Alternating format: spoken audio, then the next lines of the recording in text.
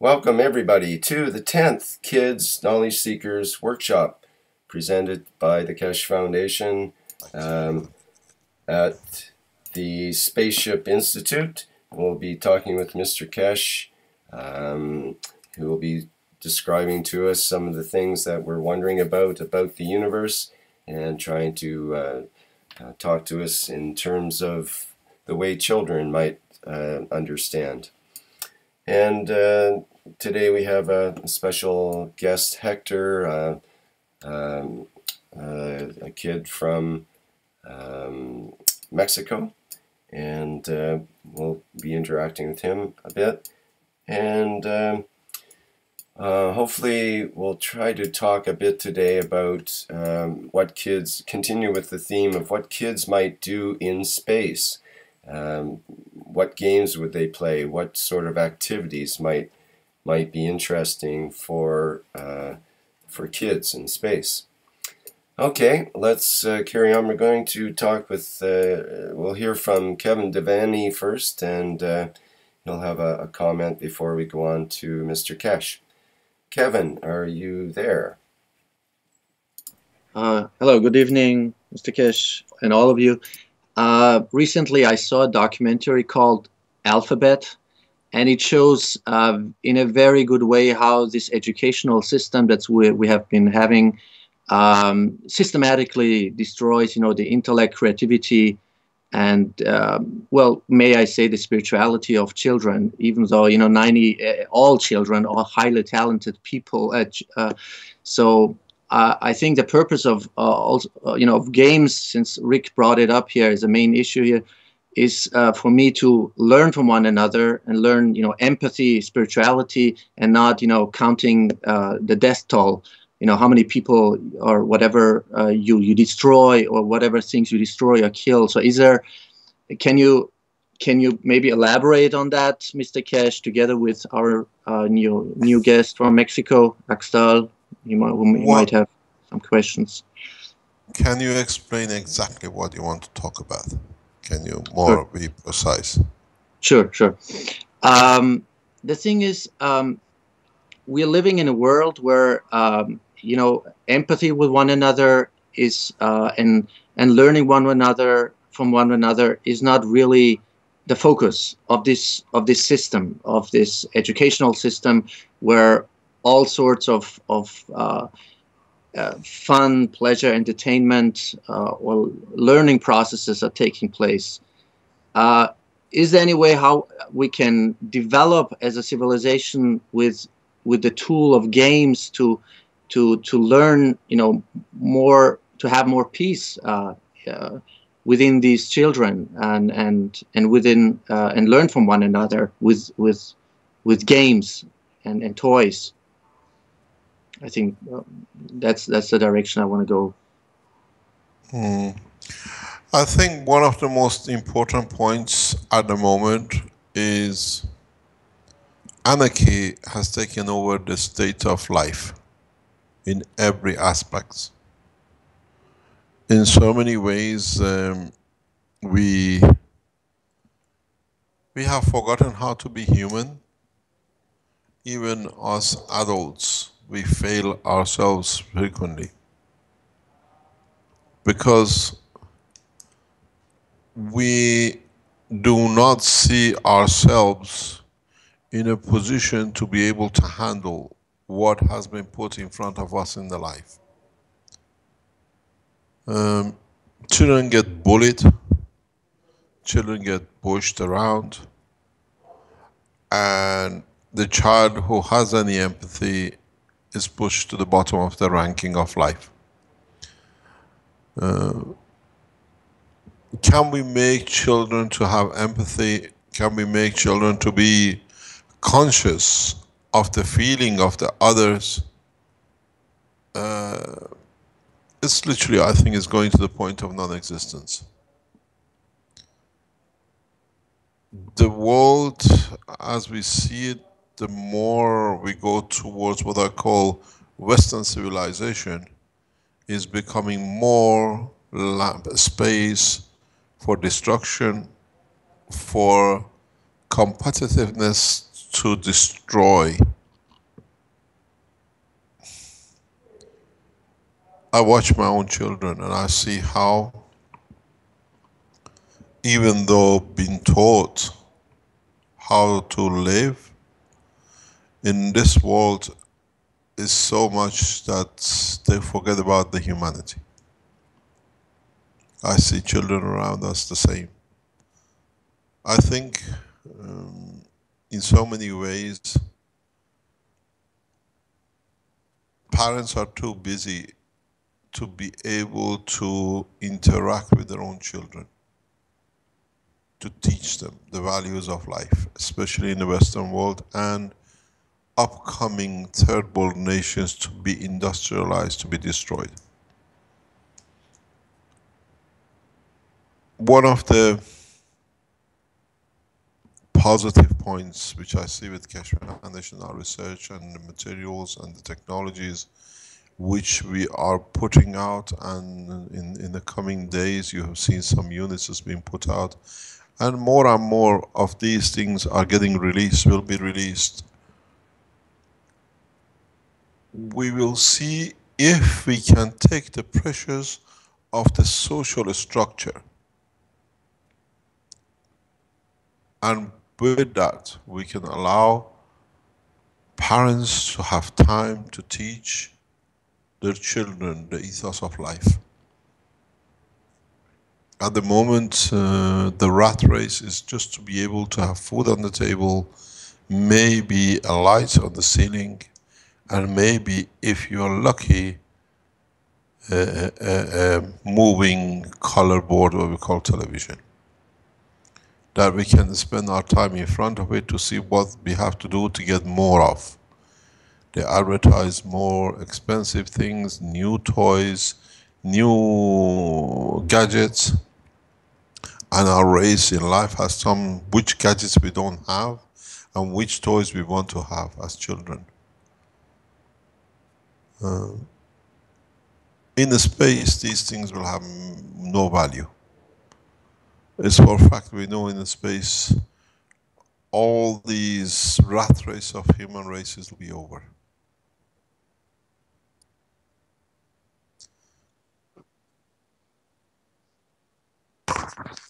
Yeah.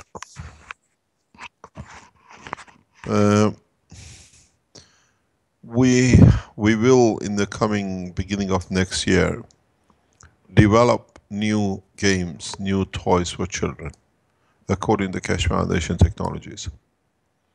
In the next 3 weeks, something like 3 or 4 new products from the foundation for the first time will be mass produced and be made at the prices that every man on this planet can afford. I can assure you, then when you can have a small amount of energies to produce, to have light without doing anything, when you have the material that you can make systems to be able to be usable by children and by adults, where you don't have to work, the parents don't have to work 10 hours extra a month or 20 hours extra a month just to pay the electricity bill, then that takes the pressure from the families. When the parents do not have to pay for water and they can have a clean water, which is one of the first units coming out before Christmas as a gift of Keshe Foundation to humanity, then you find children, parents will have more time in the coming year to be able to interact, and the parents to teach the children how, or have time to be with the children, how to be human. As I said, in space there is no wars. In space, and when you are in a what do we call it, a spaceship or in a craft of which travel across this universe, there is no need for war, because you have whatever you need and you can have whatever you want. And then you understand that there is no need for all these situations we see with people. children are victims of parents doing at the moment.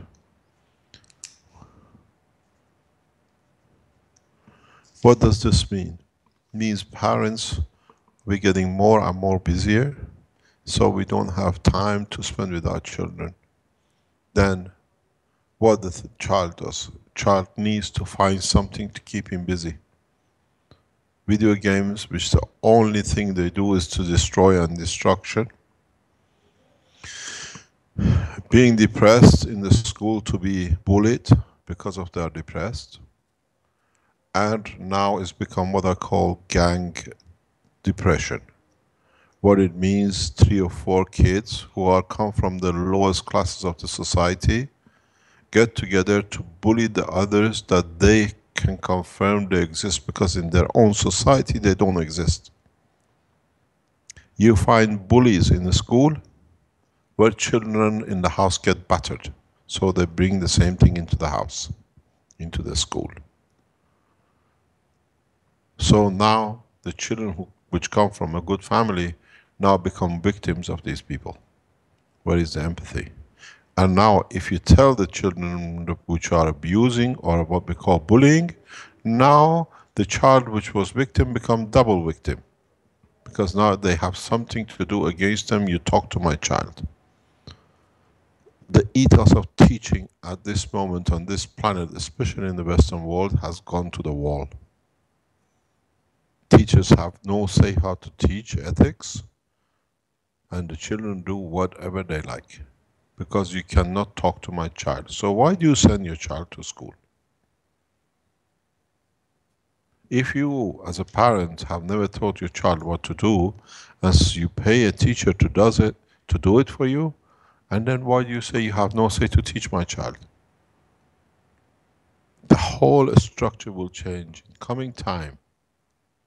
We see it. The Keshe Foundation is going into the depth of teaching the universal language, the universal teaching to the man on earth. What does this mean? This means every child is equal, irrespective of position anywhere on this planet. Education is a God-given right.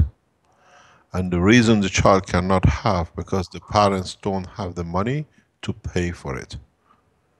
Or the student, the child has not access to, because the school is not there. In Africa, for example, you have to pay 12 euro, or was to 15 pounds, something in that region, to get your child to school a year. They can't afford it. They have to borrow and beg to be able to put a child in a school. Keshe Foundation, as what we call the institute, will open up in the coming early next year. I have seen the documents for it. Hopefully they can put it up before end of the month. We teach everything freely to the children across the world. Live program, live teachings. We are raising financial position that we can start teaching from early next year freely across the world, through the systems we are developing ourselves, which cost not much. And the families and the children who don't have the money to have a light in the house, we give the systems freely to them.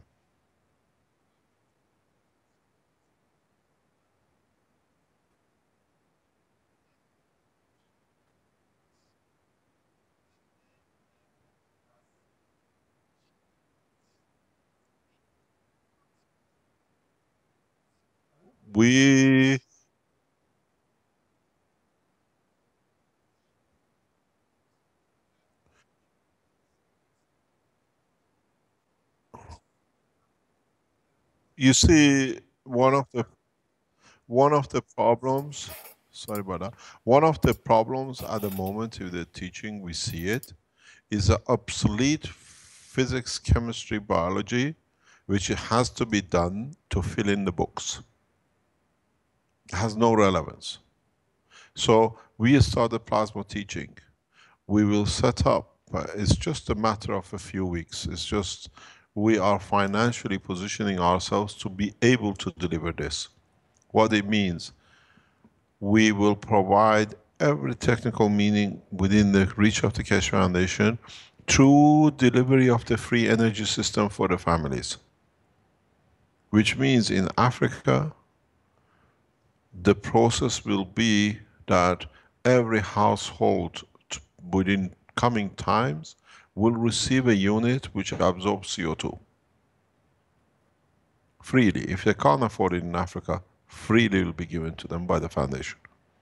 When you have the CO2, and then at the same time we provide back to it the new energy systems. I heard today from the developers, they have improved the energy production by 300% since yesterday, because they're getting to know how to do it better. So now, in being able to have a CO2 kit, you have a free energy. And in being able to have the free energy, you can create conditions to have clean water. Then you can allow the children to be supplied energy, food, directly through the water. So we are going back to the essence of no killing. You don't need to kill an animal to receive what you need to survive and enjoy the life. And then with being able to take children out of hunger and lack of energy, then in the process we start teaching our way.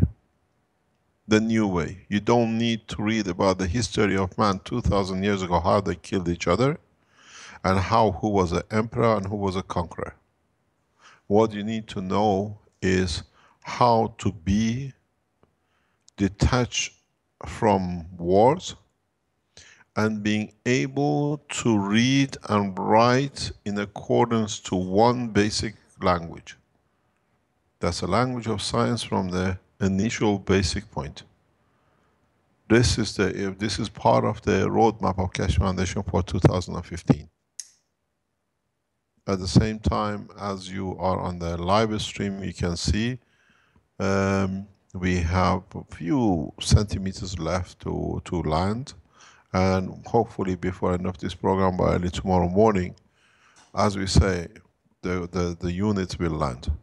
What we're going to do, we lift it further higher, and then we allow it to land again, which means it's not coincidental. And then Arman has already set the scene. You see a little gray stand in the background. The new system will go up on that. It's already on it, if you can see it. It's a motor on the vertical position, on the horizontal line, to be able to see how we can dictate the position of lift. And if we succeed before we break up for the holidays, we'll carry on, we'll show it to you. So, children, always remember, if you say what has happened, what do you remember, is we say we remember when we landed on the moon. Everybody remembers the first landing with Apollo. Now, without burning any fuel on Earth, we land. And we're going to repeat it, that is 100% confirmed. We showed in past week, we descended by about 18 centimeters. Now we reset our system, and in past, if you see the blue line on live stream, that is at the moment, about an hour ago, we have come down by 2 centimeters. Hopefully by tonight or tomorrow morning we land. This is a significant move in the history of man. We teach every child how to be.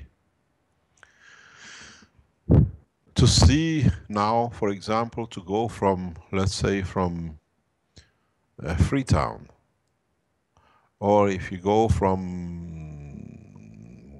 Banjul in Gambia, if you want to come to Europe or to America or to anywhere else to see how the world is, you have to save a lot of money for air ticket, because the fuel has to be paid for. Because we made the fuel that expensive that the rich stay rich and the poor stays poor, and the what you call mishandling of society carries on. With a system like this, the cost to come to Washington, to London, and to interact with other children, to learn to be part of the world community will be less than 10 cents, because we are not burning any fuel. We are not destroying any environment. The changes in 2015 through what we have now put out, it'll be so radical that a lot of people can't even imagine what is to come.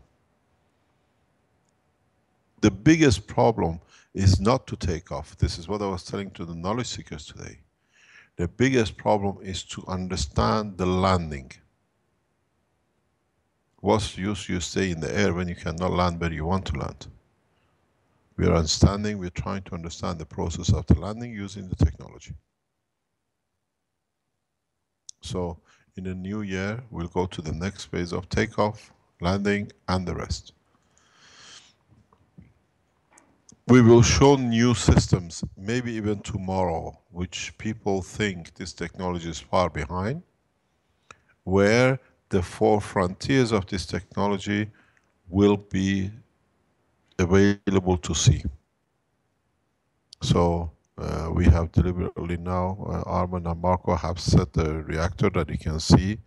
It's still too far. We still don't see the leg when it lands. There's still a shadow on it, but we'll sort it out later on. So it's still too far. It's going to be on the leg. When it lands, you can see it.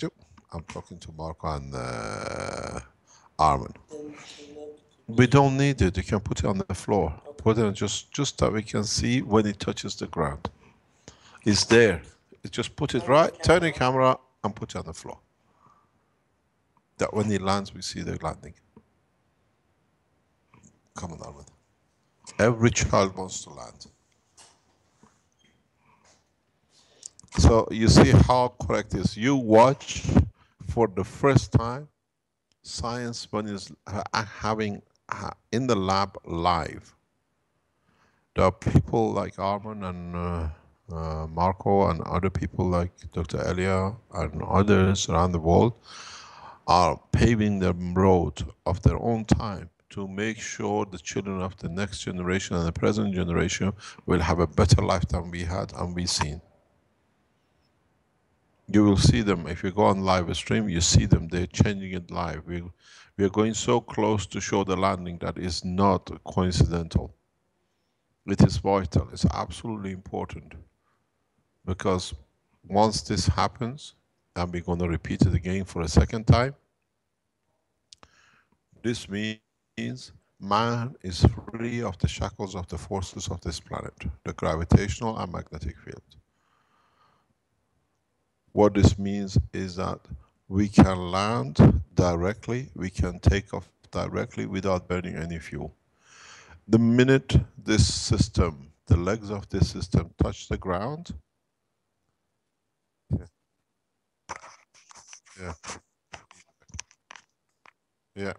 the minute this system lands, you see it touching the ground, the man history of past thousands of years is finished. We copied the birds, we made the aeroplanes. Now this is a universal system.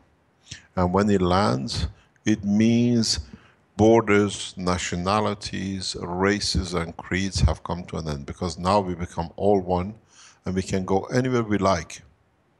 And we can land anywhere we like. And this is a change for the youngsters, for the youth, and for what we call the children. That's why it's a children program. And it's beautiful to see this during the children program, because this will touch the life of every child on this planet. In the coming weeks, you will see the toys which will bring this to you. If you are interested in toys and how you can enjoy, I think not many children will go and play with the computers and iPads anymore in the coming years. When you can float, when you can be on a bicycle without wheels, you see how far we are. We are less than a centimeter away from landing. The camera has been placed in that way that you can see it. You do not hover, you fly. Because we don't create any magnetic fields that creates levitation. This is positioning. The system gradually is finding its position in respect to the ground, and it will land. This is one of the most beautiful things for you children. You can, what you saw as most expensive toys you could dream, by having the little guns which you get a free unit in Africa as a CO2 kit. You put it in a ping pong ball and you can start it. Then you have your own airborne surfboard. You find a way you can travel around very simply, because this system produces very little energy on the background as well. If you're floating 1 or 2 or 10 centimeters from the ground, and you have a little motor hairdryer in the back, you can go anywhere. This is amazing system, what is coming and what will be available to man. Mr. Kesh, just one short question. Can I just interrupt you? Yes. Remember, you mentioned once that within the Earth's atmosphere, you could go even up because it would catapult you probably out of this atmosphere if you go beyond 40,000 whatever Mach or whatever that is. But beyond that Earth's atmosphere, it could go beyond. We can go with the speed of light even in this atmosphere. Really? Oh, okay. But yeah, but the thing is, we have a horizon. Horizon on Earth is limited to around 20, 30 kilometers and less. Horizon means being able to see the end, one end, where the curvature of the Earth will take the sight away. You can see it on the seas, on the oceans. The speed limitation is a man's thinking, but you can go right through the surface of the Earth. There is no problem. You can go thousands of times faster than the speed of light. These things, these restrictions which were put by the scientists who did not understand the true meaning of universal forces, was because of their own limitation, of their own mind and thinking. I'll always say, sorry about that. In the 18th century, 19th century, sorry, when the cars came out, they said if you go faster than 25 miles, your eyes will pop out and your ears will bleed. And they have put the same restriction by the ones who never understood that the speed of light is the maximum speed. You see now, Arman and Marco are setting that they show the landing time. This system, when it lands, it has a significant implications for the mankind. Children will be the first beneficiaries. Can you imagine you'll be sitting on this box and you're floating? You can play on it. You don't have no weight limitation. We can put as much weight as you like on this system, because it doesn't carry any energy. It finds its position as long as you are within the system parameters. So in next few minutes, hopefully, I hope we can be present when it comes to landing. On one side you see it is landing because it's slightly tipped. Marco is trying to find the time to show. It's 7:40 in the evening on the 10th of December 2014. That you all can see the time when this thing lands, when it touches the ground. It's an amazing position. You see the tip, the bottom of the blue line, that's where we started about an hour and a half ago. Arman is here with me. And you can see the top tip of the pen. That it shows where it is now. We come down by about 2-3 centimeters. We got about a centimeter left to touchdown. Mr. Kesh, this should be all over the news, actually. This should be primetime news, but this shows how the media is totally controlled. And the thing is, we know Fox, which is the main news carrier worldwide, has been instructed by royal families and other people around the world not to broadcast anything to do with Keshe Foundation. Okay, thank you. We know this. They have told us. As you know, a number of world famous news anchors are Iranians. And they have told us we cannot even talk about your technology, Mr. Keshe. They've been told they cannot do so. If somebody gets shot, you get a text, somebody got killed. You know, on my iPhone, I get only one news, and it all comes from BBC. Such and such a guy bombed, this guy killed. Yes, in past 4 days, I've received 4 texts from BBC. And it's who was killed, and how he was killed, and how many people killed. And I go on a Japanese television, there is no such a news. Because by killing, they are not giving you the news. They are telling, if you don't do what we say, this is what we're going to do with you. So, in so many ways, when this system lands, there is no border anymore. Because as you can come down, you can go up. Mr. Keshe, what is the RPM right now of the cores? Pardon? Question. What is the RPM of the cores right now? 2000, we haven't touched anything. Everything has been kept at 2000 RPM, which is revolution per minute for the children if they don't understand. This is a perfect picture. Thank you very much. It's absolutely gorgeous. It shows the time of landing. But it's a bit lopsided. You've seen it. One leg is up. It's like a little dog, but it's perfect. No, the unit has been hung that way. It's absolutely perfect. So has it been that way? Sorry, has it been hung that way, or is that what the forces will try to do? It'll try to, or the fields will try to do. Sorry, will try to find a way to balance, and even if that means rotating. You see what happened, you got to understand the principle. I've been told you keep on telling people you don't understand. I've been accused of this means we are stupid. When I say the word you don't understand, means it needs a lot of thinking to understand. But it's a terminology I've got used to for years and it hurts a lot of people, but at the same time I keep on using it. So we are not the stupid, we don't understand.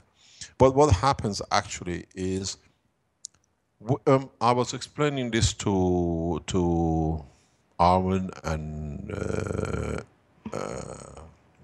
Elia yesterday.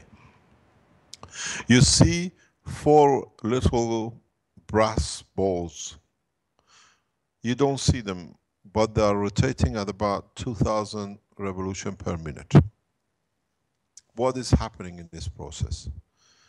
In these little balls, which is about 2 centimeter diameter, we have put plasmas, floating plasmas, what we call GANs. And in rotating them at this speed, these plasmas are like sun. But in each container, in each ball, in each what we call core, there is millions of these little plasmas, atomic plasmas. Each plasma is like a sun. And what does the sun do? Sun continuously radiates light out, energy out. And what happened? The energy gets spread across the solar system. Part of it becomes the heat we receive, part of it goes somewhere else, become different things. In this core, in these 4 cores, the same thing is happening, but the suns are these little balls. And inside these little balls, the brass balls, there are millions of little suns. And they're all radiating fields out. And part of these fields pass the wall of these cores, which is what you see. And then when they come out, because of the spin and rotation in the core, they get absorbed and interact between each other, and they get trapped in the center of the system between the 4 cores. So now what we are doing, we are putting all the bits, what comes out like little pebbles from each core into this center core, which is in the air, it has no containment because they're all connected magnetically. And it's like me putting little pebbles in your pocket. First pebble you don't feel, but if I put 100, 200 pebbles, the jacket gets heavy, it pulls you down. And then if I put more pebbles, the jacket comes off your back. So what happens now, instead of pebbles, we are putting plasmatic magnetic field, little plasmas getting added. And then the mass of the plasma in the center you don't see increases enough. Sorry, Mr. Keshe, we're getting some more sound.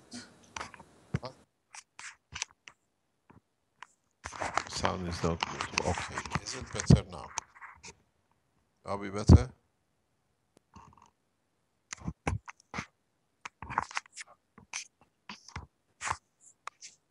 Is it better now? Is it better? Okay, so what happens is that these little, instead of pebbles, now we're putting plasmas into this center of these cores.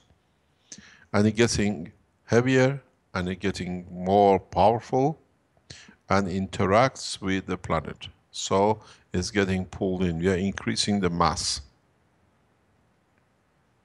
So that's why the system is coming down. The system weighs about 11.5 kilograms totally. So we are not moving a few grams.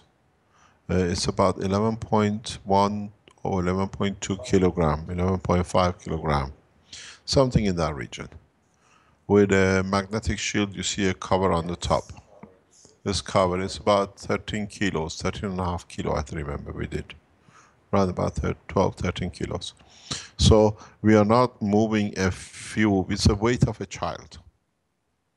This is the weight of a child, 4 or 5-year-old child, 3, 4-year-old child, which is hovering. Imagine if we put a 3 or 4-year-old child on a what we call a surf like this. Then he floats. And then you can play around the house.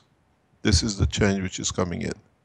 And that's how we increase the weight. So, but when you increase the weight in these systems, it becomes irrelevant because the field which covered by the system, you can become 200 kilo or 1,000 kilo. You still keep the same position as long as you are within the sphere of the field. So, this is what the future holds. This is what, when you want to go shopping, you don't take the car and you don't have to go look for a petrol station. Because once you made your system, these little cores will last for thousands of years. The sun lasts for millions and billions of years. So this is the same process, a smaller size. No child in the future will live in the cold because parents don't have money to pay. Because now the energy has become totally free, and by this landing we show further. And no child, as I said before, needs to go to sleep hungry. Because all you need to do once you landed, you don't want to land all the time, but the reactors run and they create energy. If you can convert the energy into heat or condensation, you have free clean water from atmosphere. And then you put the energy which is in these cores, in the center which landed, into the water. It's food. What do you do when you eat food? You take energy from the apple, from bread. Now, parents don't have the money to pay for the food. The water is your food because it gives you, and you don't feel hungry. The hunger is not there. The lack of energy is not there. This landing will change a lot of things for mankind. And especially for the children in the coming months and years. One of the projects and one of the principles we have agreed, because now the Keshe Foundation is 50% shareholder in the company of manufacturing, every cent we make from sales of the products, which is the share of the foundation, goes back to give units to the humanity, irrespective of color, race, and religion. Now we see how many people suddenly become the supporters of Keshe Foundation, because they want the unit to be able to have the free energy, they want the unit to be able to have clean water, and in a simple way, we change the ethos of humanity. Unconditional supply and resources. And 2015 will be the beginning of it. Actually, by the end of this year, within the next 2 weeks, the first units freely given to the world population will go out from the foundation. If you are a child from Mexico, as you are on the line, and you know poor children in your country, you can start a Keshe Foundation for children, that the poor children can have the systems, and then the energy systems comes with it, and the process for other things which is on the way. We change the life of every child on this planet in the coming years. Not by promises, because we are not politicians, but by what the rich buys to benefit by it, which through it we benefit the ones who cannot afford. So the society will become equal. This is the change. It's a beautiful change for the youngsters. I was wondering what Hector might think about that, some of those comments, and was wondering if he had any comments of his own about that idea, and any questions or anything else he'd like to add to the conversation. Perhaps we can hear from Hector. Hi. So first, I just wanted to get clear: is this flying or something? Yes, it's not flying, it's positioning. Fly when you are with the air disposition. Aeroplane flies because it what do you call it? It moves and changes the position of the air. A bird flies. A universal system positions itself. You create fields which positions you. If it's the simplest way is get two magnets in your hand and put the two sides which are opposite to each other, you see they come together. And if you put the two sides which are similar, you find out they find a distance between each other. You can't put them together. This is exactly what's happening with this system. Is creating a field which creates a position in respect to the Earth magnetic field and gravitational field. All right. Well, yeah, about that. I think like I've just been waiting for this like my whole life. As yeah, it's very interesting. I think it's great that you're doing that, and yeah, I think that could really make a radical change on things, like not only on the scientific things, but also in practical life to all people who is made even rich or poor or whatever, but that, as I don't know, I remember if it was Rick or Amarok who says that we're evolving. So I think this is really a big step for the evolve of the humanity, and congratulations really for making all this. Maybe it's a time that we look for the Keshe Foundation for Youth around the world, that we distribute the units to the youth which has no financial position. This is one of the things that we'll set up in the roadmap of 2015, is that we will try not to supply units to charities or people who are influenced by who will get the units, but the unit goes directly to the children, because they have to be the beneficiary of it.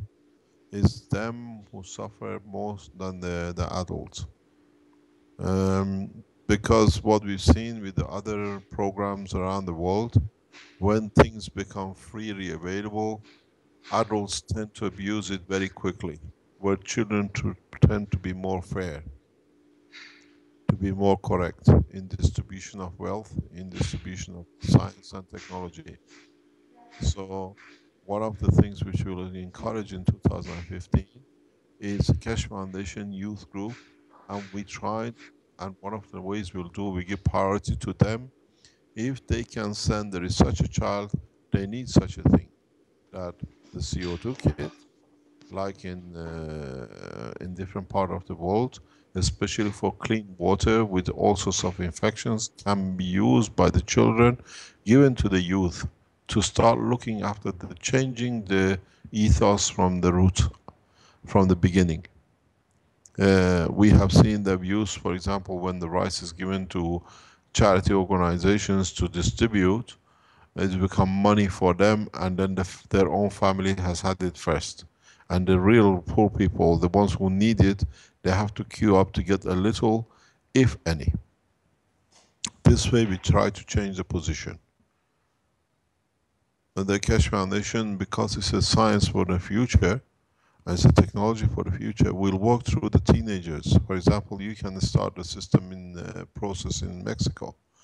Speak to the Mexico, what they call it, Mexican Keshe Foundation, and become part of changing the rules in your own structure, in your own country. The problem at the moment is it's another week, 10 days.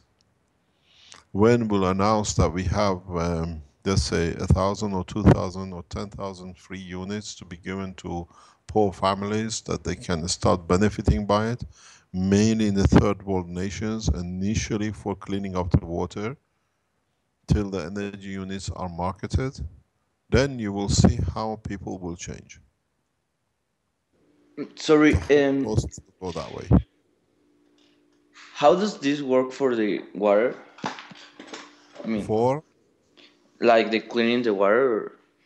you just the CO2 which you absorb from the air, you just add 1 or 2 drops into the water, contaminated water, and most of the material is absorbed to it and it sinks to the bottom. And the water on top is become totally drinkable. This has been shown by the university in Sierra Leone to be correct. And tomorrow, hopefully in the workshops, we'll announce new position in respect to Keshe Foundation for cleaning up worldwide programs. Tomorrow morning, if you listen to the Keshe Foundation Thursday talks, most probably I will not be here. Marco will start the process till I arrive, till I join in. And we will announce in time how the things have changed. So you don't need to have, you receive a kit. All you need to do is to put a half a liter of salt water into it. The process starts. Then you can harvest the material you absorb. The container, everything comes with it. And then you use the material to add to the drinking water. Any contaminated water, most of it should be able to be cleaned up. So we give you the system free. It's totally free to the third world nations, the children who cannot afford it, the families who don't have the money to even, $2 is the salary of maybe a week of a father for a family of 2 or 3. But now, instead of him not being able to give clean water and even energy to his children to be able to live, a lot of children die in the third world nations due to contaminated water. We know for a fact, we will release some more data in the coming months, that even mosquito, which is malaria larva, when it's attached to this material, will most probably change characteristics. So, it keeps on moving. No, because we have two. We have two. Is it better now? Okay, now I don't like to do it this way, but I have to do it this way. I look like a Mickey Mouse with 2 headphones, because we record everything here as well. So what happens is that you will be able to have the water. I have asked our colleagues at the manufacturing side that what we call water decontamination units to be released as fast as possible, more or less at the same time as CO2 kits. A child doesn't need to die because of contaminated water with diarrhea and the rest. And then with a small amount of electricity which is produced, now we see it, the units will be there. In fact, what we are doing, the basis of the Oasis system is getting a structure to be released early next year. Clean water, enough light to be able to live, and hopefully by the end of the year we can provide a system which provides shelter too. But the shelter will come in a longer process. But more or less in after New Year.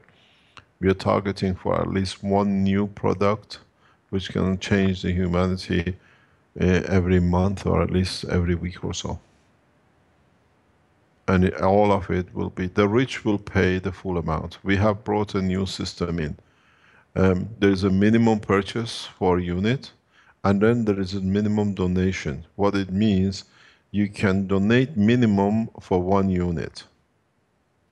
And then, or you can pay for 1 unit if you just want to have the unit.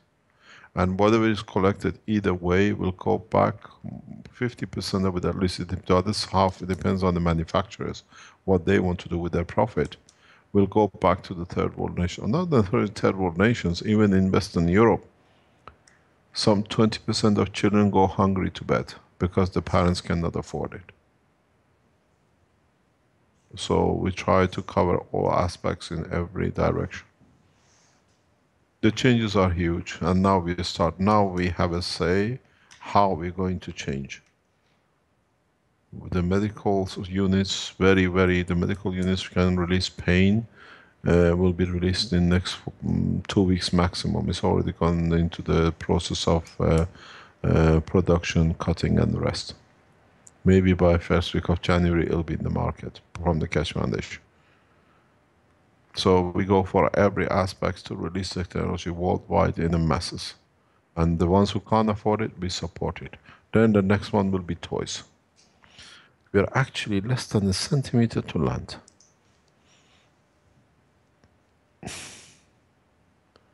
Any other question? Yeah, I was just typing that in the live stream chat there because I've been watching it while we've been discussing this. And you can definitely see that it's gone down further than it was at 740. It is landing. The Eagle is not the Eagle, but the thing is the unit is literally landing. It's a matter of minutes. Why don't you call it the Dove instead of the Eagle? It's a dove of peace, but I hope the people will understand. But we have to see. I think the back leg is more or less touching. I think the back leg is more or less touching. I can see, huh? But the wire you can't see. Looks like the broadcast ended. The broadcast is ended. It'll come back on. Yeah. It's coming back on again. Yeah. Yeah, it's loading. The wires is blocking to see the back wheels to be there. It'll be done before end of the night. We will see the full landing, and this is historical in a way that it will be there. Tomorrow morning we will have a a landed bird. Marco is shaking his head. You should see. We haven't shown the unit which Marco is made ready. Oh, you're gonna be shocked if you see that one. Totally scientific. You could not even imagine what is sitting in the lab, in the other lab on the other side. We'll try to put a live stream on it tomorrow. Well, something to look forward to for the workshop. It is from a space world. He's laughing. He spent a lot of time making this in past 2 weeks. I think the children will enjoy this. Sorry, was that Armin or Marco that's doing that? Marco. Okay. Armin is laughing, but that's what I was wondering about. Marco's system. He built a system, very, very precise system, and we turned it on Friday night before we leave, and on Saturday it was already start showing the sign of what we call magnetic gravitational field shake. And now we have put it with a crazier idea, and Marco has done it today, yesterday and today, actually today. And now it is what we said, the fish tank is ready. I think it'll be nice for the children to see. Pardon? The building of it just gets simpler though, doesn't it? It's become very simpler. You see, it was a progress. I always say every time they stopped us to develop, we became better in developing. The more they stopped us, the more they blocked us to stop the technology to come out. the more technology became accessible and easier. Now I think the whole system costs what, $2, Yeah. $5? Yeah, it's not even. How much is the motor? It's a toy. Pardon? Can you say this Yeah, again? Can you say the new system which Marco has made. Hello? Can you hear us? Yeah. The unit which Marco has made is a space unit, what we call a star formation unit, and it costs less than $10, if that. I think if you mass produce it in China, it'll be about $2, and it's like a toy for a child. It's been put in a place to see how it goes, and we will see the game will play. Actually, it has a huge scientific application, and it'll be a warning.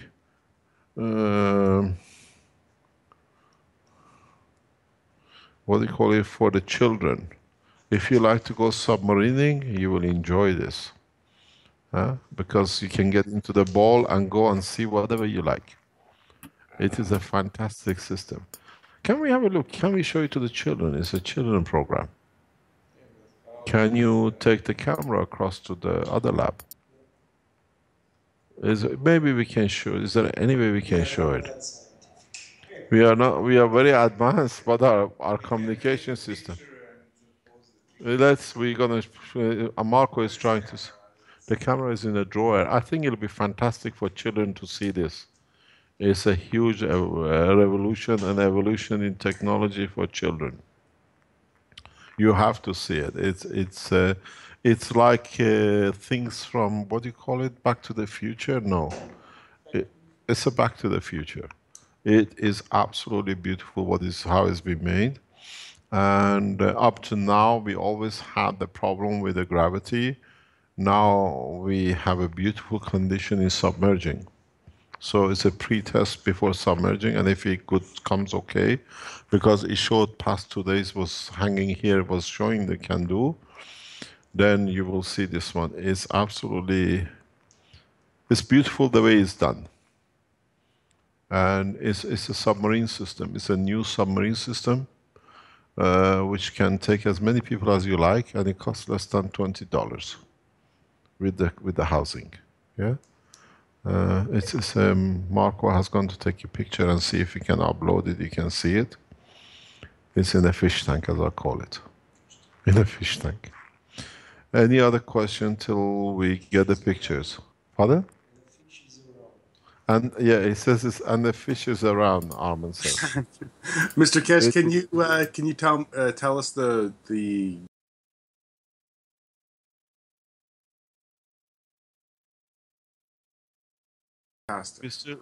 We're still using CO2? Dream, could you just say that line again? That it's CO2? It is a CO2. It's a CO2 gas. And it is actually made out of Christmas balls, the balls you hang on the Christmas tree, which cost about, I don't know, 5 cents each, if that.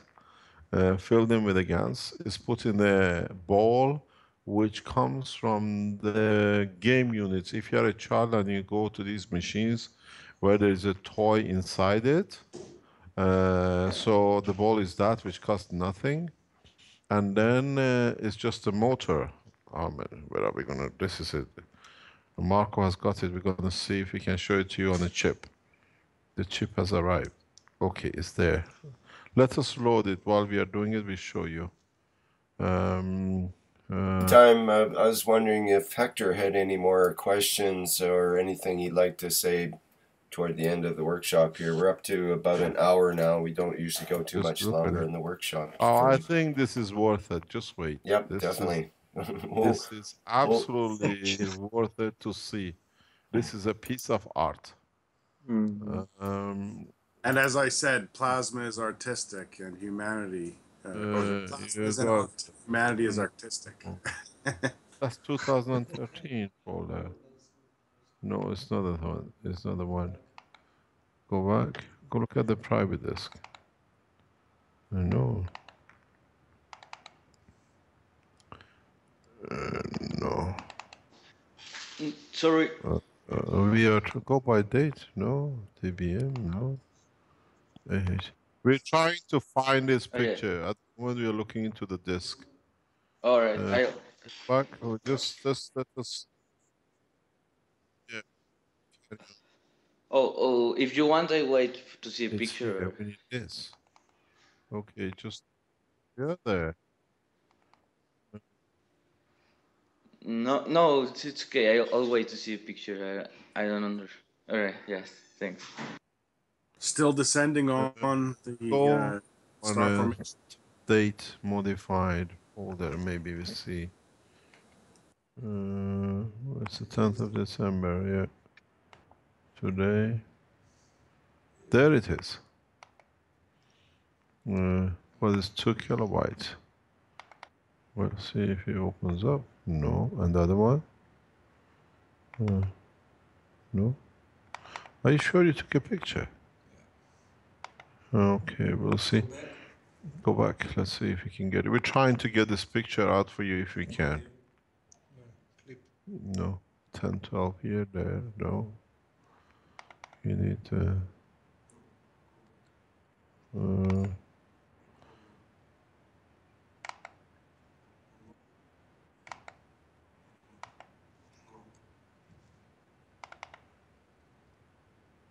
No, it's not in there.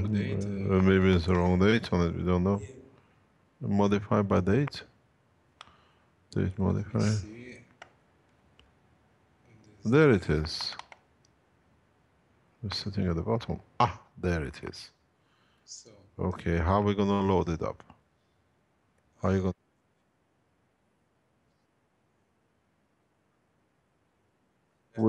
We don't like to screen share because they can break. They can come into the computer. Just give us time. Let's try. Okay, we open it. Just copy it to your computer, to your desktop, and then drag it into the conversation, and then it'll post to the Skype. Ah, okay, do it that way. Let's see where we. So just drag it direct. Go in it and drag it. Where was it? Where is the mouse? The mouse is there. Which one was? Is it that one? Are you sure? Have you received it? Yeah, it's coming through. So we got to see if it's the right one. We don't see it. Can you go? Okay, let us see. We just want. Let's see on the live stream if we can see it. No, on the live stream. That's a live stream. Okay. Still waiting in the Skype. It's coming now. In the meantime, is there anything else we can talk about while it's downloading? Yeah. What about the video you took of it? There's a big folder. That. What's this one? What's the other one? Okay, I've got the picture. You see a ball? Second here. Yeah.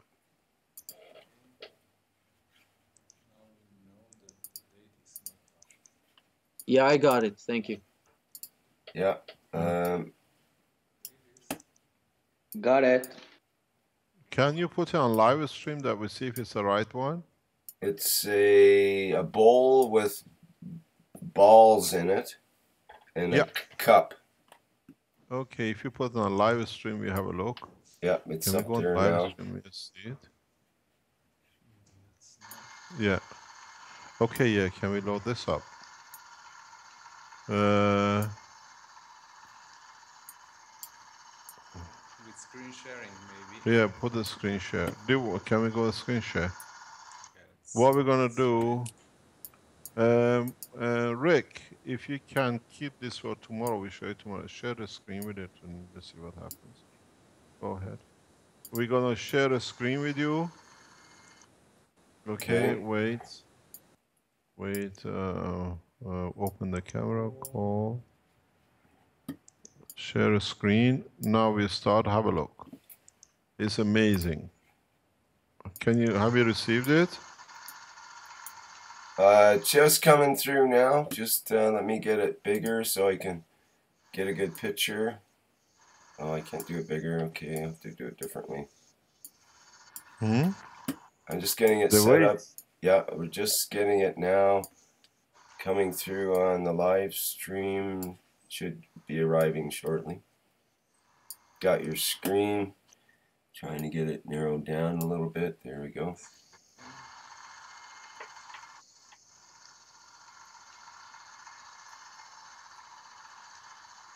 Okay. Can we see the live stream? That looks like a fishing bobber. Is that what that is? No, the other Okay. no, not here. There is somebody that built a reactor using fishing bobbers. So it did look like that. No. Well, Live stream. Oh yeah, but we cannot, you know, because when we change, they see the same as we see, so we cannot. I see it. Hey, If can you you go. set the volume down, Marshall, on the video? They Set see the volume whatever we down, see please. now. If we go on live stream, they will see live stream. Now they see this. Oh, do they? Oh, I didn't. Sorry about that. Yeah. Which one are we going to see? This one, yeah. So, that's a screen share, huh? Yeah, that's what they're seeing. You've seen it? Once again. Yeah, you can see it there. What happens? This system will create a gravitational magnetic field because we've seen it. And what it's going to do, we are going to put this one in the swimming pool here we have, where we have a special underground swimming pool that is a backup pool. So we allow it to submerge in the water. And then we see how it goes up and down according to the plasma is created in the reactor. The total cost of this system is less than $10, if that, $5. This is independent of the shape and the size of the material. There is actually what you see as a black disc at the bottom is a half a kilo weight disc to hold it in a position. So we stop sharing screen. Oh, that's very interesting. Yeah. So this is what we said from earlier on in our programs that to you it's what you call for a lot of children. This is needed to be done, this test, because in space everywhere is not a solid land that you can land. Most of the planetary systems and other pieces in the universe are in liquid state. So we need to be able to submerge. And this is the beginning of the on the right way to do it. And we'll see how we submerge. We can control the submergence. We can control the positioning. And we have a bunch of other scientists around the world who are joining us in developing these technologies further in system control and measurement. That's an interesting idea you just brought up that I'd forgotten entirely about, that most worlds might be liquid and that to explore them would require us to go under liquids. It may not be water, it may be ammonia or some other strange liquids that we would have to have force fields around the craft to protect it and so on, and use the technology that you talk about. Now we see it in practice. We see on the live stream on the other channel, we are landing, and we see on this channel how we show you the videos of how we are actually trying to submerge. So two sides of developments are going hand in hand with each other, which is very important for the work of an organization like us. You can see it, it's literally millimeters away before landing. We have to come to an end with this broadcast as we agreed. I think the back leg has already landed. Check. Yep, The it back leg, definitely it is. Is definitely. a wire or it has landed? Just shout you. The back leg has landed. Just check. Yeah, I think so. Because it's not in balance. It looks like the back right hand leg has landed, so it's actually very much historical in what we have achieved. And you can see it's very much controlled landing in so many ways. If you have achieved this, you see how controlled it is that the whole structure will gradually land in one go. Is it possible, Mr. Kesh, that this could try to go even further and Yes, damage we have stuff? to lift it up, because if you don't lift the frame up, the frame will crush itself. The weight will push down. And what is it landed? 1 or 2 millimeter. You One can or two. still push. Yeah, but put the wire. Did you put there is a wire in front of it when you look. There's a blue and white wire because we don't see it. Can you take the camera behind and show it how far it is? You can move the camera back. It's attached to the computer, and the cable is not. No. Move the computer. We have it. It'll be nice for them to I, see. I don't think Children. you'll need to here in a couple of minutes. That front leg will come down and touch the ground. Marco says you can just push a piece of paper underneath of it. Show it. Go down and show it. It's for children. 4 legs it's considering landing. One leg is still is. When you land, you go on one leg. You don't land. We are not playing hopscotch, huh? We're playing reality of what is there. I say in a few, because I don't see it, I see it as you do, but we don't see pictures. Where are you? We don't see you going there. Did you look from distance? No. No, because we don't see. Yeah. I didn't go. Ah, you gotta go. From no. Oh, there it is. Marco is in. He is. He's still there. We gotta see. The back leg is more or less coming to touch the ground. We see if we can take the camera. It's that's the front leg. Yeah, it's just a few millimeters off. Few millimeters. Just a few millimeters off. You can see it. It hasn't landed yet because with the wire in front of it, looks as it's landing. As you see, just on the background, you see on the right-hand side, there's a shiny ball. That's the reactor number 5, which is pulling the fields that the system has to interact with. It's more or less interacts with the imaginary, or what we call free plasma. No, we don't see all the 4 legs. We need to see all the 4 legs. You gotta turn the camera. Camera needs to turn. We see the silver reactor. It's been a long day for us, and we see it is literally will land in the next few minutes, in the next half an hour, and it is amazing how we achieved it, and it shows it's very much controlled system landing, and unfortunately, it's not like NASA. The same man didn't go on the moon. We did land, and it is very nice to see how we land at the end. It's nice to show this during the children's program that such a thing has been achieved. If you want to keep the live stream for children ongoing, after we finish, that they can see the landing, then they can always have a look at it. Okay, we can do that. It's a matter of half an hour, 20 minutes, I think, that we will see where the Eagle landed. If somebody could register the time, it'll be fantastic. But we have to lift it up, otherwise the frame will crash. The weight will crash the whole system down to the ground, and then it'll start crackling and,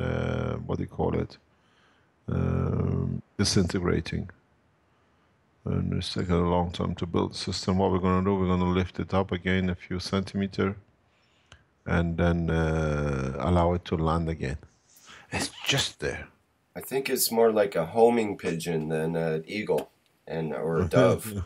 It's the homing pigeon of peace. Peace. Yes. It is. It'll carry a lot of things. You see, there are two reactors in the background. One on the ground floor, silverish, and one, if you look right through the frame, you see like a microphone in the background on the plastic surface. Once we land, that reactor will come into operation. What is interesting is that if you notice the fields have not changed in past 7 days. It's more or less very much the same. Very little has changed. So it shows you do not take anything even from the environment to achieve this positioning. It's a very interesting position. I think we'll end the broadcast, or at least we say goodbye on the live, on the Skype. It was a very interesting, what do you call, children's program, and they can see how their future will change. Okay, thank you very much, Mr. Kesh. Very That much was indeed. excellent. Thank you. Feel very Leave honored. the live stream on, and then we most probably be with you tomorrow. If anybody is watching, we don't see it on the live stream channel. Just put the time of the landing when you see the one first and the others land or touch the ground. Okay, I'm sure we can do that. Well, sure. Thank you very much indeed. Have a nice day. Bye bye. Thank Have you, a- Mr. Okay. Keshe. Thanks. Oh, bye, Mr. Kisha. Bye bye. Bye bye. Bye-bye for now. Okay, well that's not the end of the 10th Kids Knowledge Seekers Workshop. And we'll carry on with the broadcast here and watch the live stream. Just so people know, let me see, I'll zero in on the, no, I'll type it out, the URL for the live stream broadcast from the Spaceship Institute so that people can click into it. Actually, no, we can't put it in the chat because it won't show up. We can put it in maybe as a... Yeah, are you just going to leave the kids workshop going just on? Yes. You can the audio, and Right. just leave the video going, and then we can come back on audio wise while when it happens or something. So if we do that, we should be able to do that. So you want to turn off the audio, and I'll just stop the recording on this side for the audio. Okay, that sounds good. So the audio will be off from now on the workshop until otherwise notified, and we'll continue watching the Spaceship Institute live channel, live from SSI, with the landing of the homing pigeon 1. That's right. Good job. Yes. Okay. Stop in the audio. Thank you. All right. Thank you, everybody. Thanks, both of you. Thank you, Hector, Eric. Thanks very much. Sorry, may I just ask something else? Sure. Yes. It's just, I'm sorry. We're still on the live stream, right? Is that what you wanted? You want to put it on live stream? Is that okay? Sorry? We're on the live stream still. Do you want to make it on live stream? Is that okay? Oh, I don't know. You just want to ask a question to us separately? Sure. Okay, I'll turn off the audio in the live stream then in that case. Okay. All right.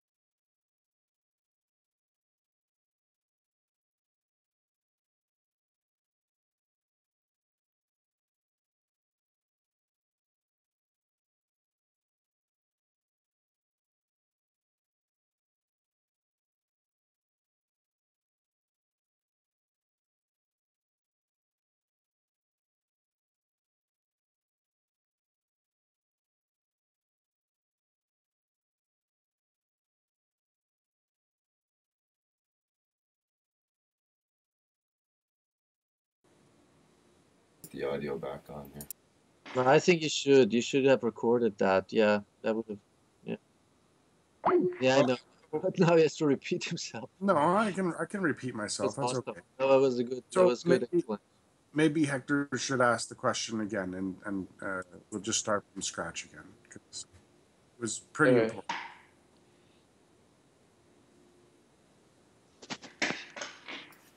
All right. So from the beginning, or From because you asked of, so what is actually happening here? Like were yeah, they floating? Right? You asked, right?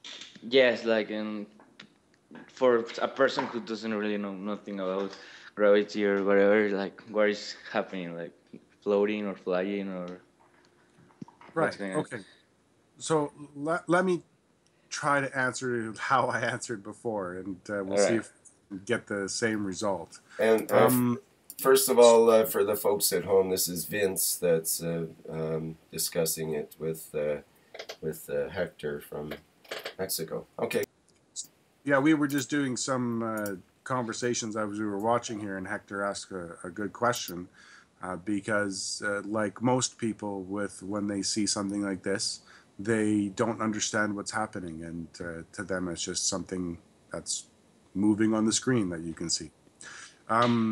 Just keep it all real simple so that kids can understand, and even people like I'll me. try to explain it the same way that I did before, hopefully.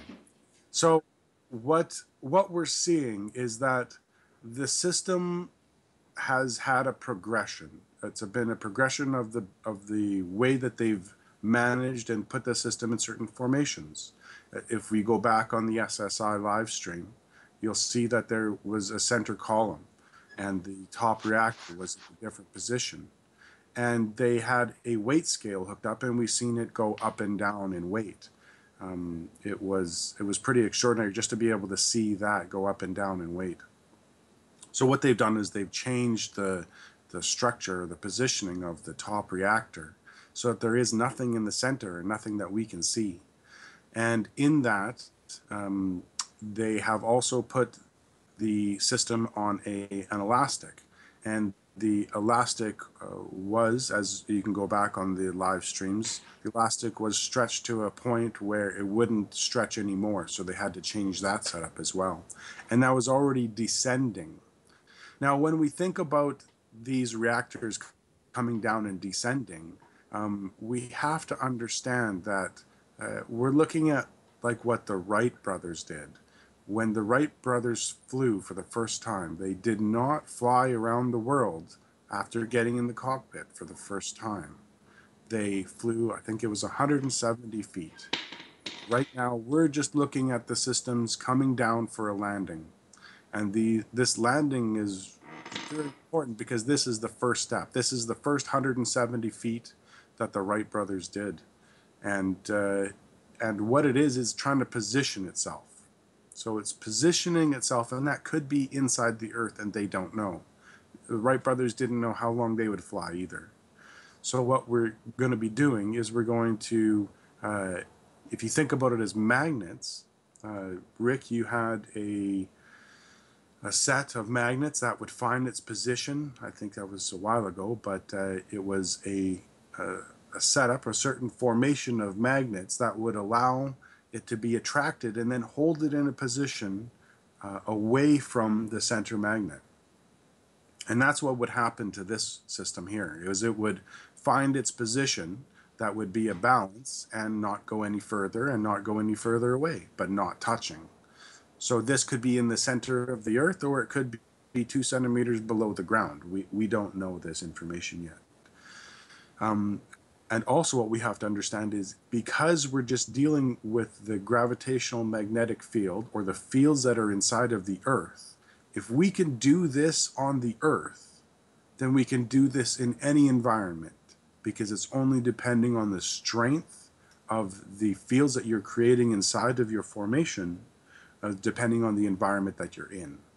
So if we are able to descend here on Earth with adding or subtracting gravitational magnetic field strengths, then we should be able to find a position in the atmosphere of the Earth, which is the gravitational magnetic field atmosphere, not just the atmosphere that we think of in terms of air. So if that can be done anywhere on Earth, then our position inside the solar system would be the same thing. We could position ourselves within the solar system using the sun as the center instead of the Earth. And if we can position ourselves in the solar system, we can position ourselves in the galaxy just by changing the strength of the gravitational magnetic field that we see in the center of the reactors, or we don't see it. It's invisible to our eyes, but it's actually there. So may I ask, like, to make spaceships or something? Or not really? If we're creating an environment, okay, if we create different environments, as in, let's think about the Wright brothers aircraft, okay? So we had, it had a wing on top, a wing on bottom, the cockpit was open, and it was extremely dangerous to fly it because there was no protection, okay?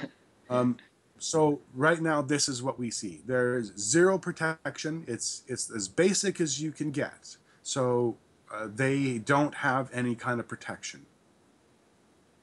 By adding a, just like we did with airplanes, we added a cockpit and we added safety features. And today we have parachutes on these planes that will help you in the safety aspect in case your engine quits and it's falling out of the sky.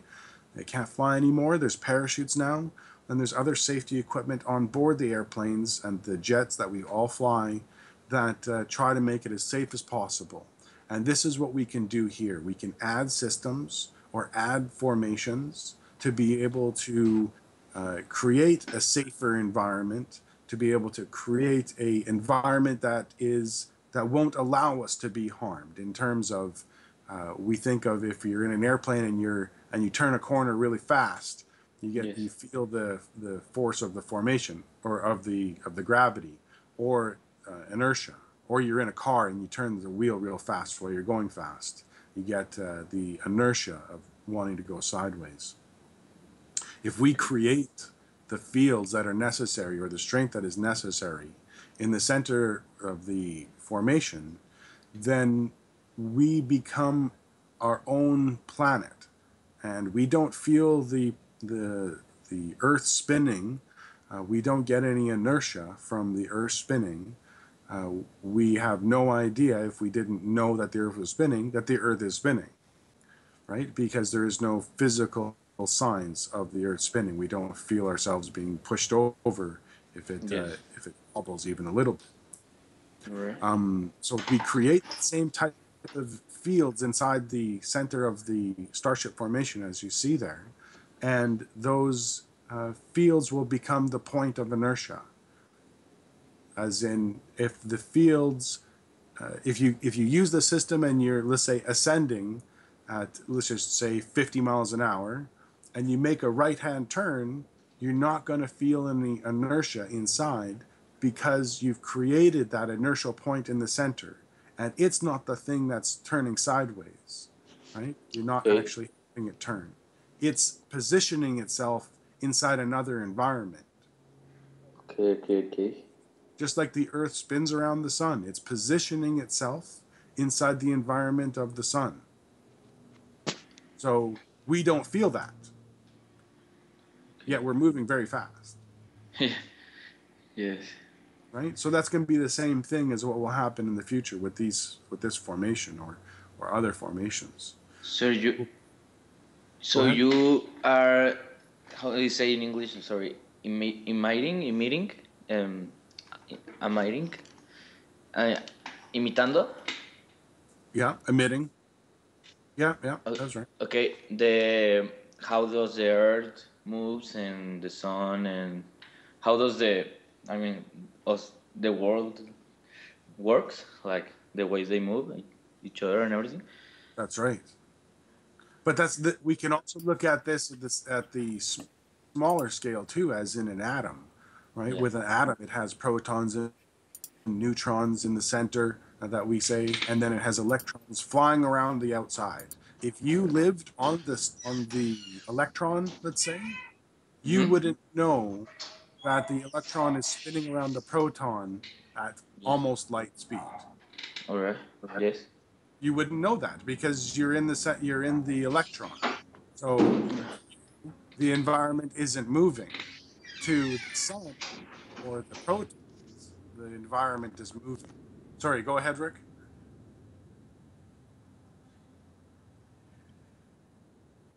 I'm good. No, just to be clear that yeah, that you're in your own gravitational field in these craft that are to be flying through space, so that you're not affected by other fields directly, and you can control your environment. You can sit in an easy chair and not be all strapped down and with belts and so on, because the environment is a controlled 1G gravitational environment, the same as we're comfortable with on Earth. Now, why would you want to make yourself uncomfortable unless you deliberately wanted to fly around a bit and float and that kind of thing? And it costs a little extra to do that with your energy costs, but it can be done as far as creating that atmosphere, that environment. But see, I've asked myself of how do we know how to create the 1G environment? That's always been a question of mine, and I answered it myself. And that the environment is created because we're creating it in this environment. Okay. Okay. We were on Mars or on the moon, and we performed the same tasks in a different way because it's a different gravitational magnetic field that we'd be dealing with, then we would receive probably the gravitational constant of what that environment is. It brings me to my idea of, once the reactors are conditioned by rotating with the GANs for a period of days, then why can't one, and we have this dropping effect going on as it lands, then it makes sense that the reactors are already conditioned to a certain point. Why not turn the entire frame upside down so the reactors are all upside down compared to the way they are now, and it should provide lift going counter to what they've been trained to exist in or move. I think it's a little bit different than that. I think probably it's more to do with the when you're doing that, you're structuring the center plasma or the free plasma with the angles of which you're rotating it at.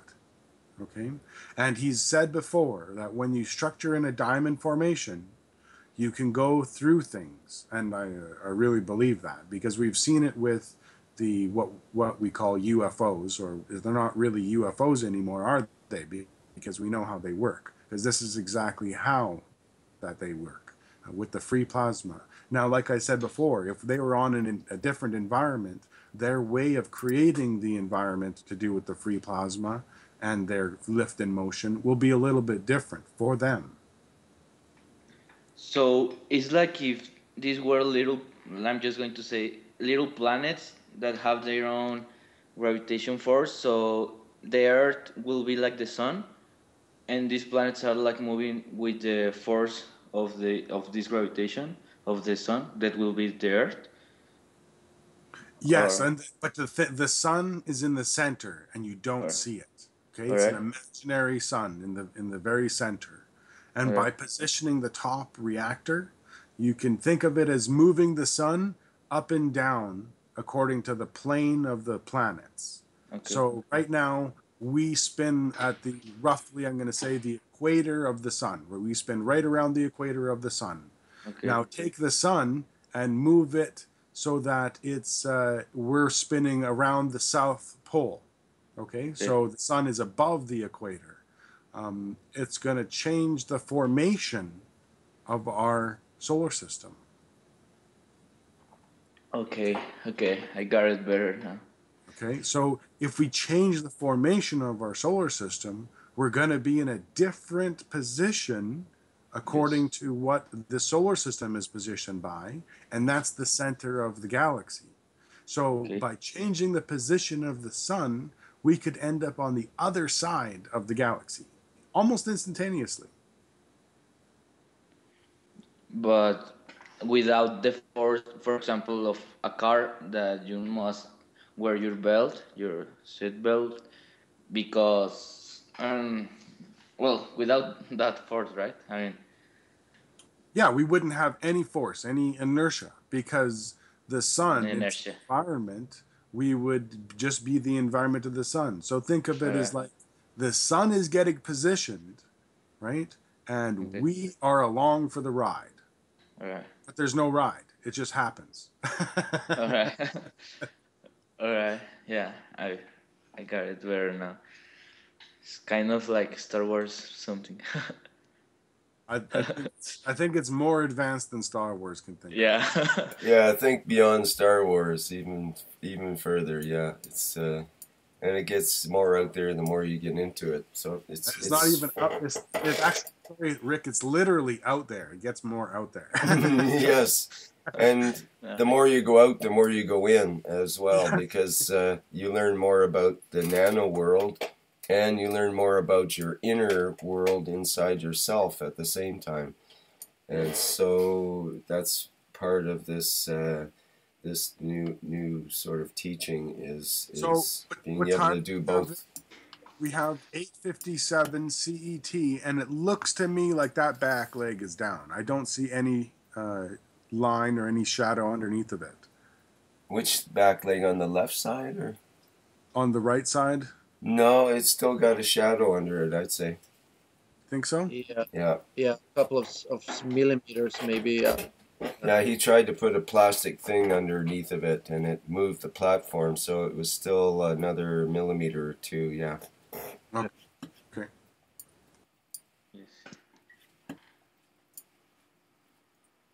But thanks for the explanation, Vince. That was really good. Yeah, thanks. Here's I'll put a diagram on that illustrates what we call the free plasma, or sometimes it's called the ghost plasma. And this is just an illustration on the live stream. With you can see where it says ghost plasma in the center, and it's kind of highlighted in a yellowy globe besides the four yellow GANS reactors. And that is basically the resultant plasma from the interaction of the reactors. And it's likely going to be invisible and likely will have its own existence without even being able to see it. And it may be measured by magnetic measuring tools, and it may only be a pulse that comes out every so often. It may not be a constant magnetic field easily measurable because it's a plasma.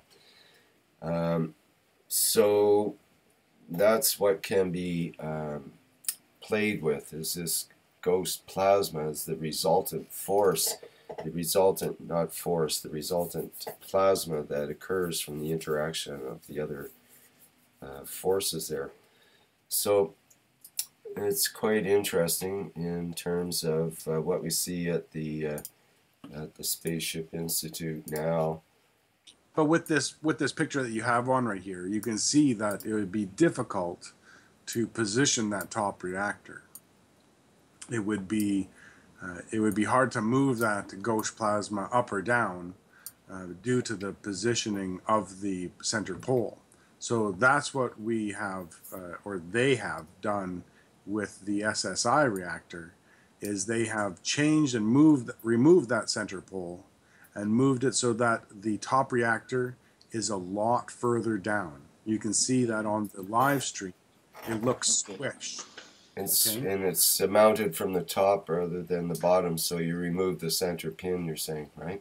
Exactly. So the center pin is gone, so it's not allowing any interaction with that free plasma. Because if you notice, if you look at that picture, the center pin is going directly through that free plasma. So it has an interaction with it. Yeah, so definitely. It's limiting the amount of fields that are being included into that ghost or free plasma. So you remove that, and all of a sudden you're dealing with directly the environment that you're in. You're dealing directly with the air that's around you and everything else that we live in as a plasma ourselves. So then now by positioning the top reactor and then by positioning it down, where do you think the reactors want to go? It should be pretty easy to determine if you want to ascend or descend. Okay. So you position the top reactor down, chances are you're going to go down. That's what I think they've shown here. You position the top reactor up more, you're going to go up or lose weight. Okay. But without adding or taking out weight. All you're doing is positioning that top reactor. No adding or removing any kind of weight. Great. So that's why dynamic positioning, so that I can do the movement itself while it's running to see any changes. Nice. Great. So if, for example, we could say that in the Earth, the ghost plasma of the Earth is like the space? I mean... Yeah, the ghost plasma of the Earth is in the center core of the Earth. Okay? Just like the ghost plasma of the Sun is in the center core of the Sun. Okay. So we just need to be able to create this ghost or this plasma with the reactors or with the GANs because they are closest to that plasma or that strength. So we have to create the environment when nature, as in the universe, does it automatically. Does it with what's in the environment, right? So our sun was created from what's in the environment. Just like we were created from what's in the environment. But now you can also take that environment and you can add or change the gravitational magnetic field or another reactor or another star formation or two more star formations and change the entire way that that plasma will react. In other words, you can create materials because you're changing the gravitational magnetic field at a point. But that's for future. Let's just deal with the flight. Yeah. Enough fun right now. Well, that's the beginning. It's the beginning, exactly. Oh, nice. And it can go to all aspects. So this is what Mr. Kesh was talking about today by having water, clean water for everybody. That's what we can do. And if you want to be able to have energy, well, we can do that. We just have to find the way to do it because we have the energy of the earth. And we know that the energy of the earth that it puts out is in the billions or jillions of watts, right? We're just accessing it through the material way, which is through wind or nuclear coal or whatever else. All right. Nice.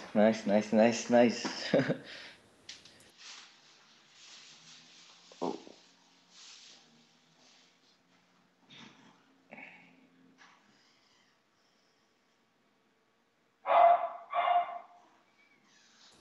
Anybody else have anything to add? Sorry, I couldn't hear you before. Does anybody else have anything to add?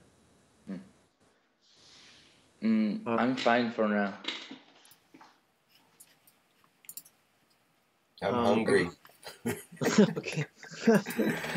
Otherwise, fine. I see it doesn't seem to have dropped too much in the last little while. We can carry on, though, with broadcasting on the workshop if we like. What do you think, Vince? Should we just keep it open? Oh, we could always send the people over to the SSI live stream. It looks like it's slowing down or just not happening right away, so it could be another hour or so. So yeah, we should send people over to the SSI live stream if you want to put the link up, and then we can end the broadcast and they can watch it on the live stream from the SSI. Vince, Yes, sir. the reactor here in the front had a very strong vibration. It is going to be broke. Yeah, I see that it's vibrating lots, isn't it? Yeah, the rotation system will be broke. Probably a bearing. Yeah, bearing. Yeah. Mm. Vince, can I just ask you one last question? Um, when we talk about speeds that are just beyond perception and imagination, I mean, it's what my question is. I can't imagine the control. I mean, how do you control the direction? Do you just get pulled to a certain, like a GPS, to a certain, like a magnetic gravitational field strength that you like locate? Is that How did the Wright brothers control their direction? by changing the what do you call it, Didn't. the wing, what called the air? Well, They didn't. oh They no. flew up and down. They didn't fly sideways. They didn't turn. Right. Okay. So we have to try to find a way to do that. And now, if what I said about the center reactor moving up or down and changing the free plasma, the other way is to maybe move one of the side reactors out or in to move the free plasma to a different way. But the other way to do it, instead of moving the reactors themselves, is to add more reactors or to add more fields to pull or push the gravitational magnetic field free plasma to certain points in that star formation or even outside of that star formation. So what you're asking is how do we control it? We control it by adding gravitational magnetic field at certain points around in a 360-degree way around the reactors. Okay. Mm-hmm. But at that point, it might be easier to control the reactors through other means, right? Instead of increasing and decreasing rotation, changing locations of the reactors. The reason why I say that is because once the Wright brothers figured out they had something and they were able to get off the ground, then they increased their research tremendously on what they were doing, right? The airplane came very far, very fast. And that's what we'll be doing here. It might be another way to change the gravitational magnetic field with another reactor that you can hold, just like what the Armin and Marco do now, to try to maintain a link with the reactors on a consciousness level. So that's in the future too, and it's not that far away. But we have to show the beginnings of flights first before we can think about moving around faster than the speed of light. Because I wouldn't want to be trying to move my reactor up or down if I was heading towards something I didn't want to head towards. Especially faster than the speed of light, right? You got to remember, it takes 8 minutes for the speed of light to reach from the sun to the earth. Mm-hmm, mm-hmm. That's 300,000 kilometers per second. Is that approximate? Is that it? Is that the speed of light? That's right.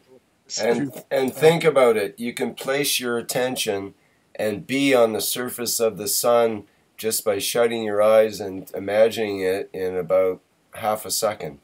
Exactly. Oh my God, and so we're traveling at hundreds of times faster than the speed of light right there in our imagination. Exactly. Oh, yeah. Uh-huh.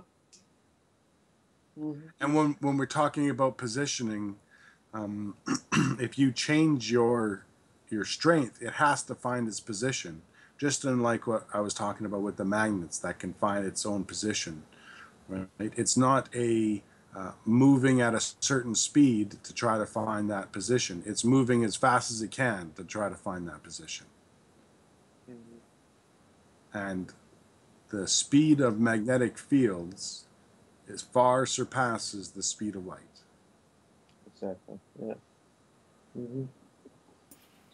The middle reactor there that we see in the picture is definitely going through some changes. It seems to have, I'm just getting the picture a little bit better for the legend. It's like you say, it's shaking, and then all of a sudden it'll slow right down and nearly stop. Yeah. And then it speeds up again. Too. Yes, I see that. See what's happening there now? Is that just due to the fluorescent lights, or is that because it really is slowing down and stopping? There, see, it speeded up again. He said it touched the ground. At 9 p.m.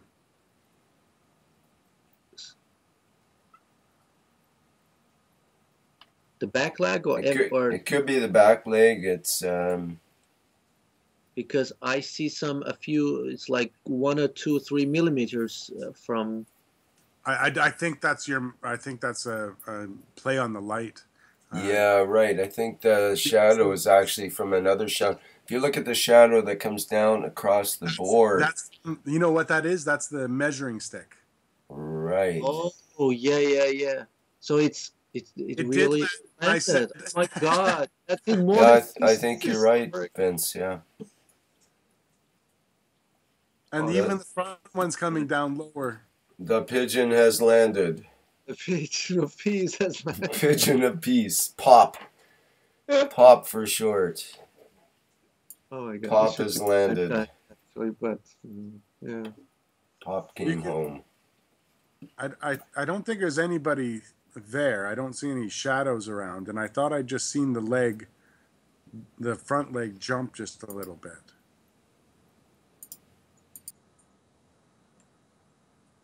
Might have been just me, but no, it's moving up and down. It's trying to find its position there. Wolf just mentioned the Pope, but yeah, it could be the Pigeon of Peace Eternal, and that would be Pope. The Pope has landed. Hey, that's pretty cool. Watch it try to find his position. It's bouncing.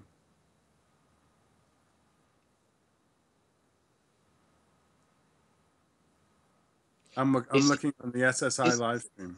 The central reactor.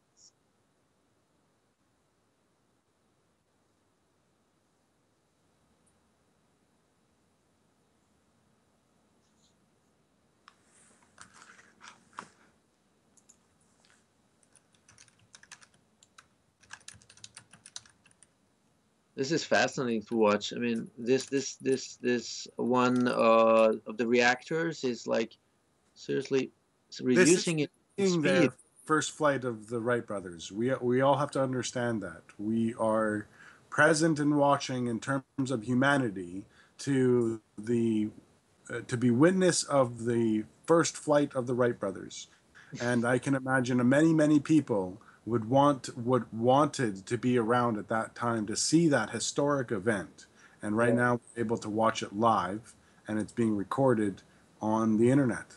Thank God for the internet. Right on. Oh, it's trying. It's still trying to get down there.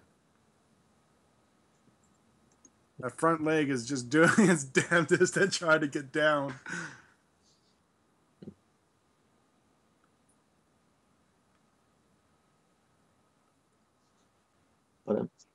Vince meant darndest. Darndest, sorry. Yes. For the kids out there.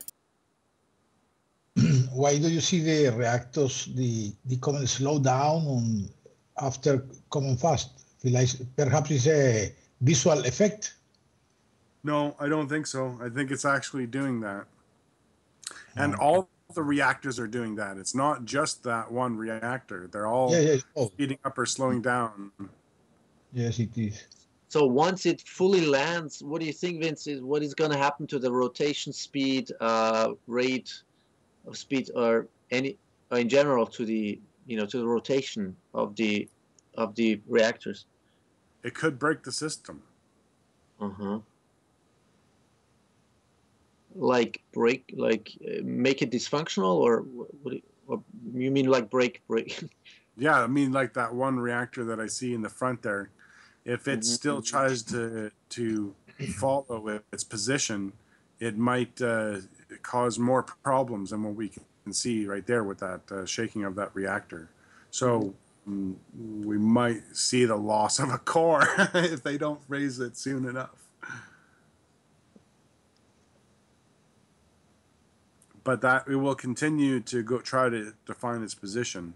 And if they don't allow it, it'll just keep getting heavier and heavier, right? That's what I think I mean.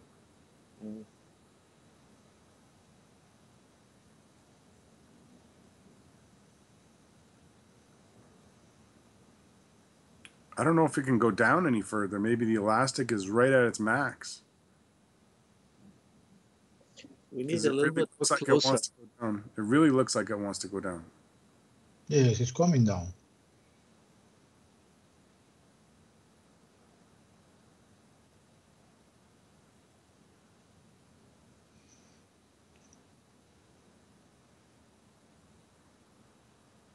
The right leg is more or less 4 millimeter from the floor. Yeah.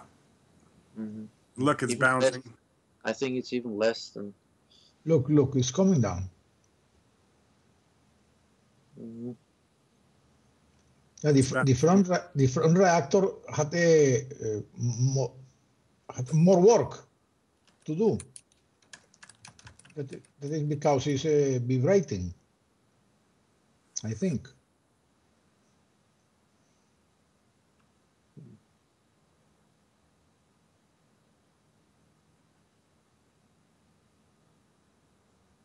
Oh, no, it was shaking. See?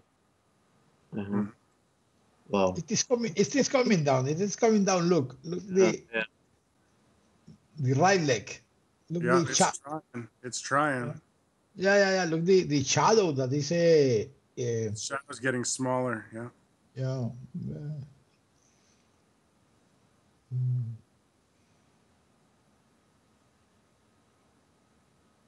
And the other legs will come down too.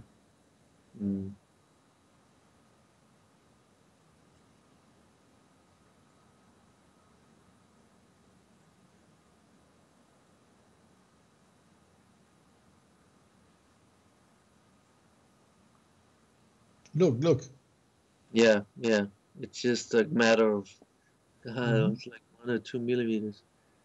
So Mr. Cash says the back leg has already touched the ground, and that is why you have seen the vibrations.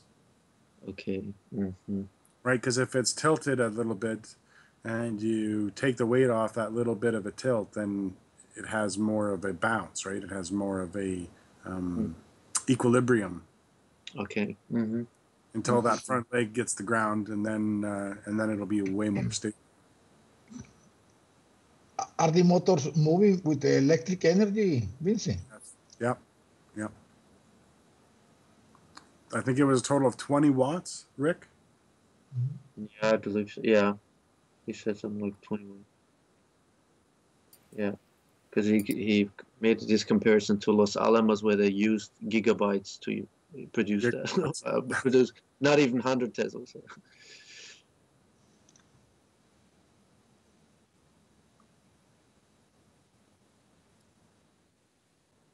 That'd be gigawatts, I believe.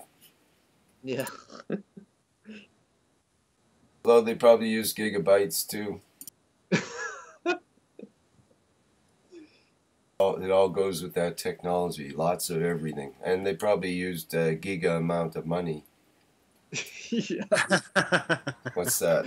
Billions? Yeah, makes sense. Absolutely. There was trillions that disappeared right before.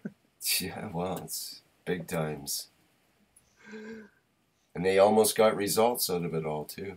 Amazing. So it looks like when it speeds up, that's when it bounces more, and then it slows down once it bounces a little bit. They are stopped. Look, the front reactor is stopped. No, they're not stopped. No, that's just the camera. See? You can see the rotation. They're not stopped. It's the white you see, just like with the timing light. It may be an optical illusion with the timing of the fluorescent lights or something, and but the it's camera. a really good indication of how much it's speeding up and slowing down. Right? If they were smooth, we wouldn't be able to see anything. But because there's some white stuff or whatever reflection on them, we can see it like a timing light. May I ask, why does sometimes spin faster and then go slower? Because it's trying to find the free plasma is trying to find its balance. It's losing fields due to the interaction of what's happening around it, and it can't find its balance, so that it spins back up to get the balance after it's lost the fields, and then tries again and again and again. Yeah, because now I just saw that they were spinning it, and then they just go pretty much faster. Yeah, exactly. That's what they're doing. They're spinning faster, and then it bounces a little bit, and they slow down. And then it spins faster, bounces a little bit, and slows down. Nice. Great.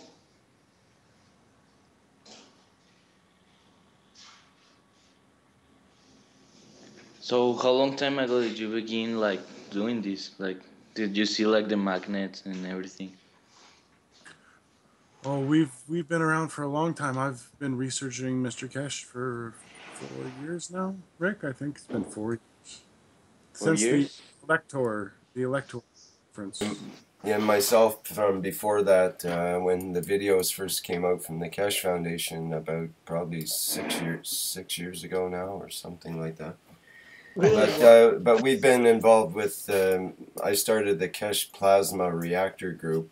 It's been, I think, about 2 years ago now. I think that's correct. Yes.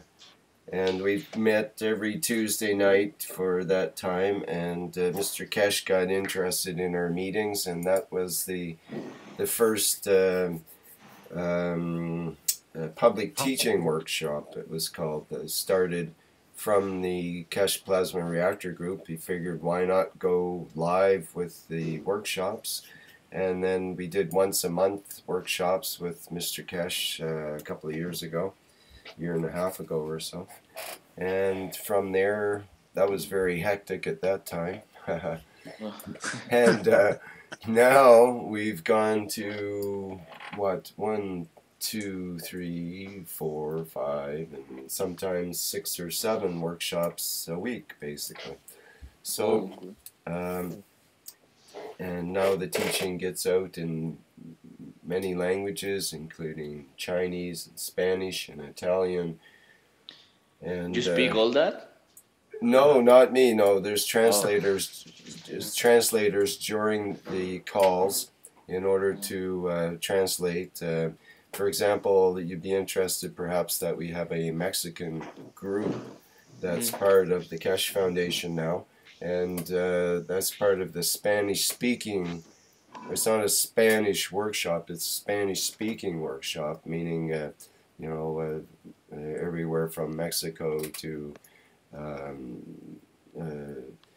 southern South America and parts of Europe and so on.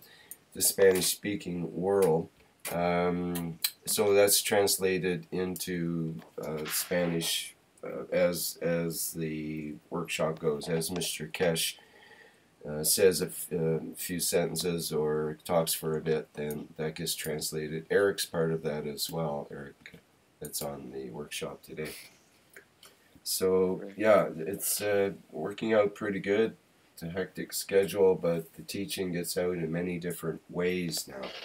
But it's so fast. It's before we used to have to digest all the complications of the nuclear versions of the reactors, and it was so difficult to try to even think about creating one of these without the nuclear materials that we had zero access to or didn't want to deal with. so it was a very complicated process. Now it's become extremely simplified, and but the information holds true, as in what was true for the nuclear reactors is true for the GANS reactors. So it's a very simplified process of doing the same thing. Yeah, And it's great. It's great that it's so simplified, because anybody, including yourself, Hector, could do this. yes. Exactly. And I would really want to encourage you, Hector, to do this. I mean, you would just, empower so many young people, in your own environment over there. If you start. Look. Oh my God. Yeah. The right leg is jumping. It's like, What's jumping? yeah.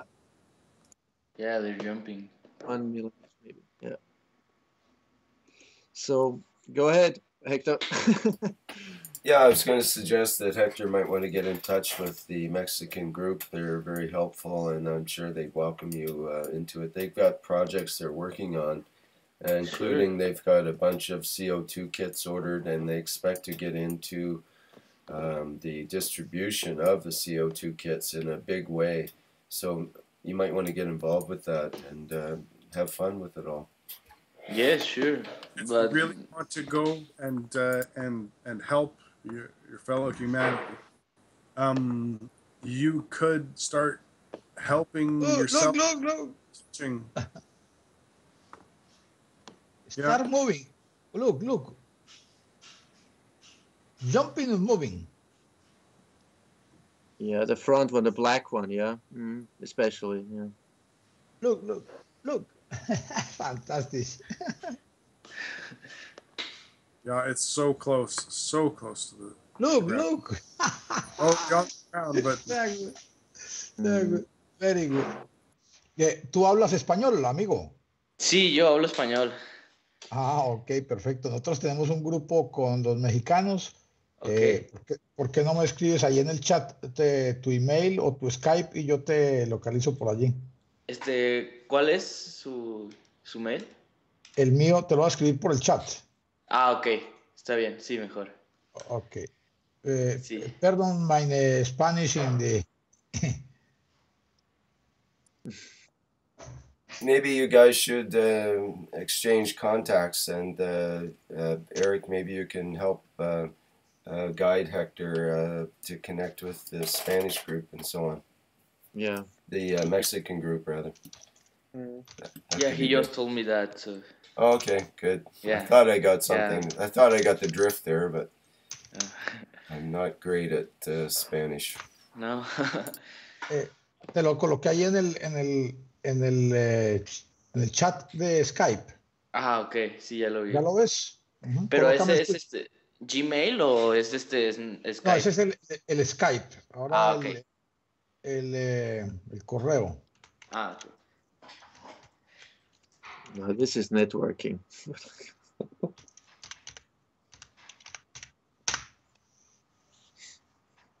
Ahí te coloqué el correo también. Okay, let's talk in English. Okay, yeah, thank you very much. So let me. Fuck, near to go. That is very nice. You speak German too? ¿Mande? ¿Hablas alemán también? No. No, apenas inglés poquito. Okay. Sí. Look, the child is jumping. Look, he's jumping. Jumping, moving. Look. Oh, fuck. I think your heart is jumping as much as the foot is jumping, Eric. Yes, my friend. Look, the child. Wow, fuck. With the kids' workshop, Eric? Yeah. Yeah. Fantastic. Ich bin ein Kind. I'm one king. Look, this jumping. Fuck you.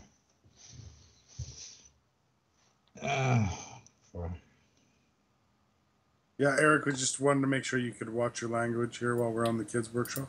Yeah, we're broadcasting to the entire world now, Eric. So with kids. Please, pardon me.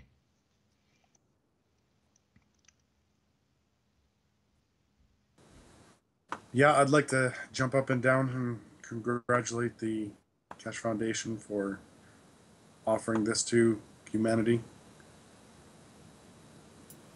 Watching these reactors bounce is actually a great thing to see.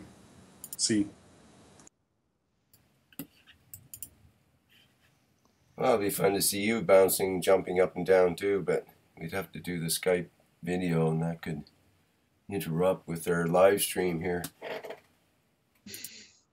Hopefully today I get my other parts and get this thing bouncing itself. Yeah, speaking of jumping around, you should have your own little jumping jacks happening there too, eh? Wow, that is... Yeah, Vince, just to let people know, Vince has been working on the power system for his reactors, a power box with a power supply and switches and so on built in.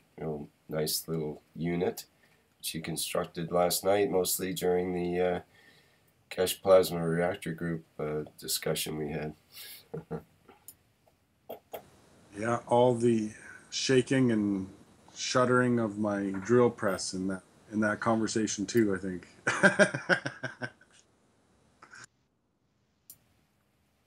Yeah, we get some interesting sounds happening in our both from our shop processes and in our reactors when they're rotating.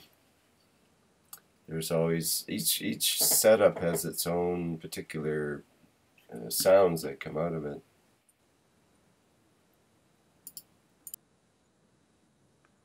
It's touching at points.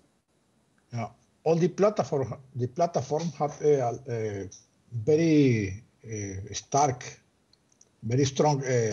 vibration. Right, because it's in that balance point, right? So it's able to move very easily. Any kind of change will show a change on the rest of the platform because that one leg is down. It's not stable. Yeah. So as this leg comes down, it'll be a lot more stable. We probably won't see as much bouncing, but still a drop for the other legs to come down. Mm-hmm. Although Mr. Keshe does keep reminding us that the shaking of the platform is one of the indicators shortly before lift is achieved. So maybe we'll end up going in the opposite direction. Well, it's just so light that, like I said before, if it's trying to find its balance and it's moving, like you said, the shaking, he said we want to stop that, right? We want to stop the shaking so that it doesn't lose the fields required to be able to get to that point of lift or right. sink. So right now with it bouncing like that and still going down, right? That leg is still coming down slowly. So that means that the free plasma in the center is growing just a tiny little bit stronger than the amount that it's losing due to the shaking.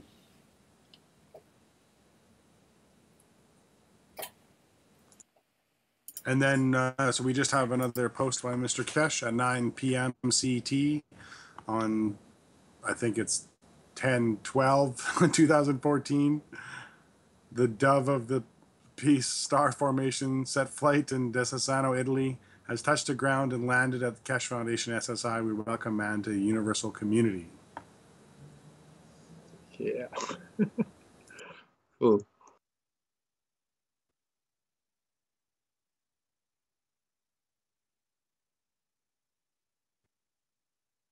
Look at that thing bounce.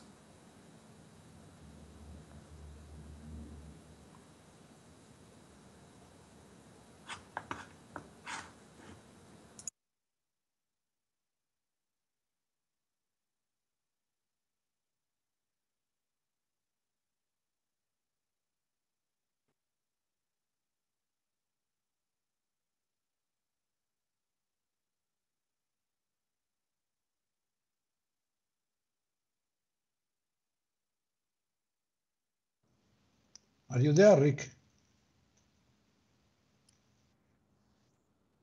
Yes, sir. Okay. I hear not noise, so okay.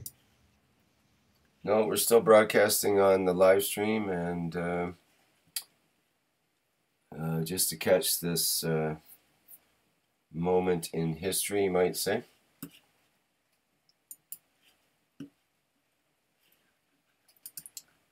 I can turn the I think I'll turn the volume off on the live stream for a bit here.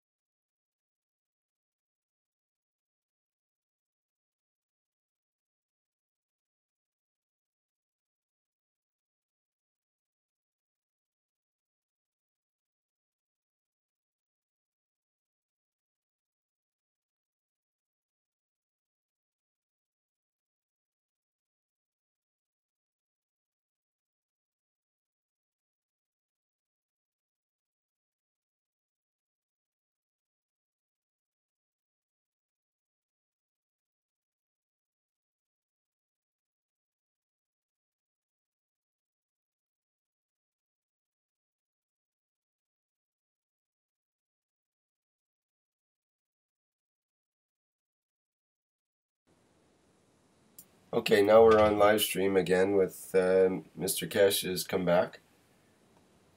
Yes, it's at the moment. Yes, at the moment it's an exciting time. The boys had to go home, so I have, as usual, to watch the baby. So it is. It's like the baby needs some bouncing. Yeah, we have landed more or less on 2 legs. The third, on the right-hand side, both legs more or less landed. The vibrations you see every time is when one system touches the ground. I just realized why it just landed on 2 legs. It's because it's a dove of peace. It only has 2 legs to land on. It doesn't want to land on the other 2. Wait a minute. It's 2 doves of peace. 2 doves of peace with 2 pairs of legs, perhaps. So, aha. I think next, maybe in the next couple of hours, we see the total landing. We just got to wait and see what is the future holds. So we are more or less, you see the vibration is continuously moving. Yes, we wanted to get a little explanation of that. The back leg is pushing. If you see the system at the moment is on gravitational magnetic field adjusting. What this means is that the field forces of the Earth are not static. They continuously change, especially at the ground level. So the free plasma is constantly trying to adjust to the Earth gravitational magnetic field strength.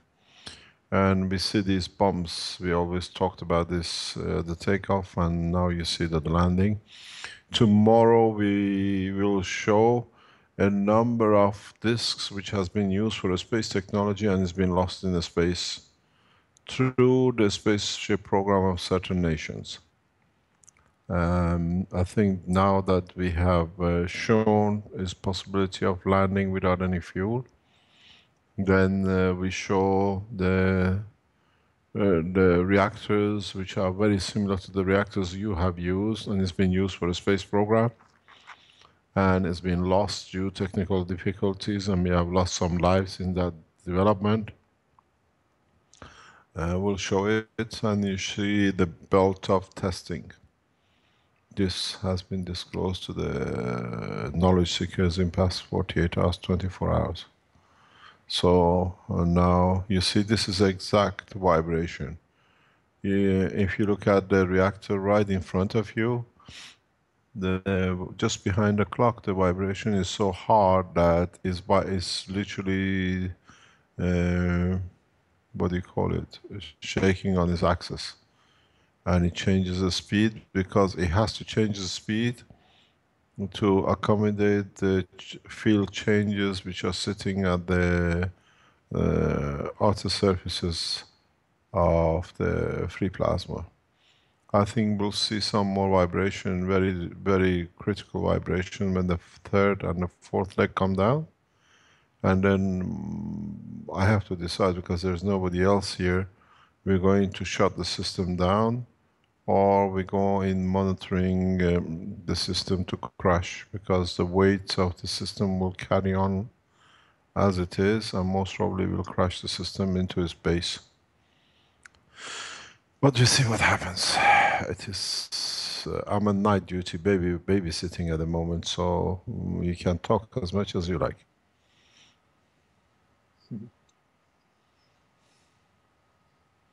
Teaching has no dimension tonight. You can ask, and if we know, we answer. One question, Mr. Keche. How big is the plasma, the free plasma that has the reactor in this moment? It's constant. It's because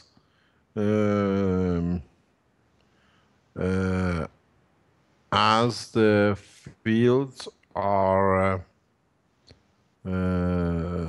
constantly interacting with the Earth, we lose quite a lot of it to the Earth gravitational magnetic fields. Just look at the first reactor just behind the clock, behind the little clock. Yes. This shows the interaction of the fields of the free plasma. They are dictating the disposition now. We expect a lot of vibration. This is literally a lot of field forces. If I explain it to you to understand, is that when we were at the high level, we had the fields of like trees, and we came down to the shrubs, and now we are at the herbs level, which is a highly strong field. And everything is constantly interacted by the Earth magnetic field. If we would have done this test during the daytime, you would have not seen such vibrations. It would have been much less. Because during the light sunlight will reduce these field forces. Now we have to start, it's like a upwards wind. You know, when you land on the runway and there is a wind coming up against you, it makes landing very difficult. Now we are in the same position. We are landing at night, and the suppression of the fields from the above is very little. So we have to stand all the bumps and lumps of the, what do you call it, the dynamic plasmatic magnetic field of the planet. So if you notice, sometimes you get sudden drops, especially just before the right leg, front leg touches down. It was a violent drop. It was just like somebody letting a piece drop in one go. So we expect the same kind of thing with the left leg, which is standing up. The back leg is still up running. We don't know, we haven't seen it coming down, but this is a vibration. This is a beautiful condition for the system trying to land. And you see the left leg came down now slightly more. We're coming into a balanced condition. It's taken just over 1 hour, just about 1 hour to touch down the two legs. Can you explain how the motor, especially the one in the center there, the closest one next to the clock, it seems to slow down and perhaps even almost stop at times. Is it actually happening that way, or is that just the camera and lights effect? It is happening in partially, but partially is camera and the lights, but the field forces of the what do you call it, free plasma is dictating the speed. Because don't forget, the gas materials in these cores are not constant. They are spread not equally.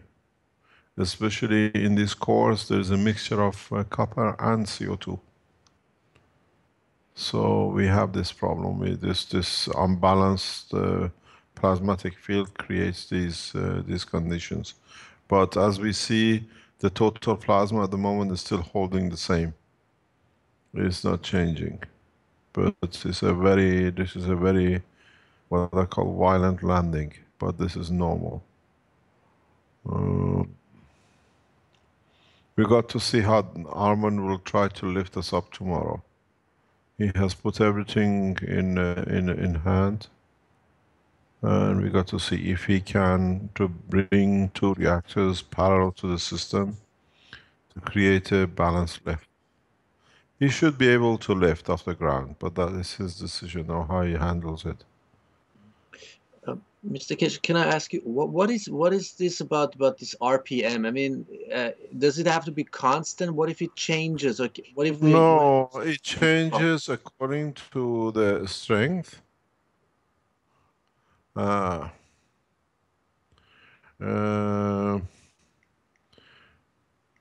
field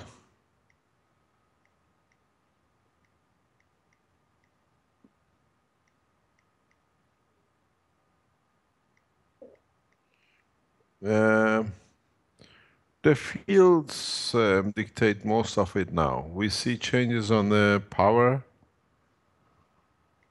So we have to see how.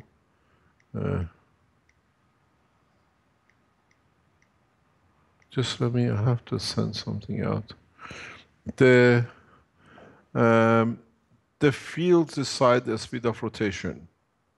In the case of the reactors of Marco, we had a total stop 2-3 times over the weekend because the fields of the system pass the fields of the motor, and partially the ones which are at the strength of the what do you call it, copper or windings of the motors, they interact with them and they literally stop. They literally stop. Then you have to restart them again or move the fields.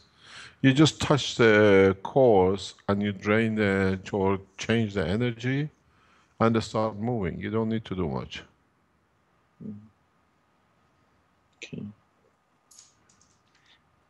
Are those electronic equipments that are around those around the field, or aren't they in any way like inflicted or? No, because the plasmas are all in the fields above matter level. Okay. They don't touch, because everything which is electronic. I was explaining to the professor scientists who were here yesterday they were with us, that we had a plasma professor in plasma physics in cold fusion as a guest here, and a professor in plasma energy.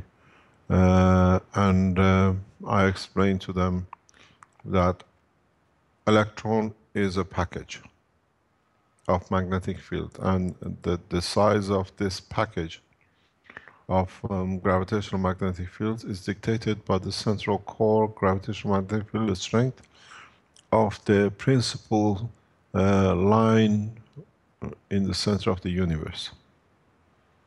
In the center of the universe, in any of the universes, we do not have a center, what do you call, principal core.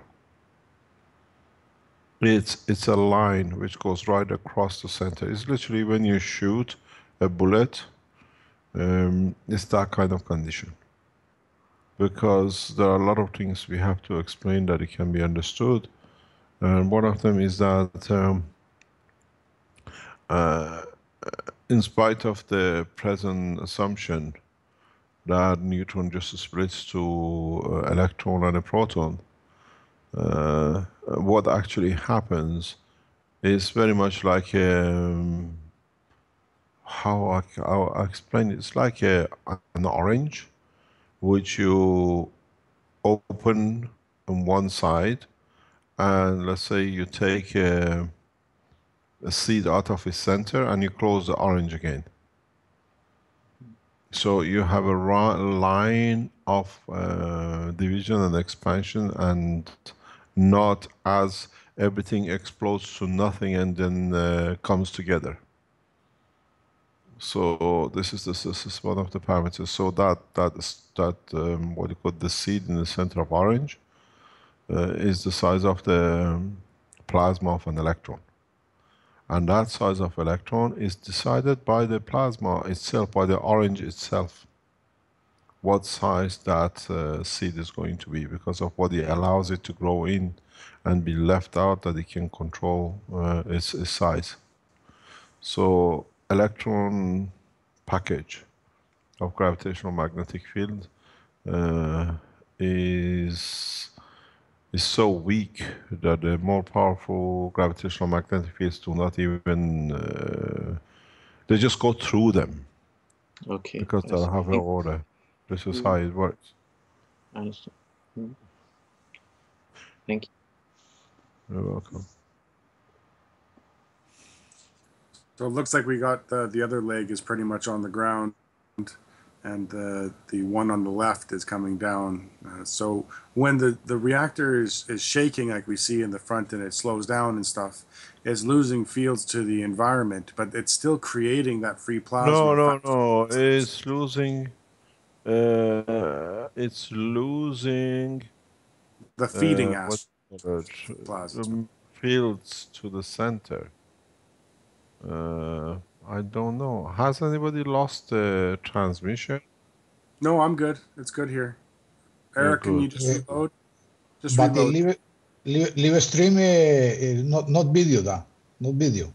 Yeah, there's video here, so it must be on your end there. It's not here.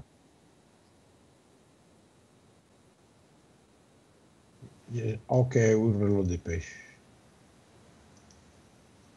So what I'm saying is that the interaction of the free plasma to the fields of the environment as they keep changing, like you said there, it's still able to feed the free plasma faster than it's losing due to the interactions because it's still coming down. So it still hasn't found its balance. Depends how you look at it. I guess. Depends how you look at it.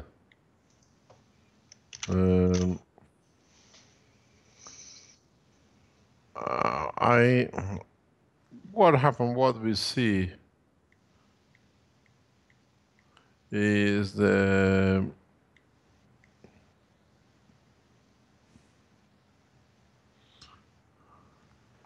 amalgamation of all the little bits from everywhere. Now at this level, you will see drastic changes. If you look at the left hand is vibrating, the left hand leg is just gonna drop like, you know, you jump off a bungee jumping rope. You're gonna see that effect. And this is very important.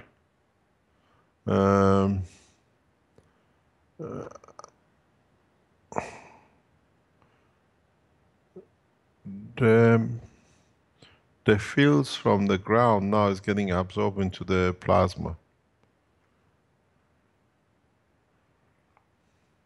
of the free plasma in the center. So now we are not only dealing with our cores, we see it with everything. Let's see what comes up. It's very interesting to see how we're going to perform. There's still a bumpy ride.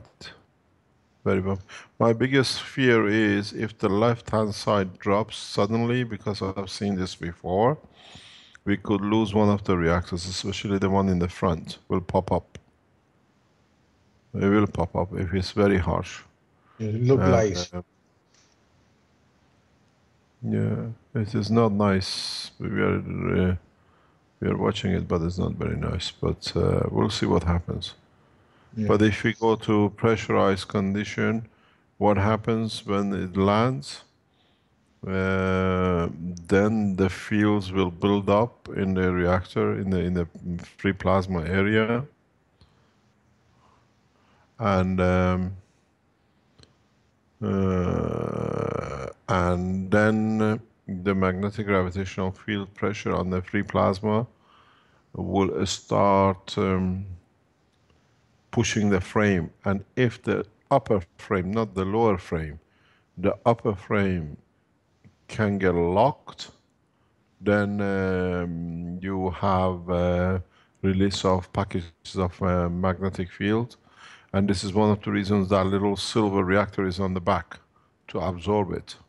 So if the reactors decide to release any surplus fields, they go into that field, they be shared with that. And so we take the pressure off the frame, but we have to see how far it's going to go. But if that wasn't there, then that would cause quote-unquote implosion of the gravitational field? No, you will see usually jumping off the full plate up. It's like a hopping. You see now, I see this hopping. You see the whole frame is getting pushed around. It's already building up.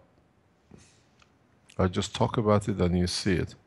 You see that the whole frame is moving now. We have to see if the gravitational field literally will not push the whole frame upwards. There's a wide possibility.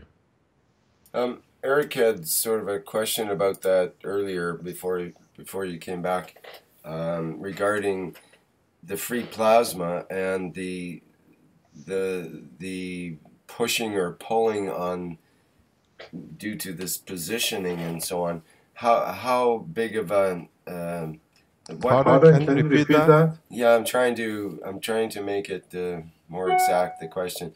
The idea is that what gets affected by the free plasma? He started out with what's the field of the free plasma, but what he wanted to try to figure out is what is actually, like, if you were in a craft, how would you contain that?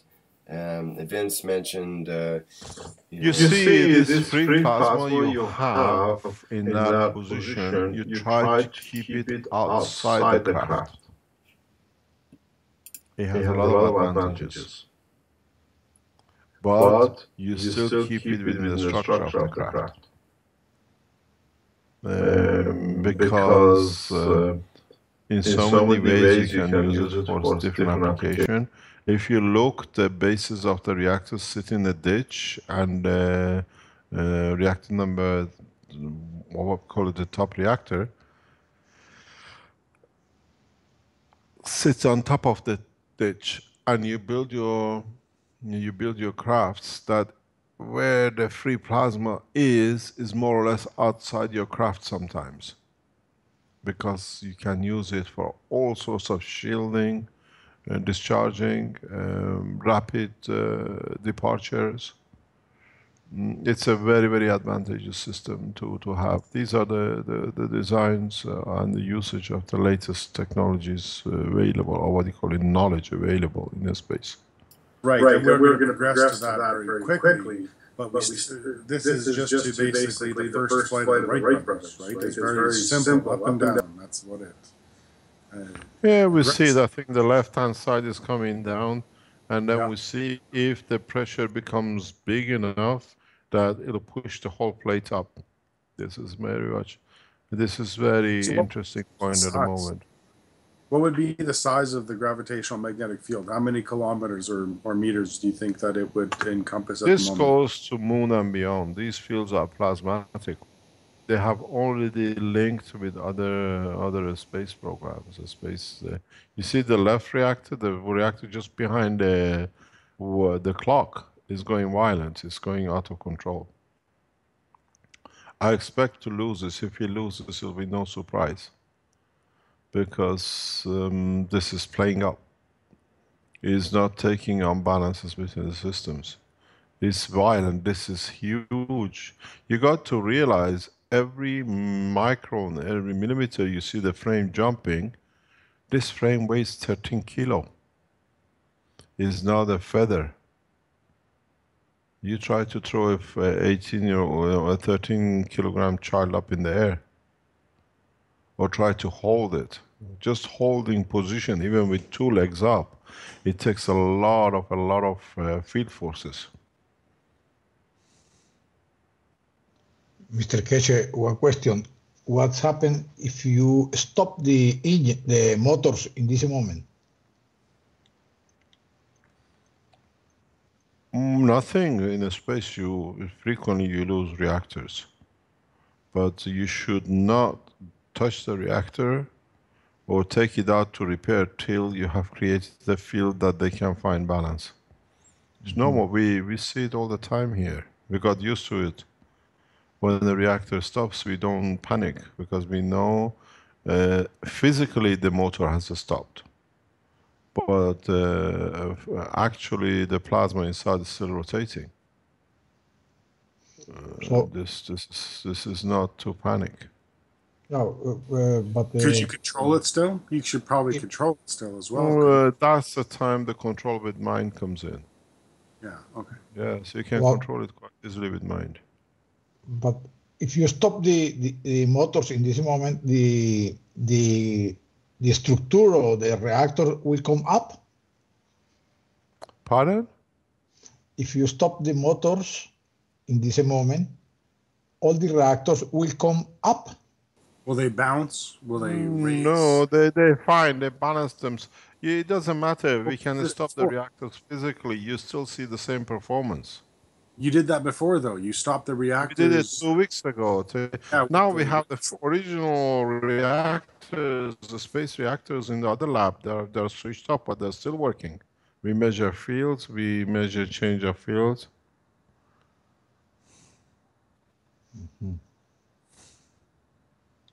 Because it's not the rotation of the reactor that's actually causing the fields. It's the rotation of the plasma inside the reactor. Pardon? I said it's not the rotation of the reactor that's causing the fields, the matter. It's not rotation of the matter. It's the rotation of the plasma. The plasmas. Yeah. It is very... I expect you see a sudden drop in the left-hand leg. It looks like it's going to perform that drop. It's going to drop by 1 or 2 millimeters in one go.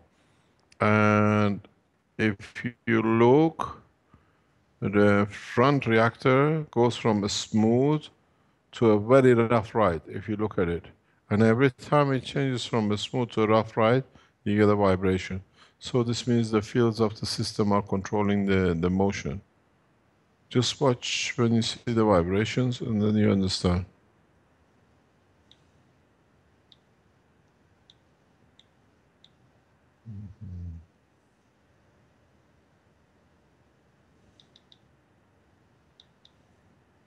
And it looks like it also wants to rotate a little bit as well. Yeah, it will do, but the back leg is solidly on the ground, so it doesn't allow it. Yeah. The back leg is on the ground, and it will keep it. So if you want to move the reactor from legs to links side, you have to put more energy in one from the reactors, or how is the system to move it? What? To move the reactors left and right or side to side, how would you do that? Very easy. Look at the reactor, which is standing on the back. In a space technology, you don't have a steering wheel. You see there are 2 reactors in the background, the steel reactors.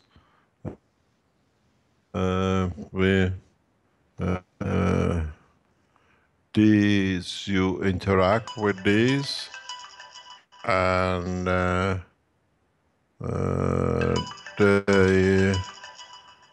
they will dictate the direction, the position of the system in motion. So what you do, you move, for example, the silver reactor in the background over the, let's say, the leg number 3, which is at the front, which is still hanging up. That becomes the direction of your motion. Okay. You create a flow direction. That's how mainly is done. Because these reactor fields doesn't change. So what you do, your steering wheel becomes change of fields. Just by moving the free plasma, like you explained before. It's done that way. This is your steering wheel. You don't have wheels, but you have dynamic spherical materials which are rolling. This is very much like, you know, the office chairs you sit on with the wheels underneath. It's the same kind of operation. You on the top decide which way the chair goes, not the wheels as they rotate. And that direction you decide with these reactors on the side. We're going to show it tomorrow. Armin has made the system ready. We got the reactor on the standby. Just needs to plug in. And we see if he can lift us up. He wants to fly before he goes back on Sunday. So he is so desperately would love to fly. He wants to beat his own flight home, does he? Yeah, you never know what the problem is with him. He might end up on Mars. I don't know what I'm going to tell his wife. Oh, sorry. He looks a little bit green this time. So, question is he home or homesick? No, we'll see what happens. This is a very interesting position we are reaching. You see the left side is trying to come down.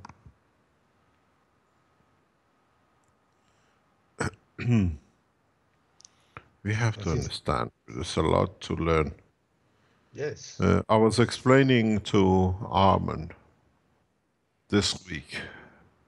He's desperately trying to move, and that is, as an operator and as a developer of reactors, the free plasma is this system is the most important part of any technology in space. Because your food, your energy, your light, your breathing system, your materials all come from this system. On Earth, we can go to resources. In space, you go to your free plasma. And whatever you have in there, you decide at what size you would like to chop or cut the piece of cake or the bread. And that's your piece. One piece will be iron and the other piece will be gold. So you use the energy within this free plasma to give life to people. So operators in the future will literally behave as God. They can even decide, I'm not gonna feed anybody with a blue eye. God help you a lot. As he said, as Elias says, finito. So operators can decide how the energy in the free space plasma is used, for what purpose, to what do. So Incredible. if you have a construction somewhere, you don't go and look for materials the way we do on this planet. You absorb, you decide how much energy is absorbed from the plasma, from the reactors, the 4 reactors, and you allow it to come into the free condition plasma, and then you take the material once from it on a continuous basis through a 4th plasma positioning. I have taught this to the knowledge seekers here in the past couple of weeks, so it's a knowledge which has already been taught and they've seen what to do. Incredible, Mr. Ketch. Incredible. So that's why that's why the pilots or the controllers of the systems have to be so correct. Oh God, you don't know how correct yet till I show you. They become gods, and people trust their lives with them.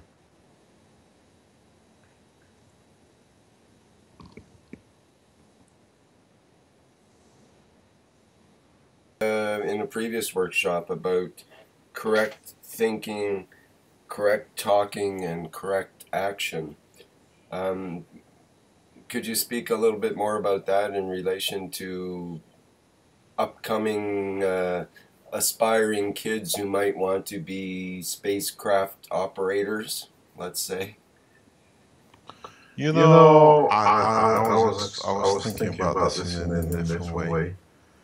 You know, present time, the politicians do whatever they like when they are young, and when they become politicians, they decide to become clean, and it's too late because they left too many track records.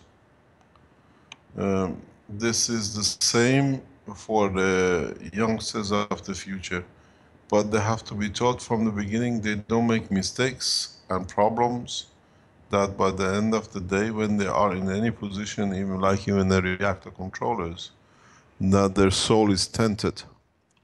When the soul is tainted, then you lost everything. Let me explain to maybe the youngsters or to the adults.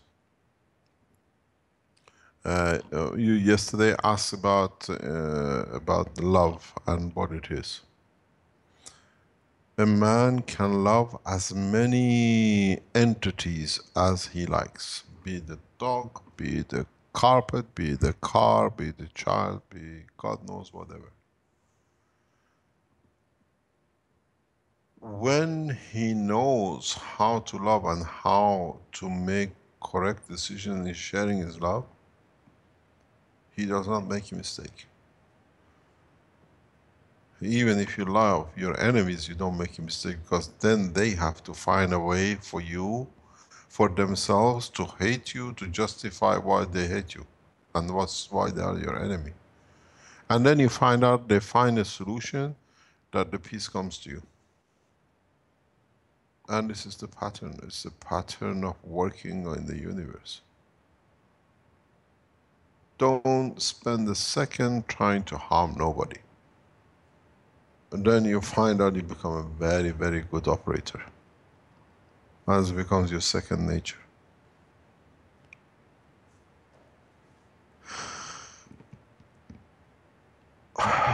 What I say, what I was explaining yesterday, because I said to the knowledge seekers to listen to the workshop of yesterday, the Spanish workshop.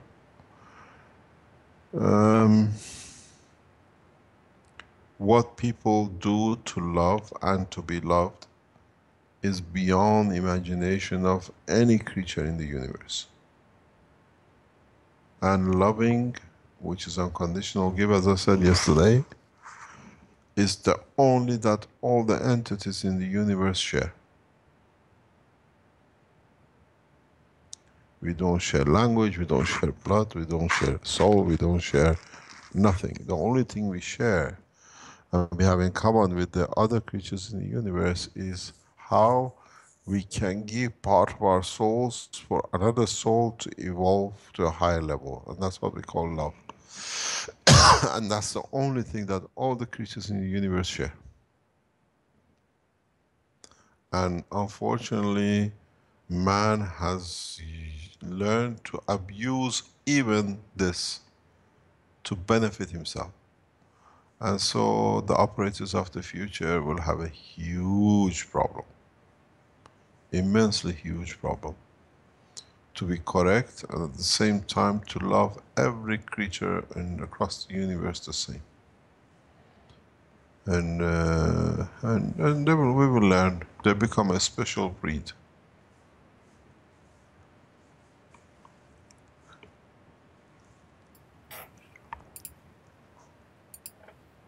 Mr. Ketcher, one question. Have you been in one spaceship? Good morning.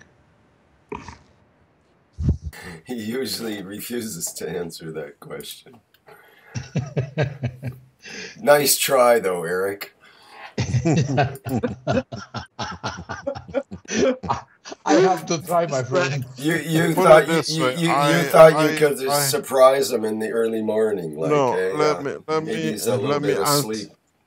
Let me answer you. Let me answer you in a different way. Yes, sir.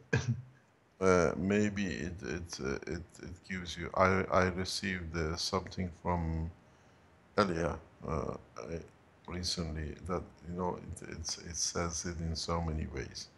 I just sent her an email that we left it. She wrote very simply, because she's on her way back to Bulgaria.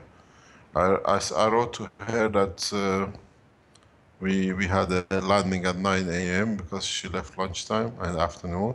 She wrote, when a smart alien and hardly humans work together, everything is possible. Congratulations. That makes it pretty well, yeah. Amazing.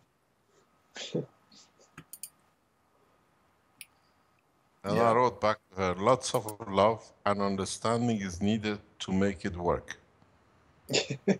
So it's not easy to communicate. I think so. If you come to the foundation, to SSI, it's become a very friendly family. It's nothing but, what do you call it? A lot of pain because we don't achieve what we set up to do. But on the other hand, at the end of the day, it doesn't matter what happened, we are here all to do one thing. And one way or another, we managed to get it through. I think the most beautiful surprise will come now with the system which Marco is putting up. His what do you call it? His what I call the boat of Noah is going to swim.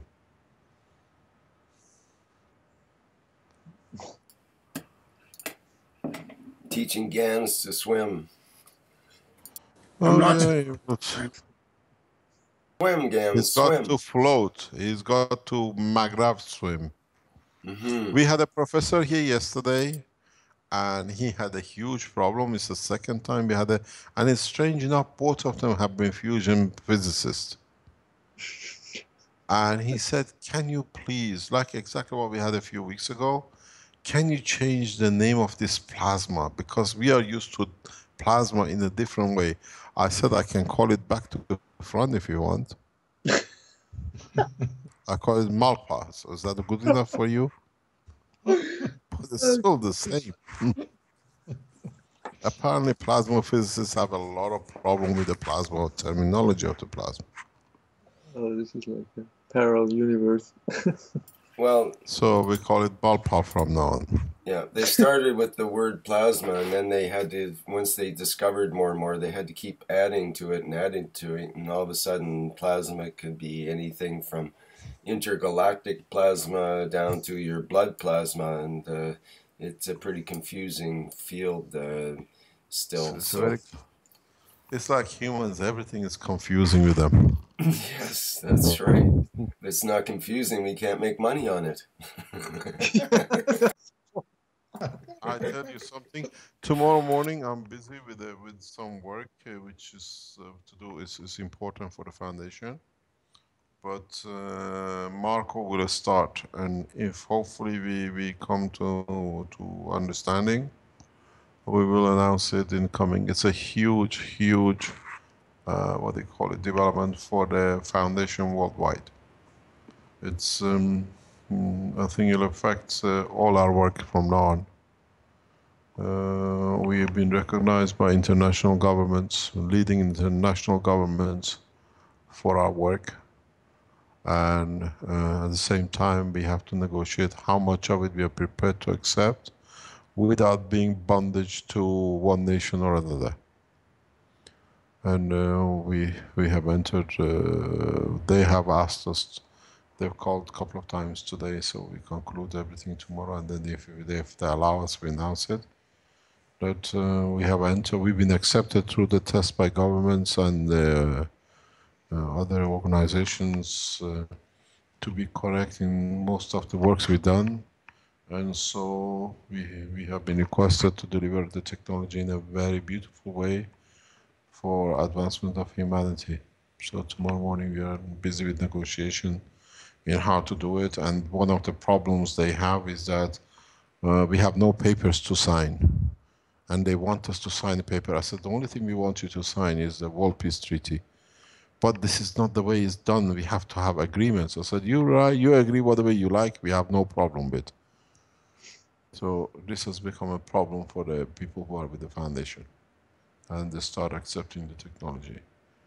And they say, you don't have a patent, and we don't know even how to say thank you for this. I said, okay, make a donation to the foundation and we can do more research and help.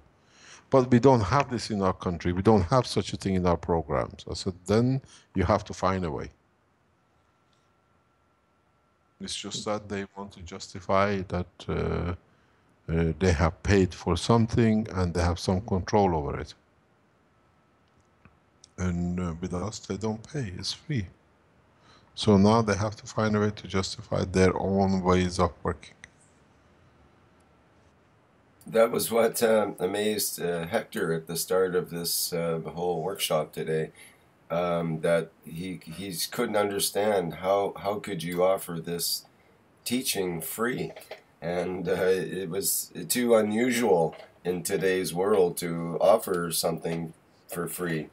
So thank you for that, Mr. Kesh. Thank you for that spirit of giving.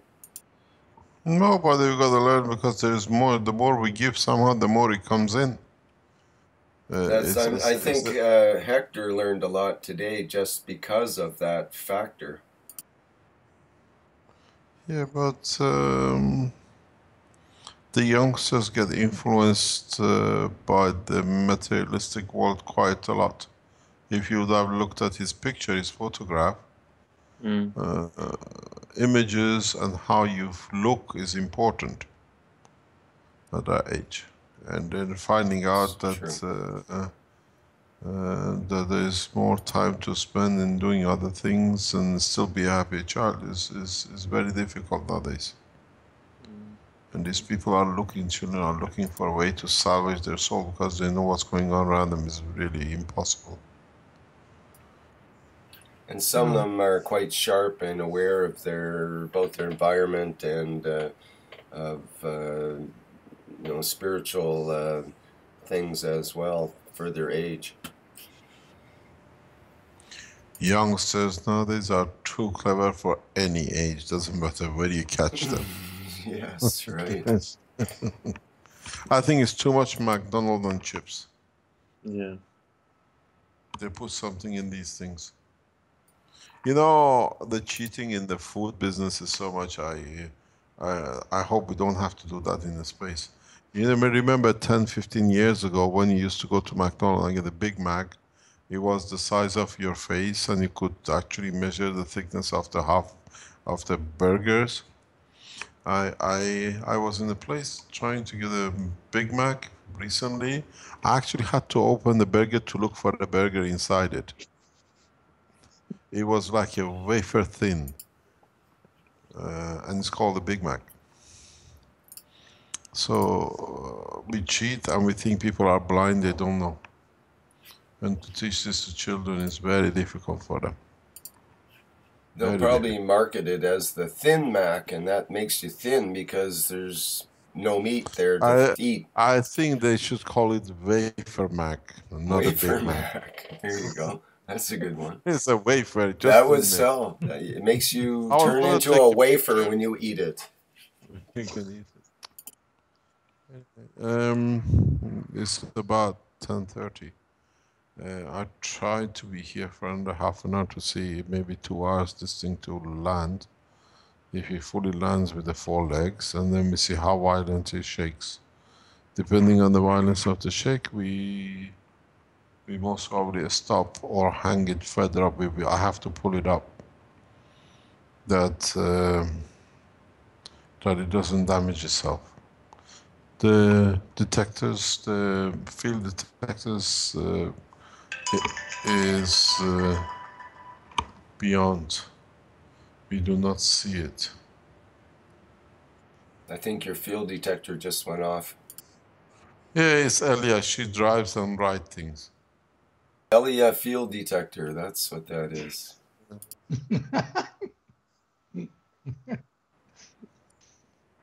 See how Elia's maggrav field here, free plasma, reaches out for hundreds of miles. Yeah. Yeah. Strangely enough, we can all do that. Mm. Oh God, I can, I don't know where she gets all the energy. She's driving. And there's snow there too, I understand. Yeah, it's very bad. It's freezing. Meanwhile, here in Canada, it's thawing out and it's raining and it's a few degrees above. In my part of Canada, at least. I don't know how Vince is favoring. Oh, it's actually beautiful here. It's plus 15 degrees. There's no snow left on the ground. And really? Wow, admirable. There wow. you go. So,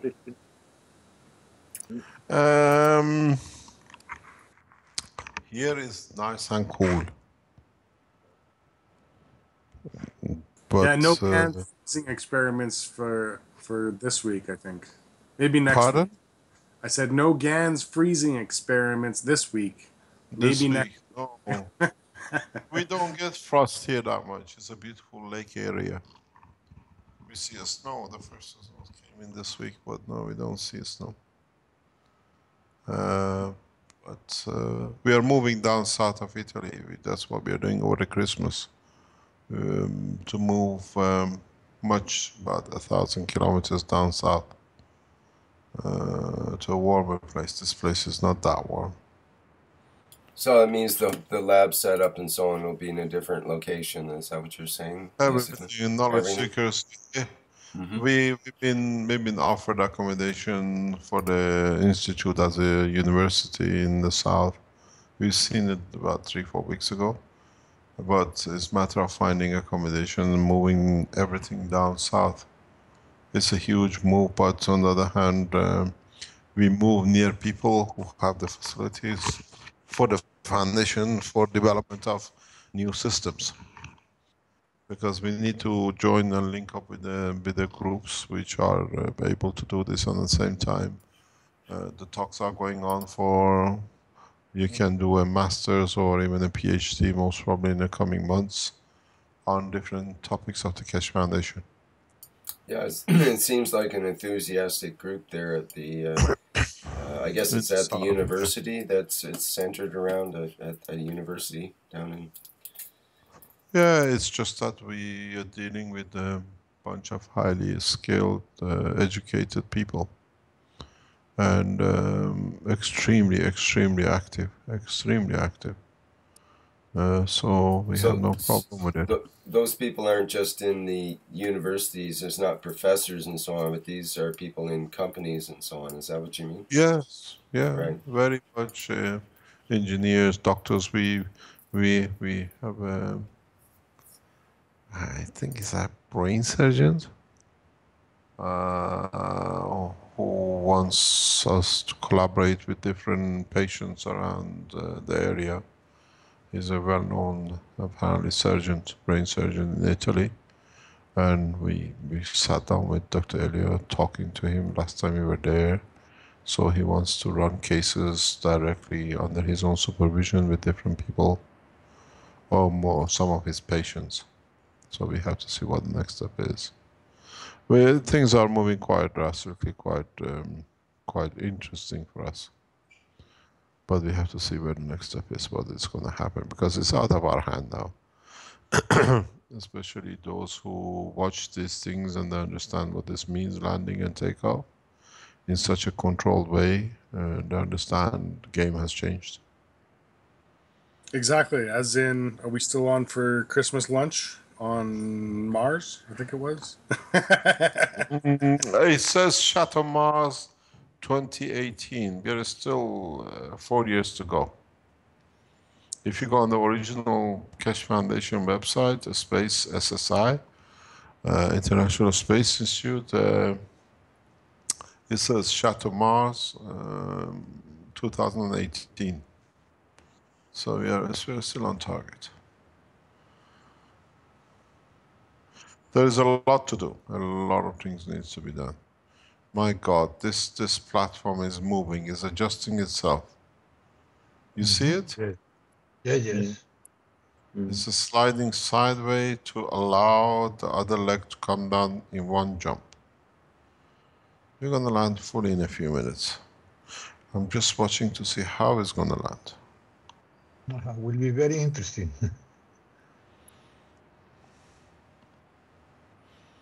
I think what's going to happen is with the two legs which are already on the ground, they're going to go up for the system to be balanced. But it's going to land. It's going to finish in the next half an hour now.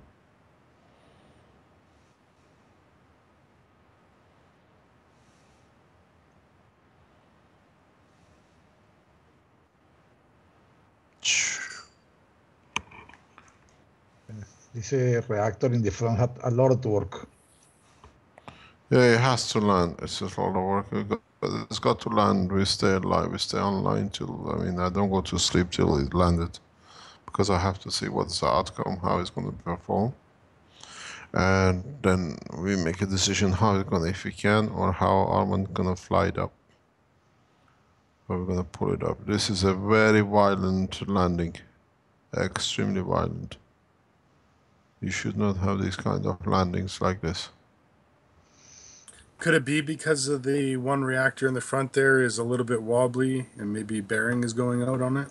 No. It's just don't forget,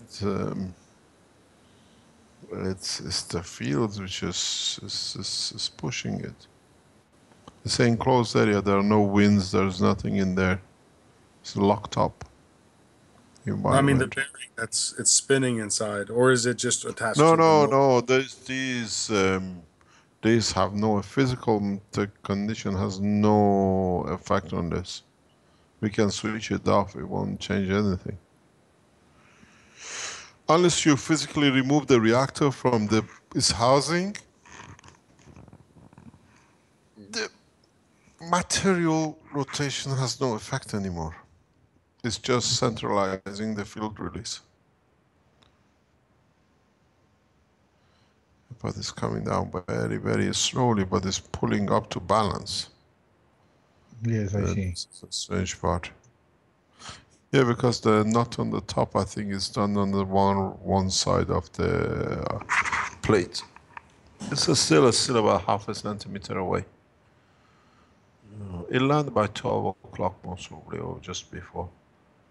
You see sudden jerks, it just drops suddenly. This is 13 kilo, it just moves like a feather. Mr. Keshe, if you want to take something more heavy, up or down, you have to put more guns inside the reactors, or what you have to do? No. The reactors will decide on their own. We're just adding more and more to see what happens. The mass is irrelevant. The mass now is irrelevant. The dimension of this reactor most probably is about 2-3 meters from the center. Maybe more. Physical interacting field is more than 2-3, maybe more, 10 meters. So the things that are in the near to the reactors, they have the same effect that the all reactors, the base, everything. Pardon?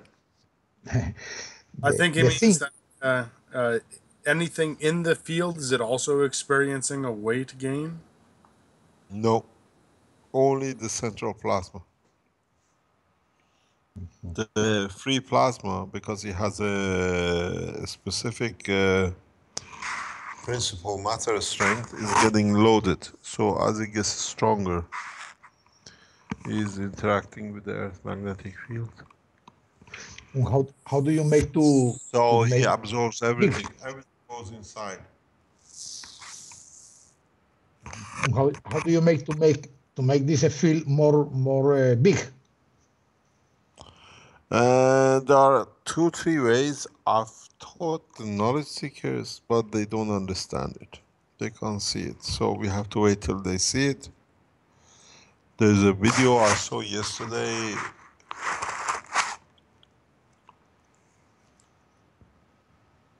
I think Rick was playing. They have to learn how to control the plasma, and that's one thing they haven't learned yet. Excuse me, I have to do one thing, and I come back in about 10 minutes. Okay, sir. And if the system flies, good luck. Just say, let us know. I'll be back in a few minutes. Okay, we wait here.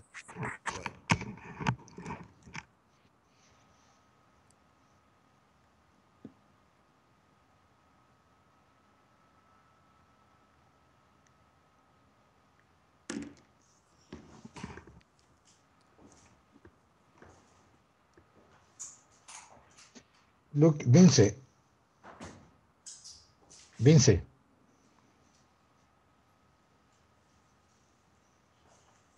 Yeah, I'm you here. there? Yeah, okay. I have looked. Yeah. Yes. When the platform moves links to right, the reactor was stopped. Almost stopped. Slowing. Slowing. So the vibration from the reactor had nothing to be with the movement from the platform. No, because the reactor is spinning faster or slower, and the platform's doing everything else independently. Yes, I have understand, but I want to confirm the effect. I have confirmed the effect when the reactor goes in vibration. It's not to tune, nothing to be with the platform. That is Mr. Ketcher. I think he was just checking the back leg. Oh, don't step on the camera, Mr. Kesh. Please move. Yeah.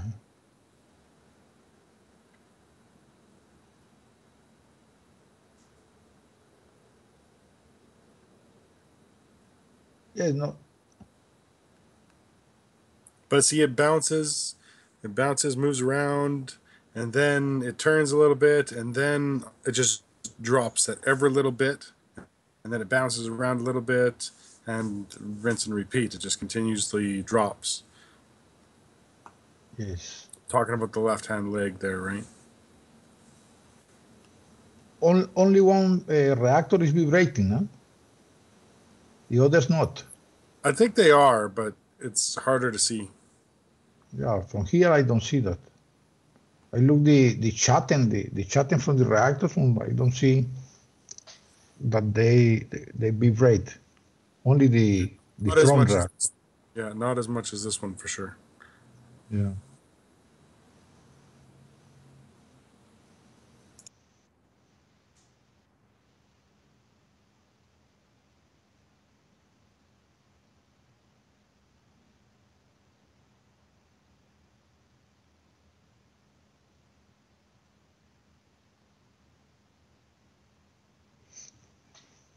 What I think is the bearing is going to be broke. The bearing from this reactor.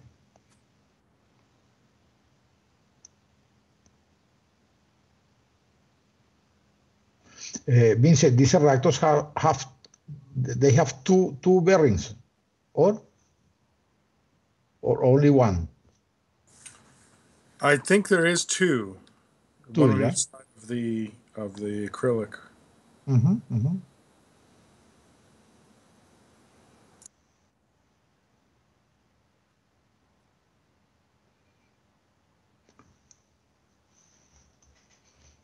How can the reactor with two bearings vibrate in that way?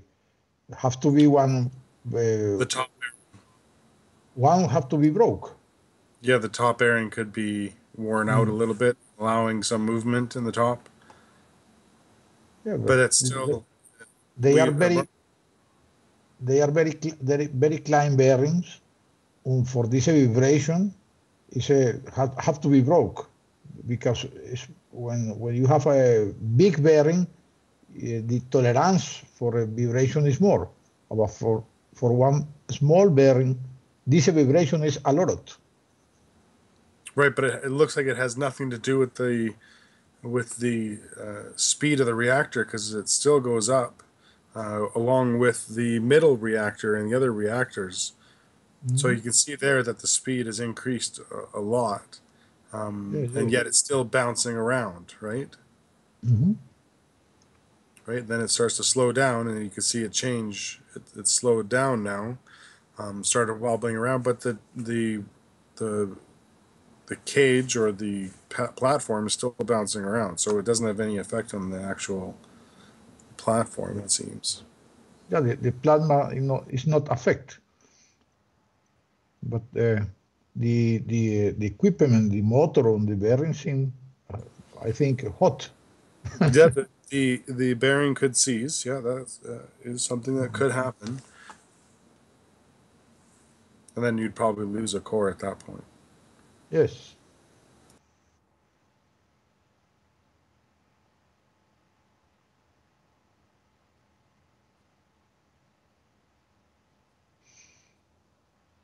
So what is the idea to make, okay, moment we are going down, how to go up? You have to make the pull with the other reactor that is up, the other steel reactor. he said there's a couple of different ways that can be done. So we'll have to see what they choose to do to see what happens. He said they could pull it up. They could move the entire platform up another 2 centimeters or whatever, so that it would come back down. Or they can try to change the formation a little bit to make the entire formation go back up to lose weight. I think that's what he said. I sent yesterday one design to Armen for the new reactors. If you talk with him, you can get the same idea to look the idea. The idea is very good. They in this way, you spend a lot of time to make the plasma in the position, perfect position, rotating position. I think when you make all the plate rotating, you can make the plasma positioning, the plasma, in 1 or 2 minutes or 5 minutes, made ready to fly or to operate. Yeah, sorry to interrupt you here, but I have to go get my son, so I will be back. I'll be on live stream though, but I won't be able to talk. Okay, my friend, no problem.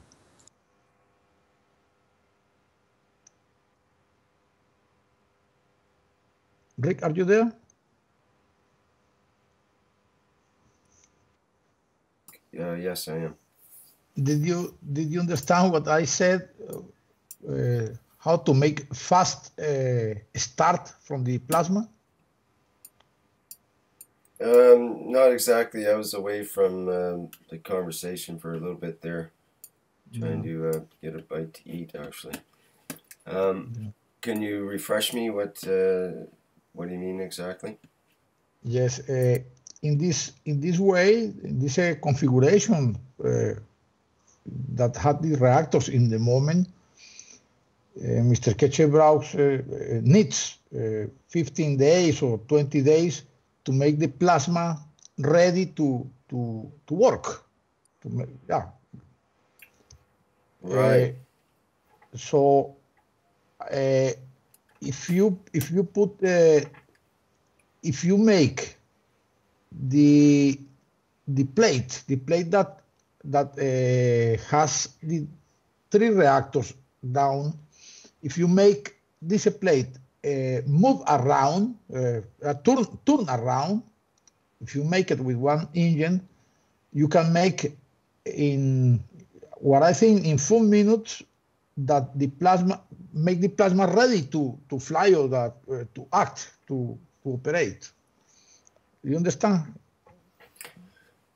I think so. I'm just not clear on how that would work. As far as you would have the reactors, the 3 bottom reactors would rotate around the central yes area. Yes. And they would rotate fairly quickly. You mean not just slowly move around, but they'd find their own position according to their rotation and so on. If you have a little bit guns in your hands, you can put the guns one crystal that you can see inside. You move in your you move around. You move around. I show you. You will see this effect because the plasma always had north and south. I show you the effect.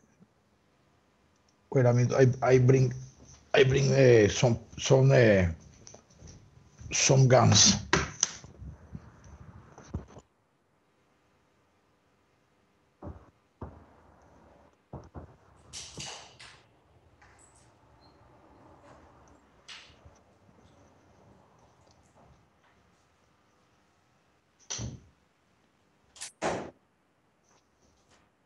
Can I take my camera on?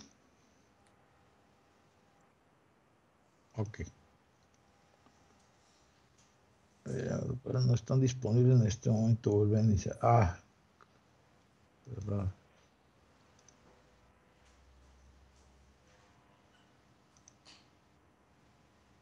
No, I cannot.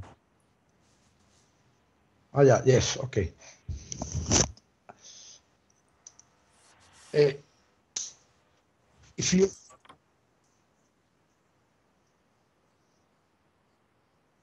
okay.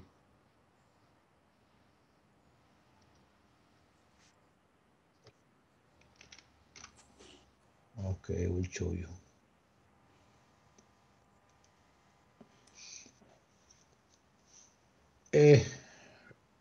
If you rotate the glass so in this way in one central position,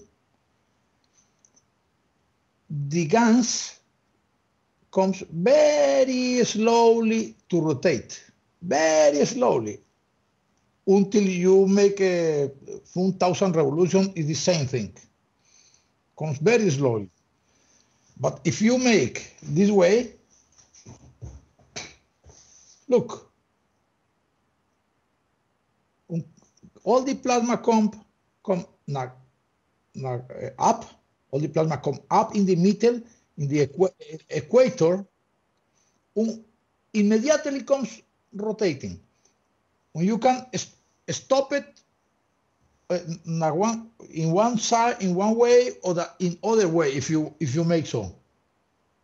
The plasma have the plasma, the guns had north and south.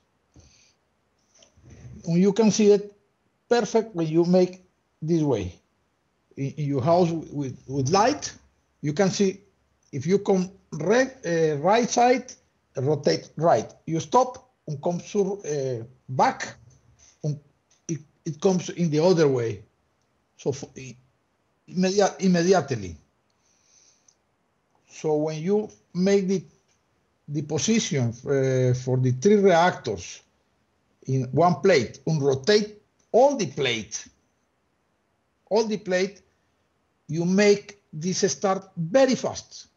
The start for the plasma rotate, you make very fast. In minutes you can do it. You will see it. You can control the axis. You have the plate. Okay, I take one paper.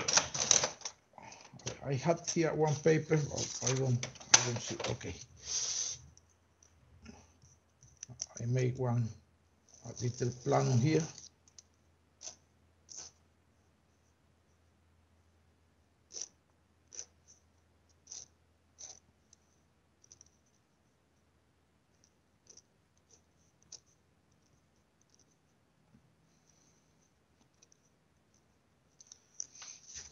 Okay, you see this?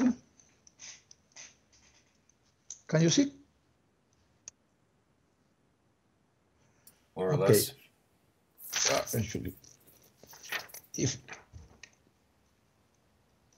you can rotate all the 3 reactors, yeah, all the 3 reactors rotate in one way. When you can make the reactors in different positions. When you make more velocity, more fast the rotation, the reactor comes in axis outside goes more fast. When you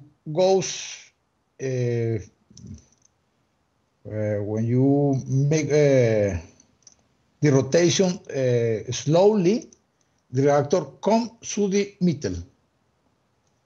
Here you make a spring or something like that. The reactor comes here when you rotate fast in this position, or here when you in this position when you rotate slowly. So you can control the way for the start the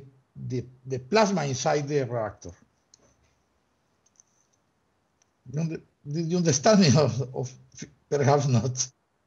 I think I understand what you're saying there. It seems like I don't know. You could try that, I guess. It's a little complicated to put springs and rotating platform with all your reactors and all the wiring and all the everything else. Are you saying there'd be no motors on those reactors? It would just No. You can have motors too. You can have motors too. So that means you have to have a system that's all self-contained with batteries and so on, not plugged into the electrical system.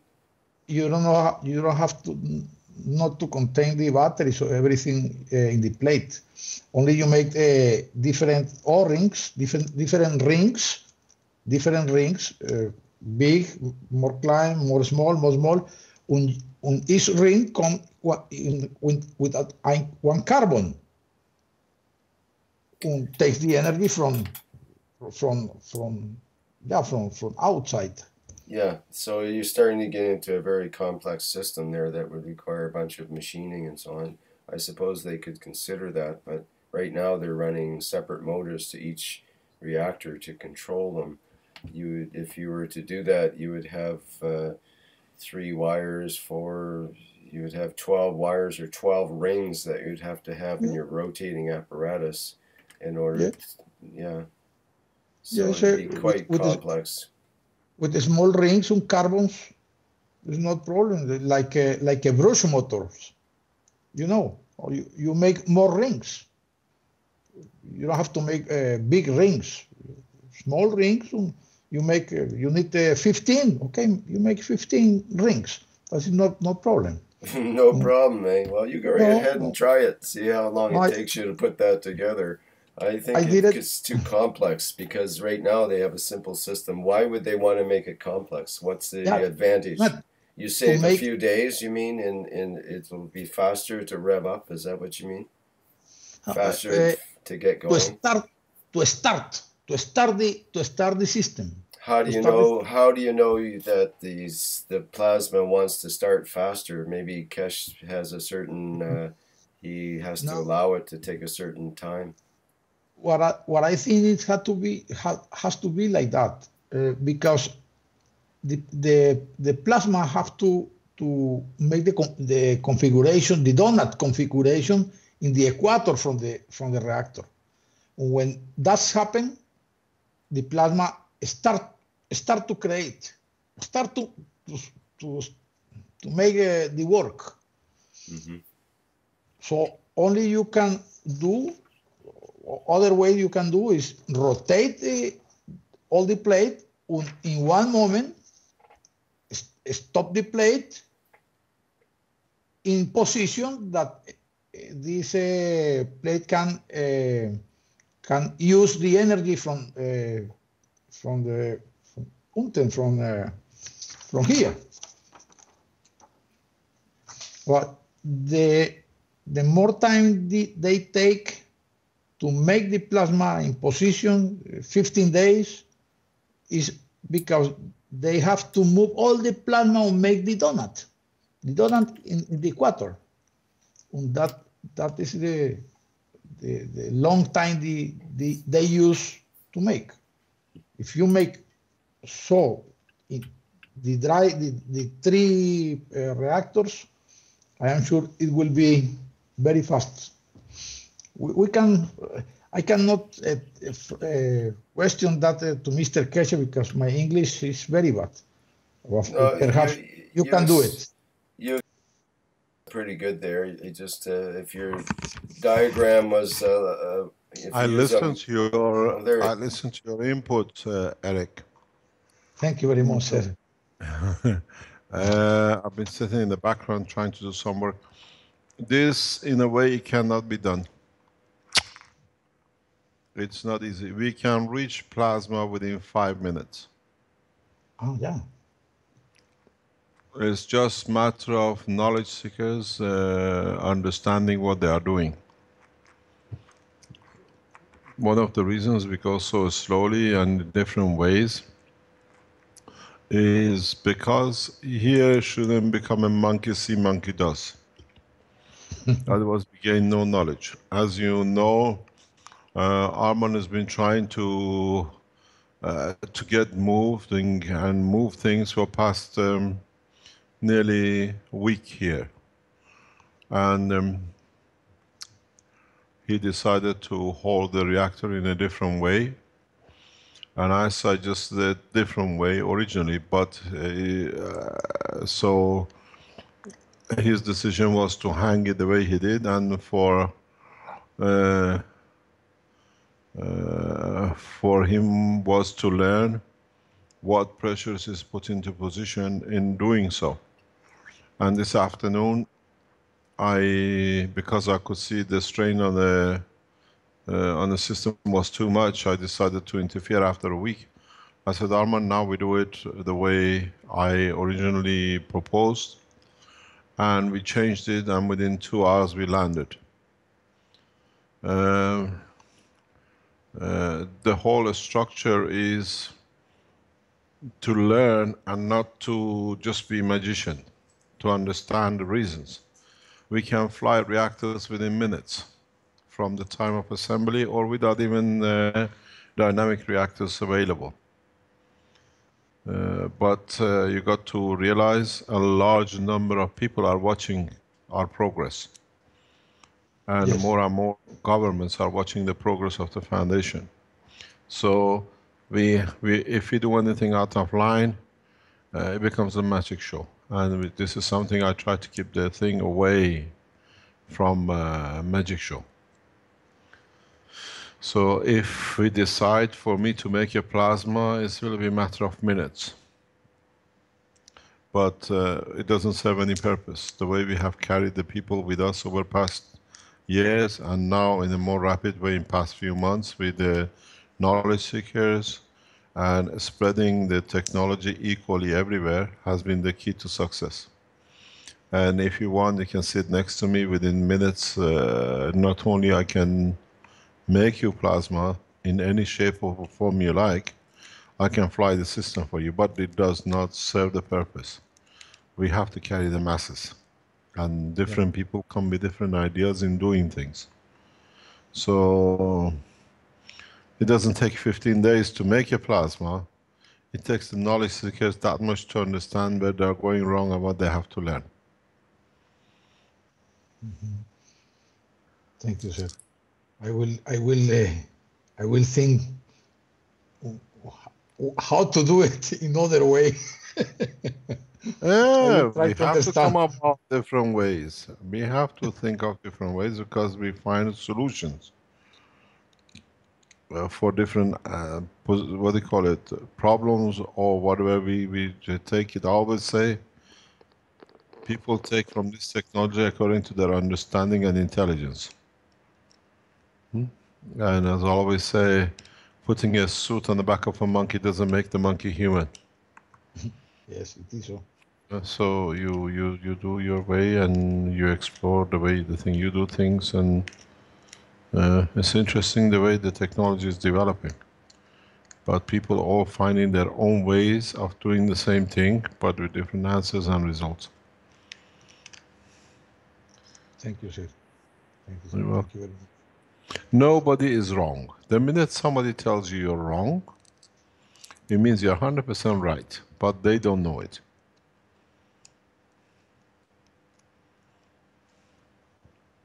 Okay. But try to see if you can do it. It's very interesting. It's a nice proposal. Yeah, I saw this effect with the ambition plasma, a little bit plasma, and when I turn here in this way, the plasma comes very fast in the equator. When I do it 500 revolutions, it have to come very, very quickly in the donut shape. That was my idea. You can try it. At the end of the day, the system goes into a belt-shaped plasma. It takes the shape of a belt according on the equator. Yes, that is the first step.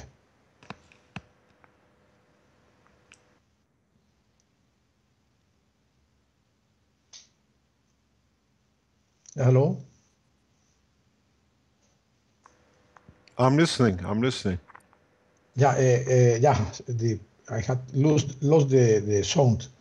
Yeah, I will try. I will try this. I will try. I think what you say is very good for me to try the things, because the first step have to be the to make the donut, the donut with the plasma, with the guns. I think. What do you think? As I said to the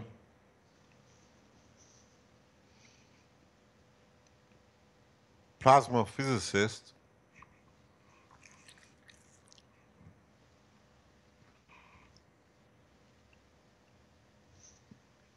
if you understand the work of tokamak, Yes. I love donuts, but the ones you can eat.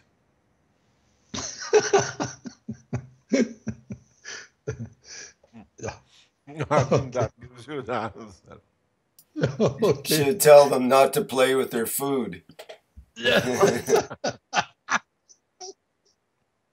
Very good. You know, each field has its own way of doing things and talking. When we used to be in university,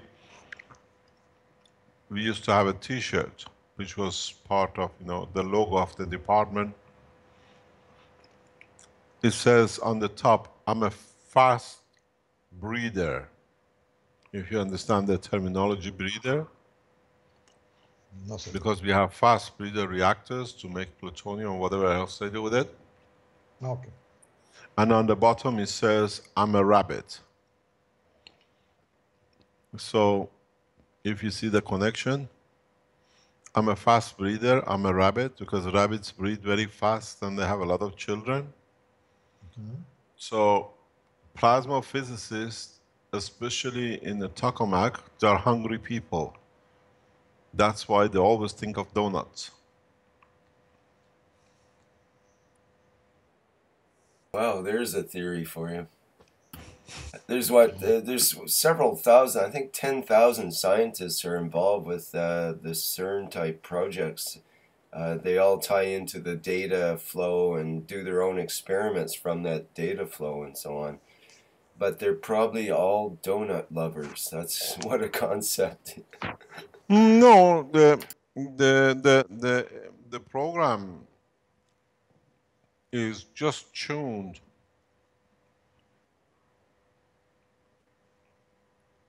to create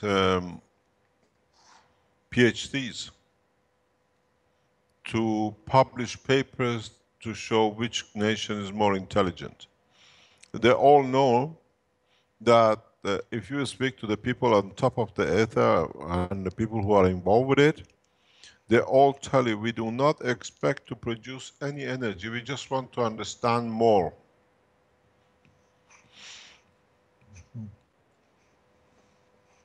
According to most of these scientists, in reality, as I always say, fusion is a dream which will never come true the way it's done, and there is never fusion in the universe. I was explaining to the fusion professor yesterday who was here. There is no way, and he said, I said the only way if you're looking to fuse two helium or two protons to hopefully to have a helium and to have fusion or whatever, or fuse two ions to just have enough energy, the easiest fusion is what I call interatomic fusion. Fuse an electron and a proton. This way they're in the same house and you don't need to use that much energy. Oh, Arman is back. Good morning, Arman. Oh, he's awake. So,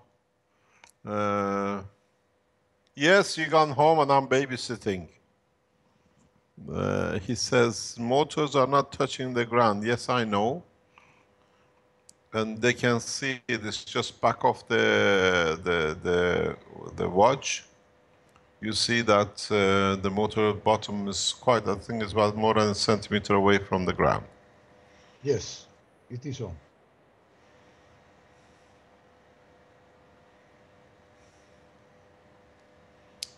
Is anyone interacting with the reactors? Yes, we are jumping up and down on it.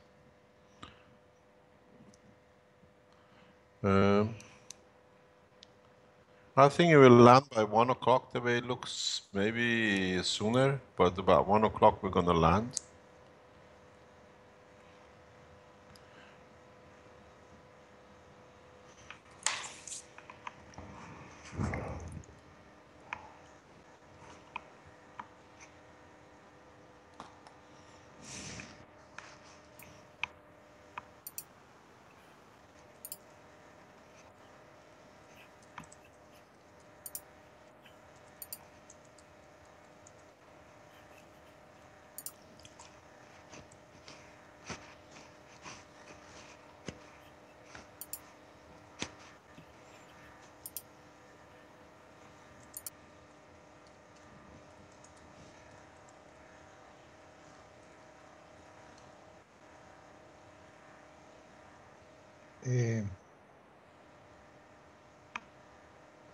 Rick, are you there? Yes, I'm listening. Okay. Yeah, I can hear the motors. The noise from the motors is not stable, not stable. No, you can't hear the noise. This is the noise of the heater here. Ah, The motors, the motors are downstairs on the ground floor. We are upstairs. okay, perdón. We hear it in the background if the heating stops, but Yeah. call it. We're sitting here because it's pretty cold and we are upstairs. So the heaters are blowing. The central heating is all switched off. I'm in one room, so it's Vince below. Vince has the same problem. When his propane heater kicks in, it sounds like a turbojet taking off, and we expect them to go through the roof.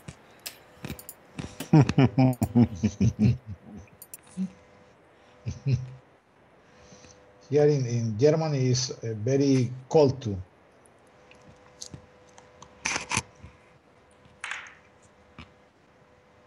I think the whole Europe is going to freeze this year. Sounds like Yeah. everyone will have to move to Canada to keep warm. You won't have any fuel. Yeah, that could be. I think maybe you can use some maple syrup. I was just talking about that to my coworker Guy the other day about putting maple syrup in a reactor, and we were debating whether to dilute it with water first or just use it straight.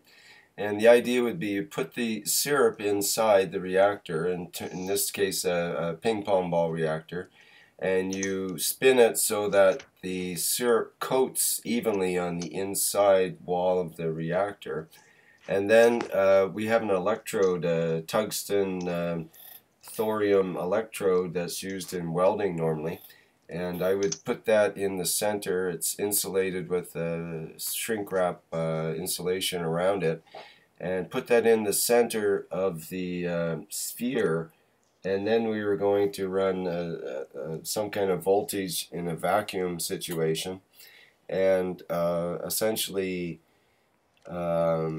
carbonize the sugar onto the walls of the reactor and end up with a graphene or activated carbon type coating on the inside. That was the plan.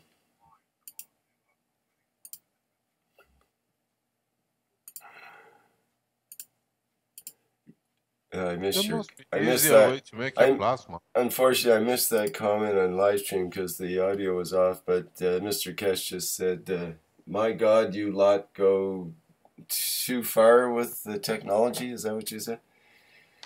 Too far, yeah. Yeah, we tend to think too much instead of just doing it. I think that's a problem. A problem in our so-called more advanced countries. We outthink ourselves. Yeah, I tested the two legs. The back leg is totally on the ground. The front leg on the right-hand side totally on the ground. So every time you see the system jumping, it's a field jump. It's very interesting. So it's a magnetic gravitational field kick. Now the back leg most probably is landing. That's why you start seeing these violent motions.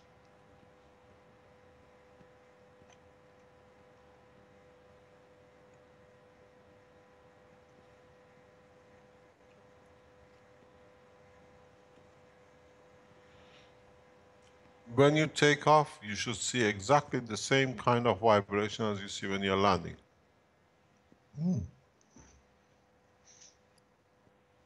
Okay, well that's a good point because when we saw the shaking earlier, I mentioned that shaking is known to occur when there's a liftoff condition, but that also occurs when it can occur on the landing condition too. Is that the way it goes then?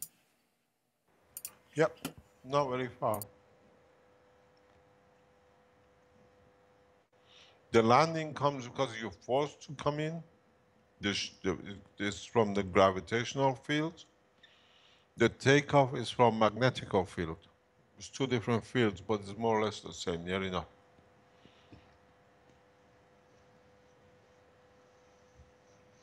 When you take off, the magnetical field of the Earth pushes you away. When you land, you link up with the gravitational field of the Earth to get pulled to it.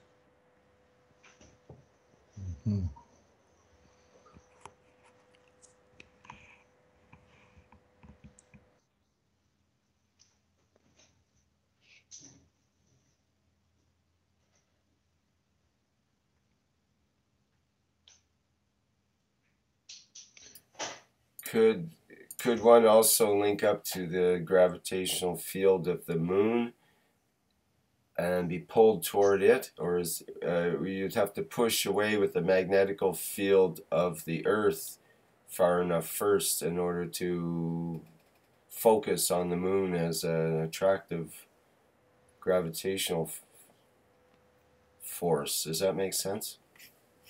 It's a combination of two.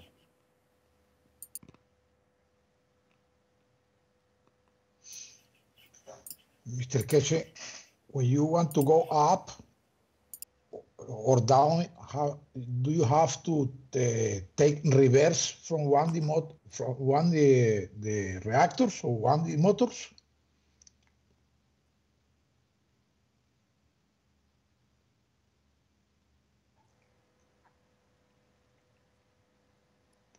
Can you explain what you mean? Yes. Are you saying you have to reverse them? That you might reverse the motors? Is that what you're saying, Eric? Yes, one from the motors you do not touch your motors whatsoever. Motors in always working. Motors work all the time, the same direction, the same speed. The same speed in same direction. So you have to. You have to change.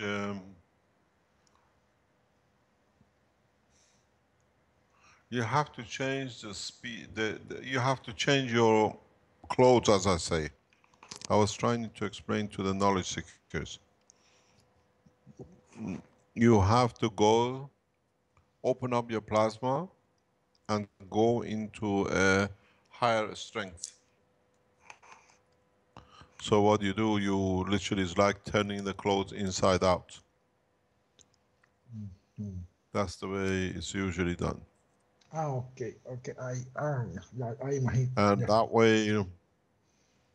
way, if you're gonna turn the motors and you have to wait to build the speed, and we have tried it here for knowledge seekers. They've seen it. Arman knows very well that high speed does not make any difference. We have to come down back to the lower speeds.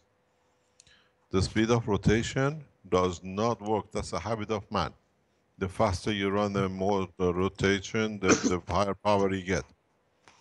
You have to understand the work of a plasma. If you understand the work of a plasma, then you understand you only work with the field charges. Okay. And if you do that, you don't need to do anything. You can instantaneously go from, let's say, power of 10 times the speed of light to 20 times, 100 times the speed of light in an instant.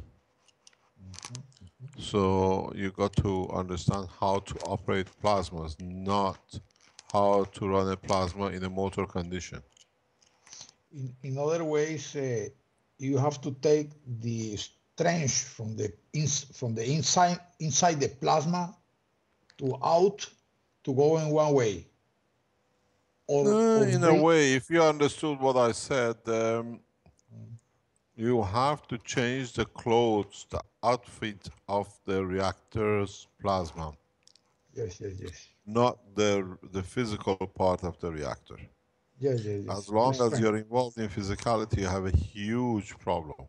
No. You know, in the center, Armand tells you, we have put a hat at the time at the junction when the students go to the White House. Yeah. And I said to them, the minute you get this hat to turn in, remember to put your matter brain behind and put your, what do you call it, plasma hat on. Because you cannot work between two or mix the two. You have to start learning that only anything you think, okay, how does a plasma work? Not, oh, this is the way the matter works, plasma should be the same. Okay, in that sense, could you not have another plasma field enclosing this whole structure? That would be another layer like that could actually form sort of the skin of a ship or an enclosing field. In this case, that would enclose all the other plasma fields, a more superior field. Would that work? You're controlling the plasma with the plasma. Outside? Pardon me, sorry? What do you think the reactors are doing outside, hanging around? Mm-hmm. Yes, right. Yes. Yes. Yeah, perfect. Yeah, perfect. Mm-hmm. Good answer. You take the force, the strength from the plasma inside, not outside, when you want something, or bring the strength from outside, not inside. That's what I understand. And that's why he used the two reactors outside to bring this strength out or in. That's what I understand. I have to think more. Very interesting. In a way, yes. In a way, no. Tell me what, which one is no, please. Both are no and both are yes, but in reverse order altogether. It's like the outside reactors create the field which encloses the inside ones. Yeah, and if you can push the inside one out, turn it over, you'll get your magnetic field pressure. Yeah, correct. Yeah, that's my, perfect. Thank you, sir. You understand? Yes, you perfect, understand? Perfect. Yes, perfect. Mm-hmm. Yes, so you have to create with the outside reactor the matches the strength inside to bring this strength out. Yeah. Bravo. Congratulations. See you Thank on you, sir. Mars tomorrow morning. Thank you, sir. I will try. Strange enough, listen to what I received from Elia.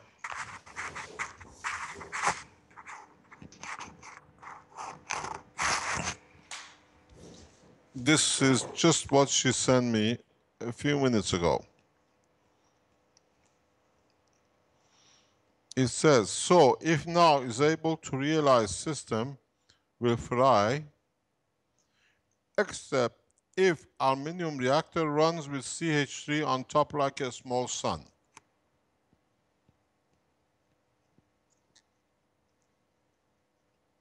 You understand? Will you please say again?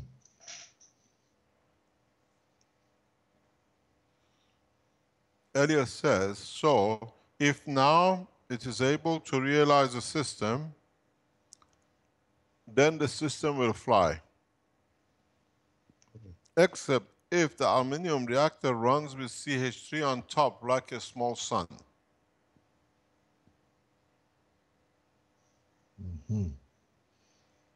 I didn't know that this aluminum reactor was with CH3.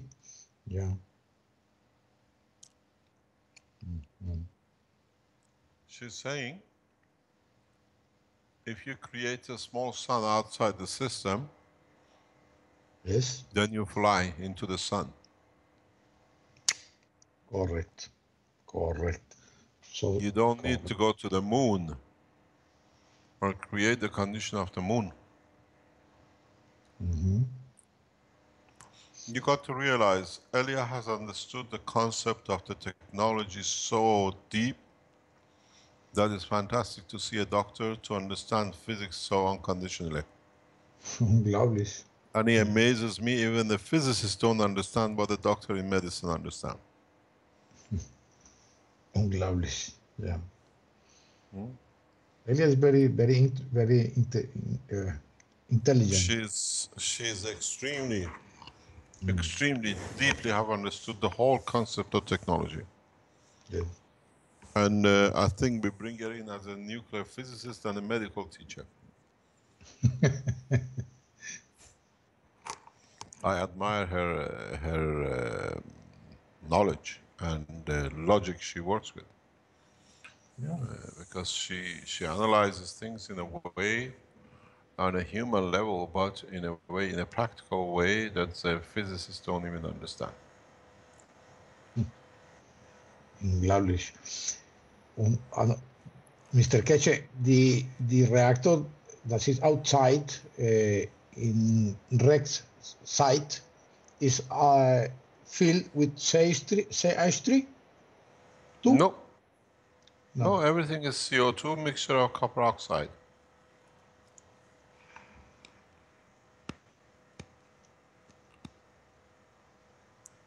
The reactors outside too. You have the small reactor that's not in the plate. We don't have any reactor with CH3 at the moment. At the moment, not.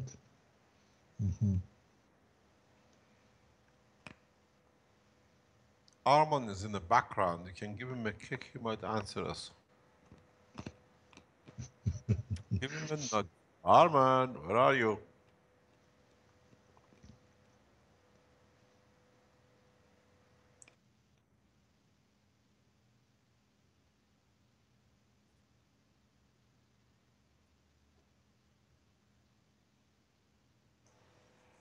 The funny thing is that Armand came in today to find a way to fly, but he landed.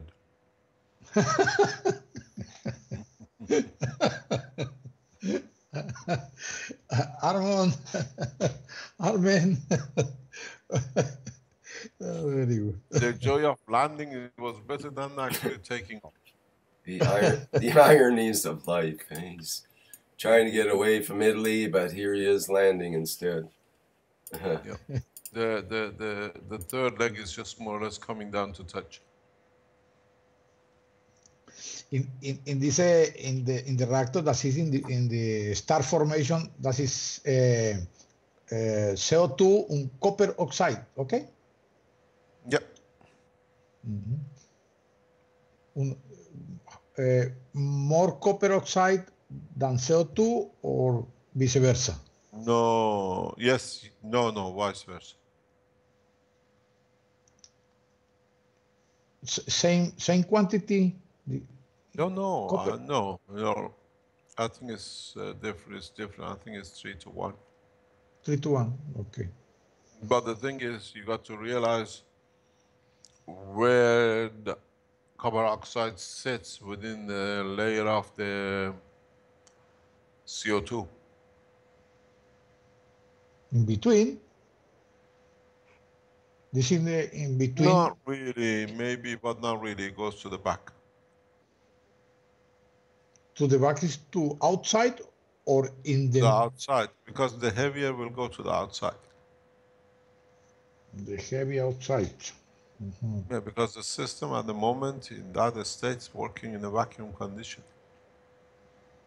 Ya, claro. Our heavy materials don't come inside? No. But,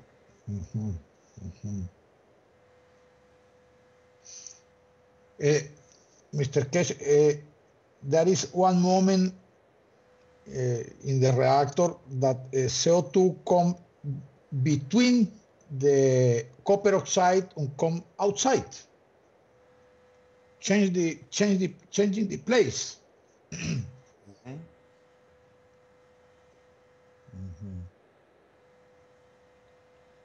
Yeah. It does sometimes, depends what pressure is inside, gravitational magnetic field pressure. Yeah. So in this way, you decide if you want to go up or down. In so many ways, yes. Yes. Yeah. So if so works like that, have to be one moment when the copper oxide is inside the CO2 too. This is all together about one in the middle from the other in one layer.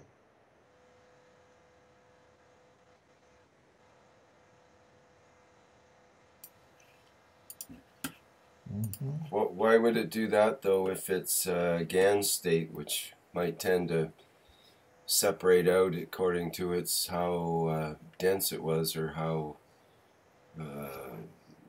its magnetic field layers, gravitational field layers actually, while it's rotating, wouldn't it? Or would there be some circulation between the layers? But have to be one moment when the copper oxide is There in the is a middle. circulation, there is a sliding of different gravitational magnetic field gases on top of each other, even in one material or the same material or composition of materials. You cannot stop. This is how the stars create their gravitational magnetic field, by variation in the strength.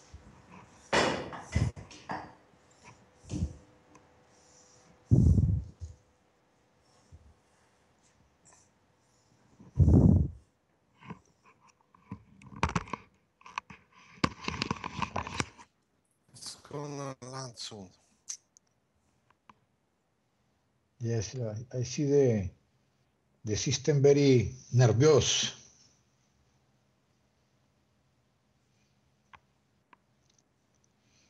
Excuse me for a moment. I come back in 2 minutes. That's a good word. It gets nervous. Is the same as passengers on airplanes get nervous before takeoff and before landing. There, companies flying, they say, can we go out for a walk for a cigarette?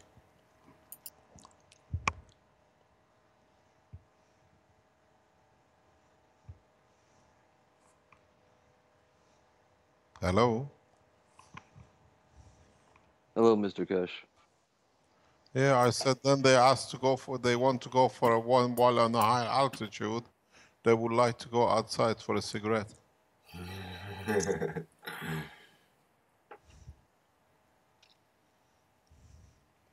You gotta wait, this is gonna land in next 20 minutes, half an hour, I hope.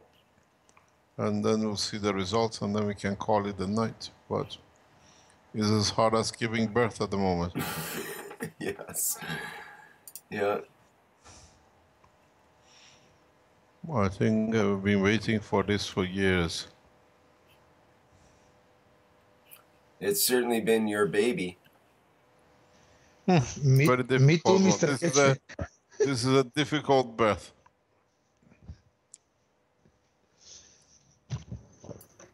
It's probably more due to the environment than the problem with the mother itself.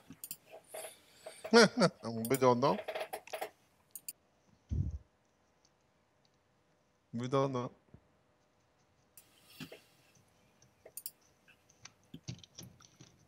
Humans are becoming more receptive every day, I think, to new births like this.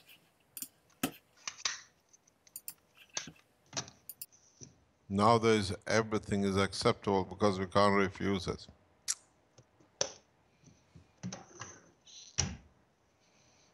We are the only creatures who go for abortion, huh?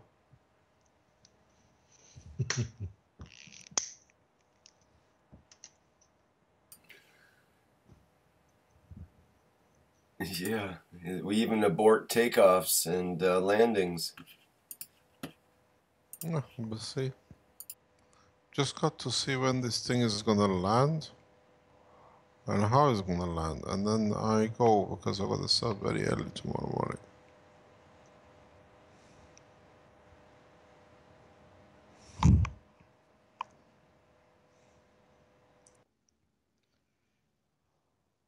Mr. Keche, to attract the for example, to attract the copper oxide outside, one have to have in the other reactor, in the reactor outside, have to take the copper oxide in the middle from the other reactor, or in an other way.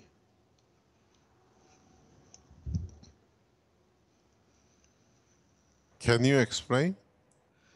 Yeah, to go up or down, you have to change this the forces inside the reactors, yeah, from inside to outside. And you use the other reactor to bring this force out or in. So you have to go up. For example, you have to attract the copper oxide, the strength from copper oxide, with the reactor outside.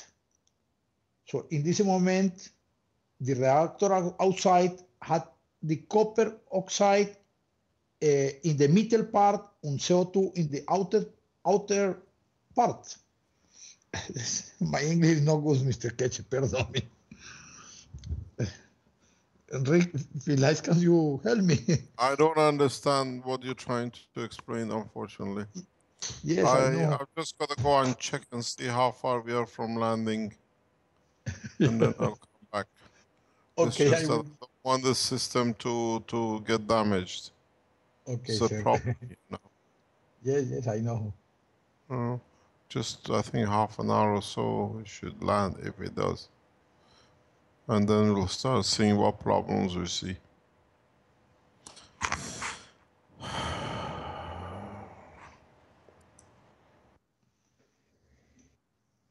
Keep the live stream open for another half hour.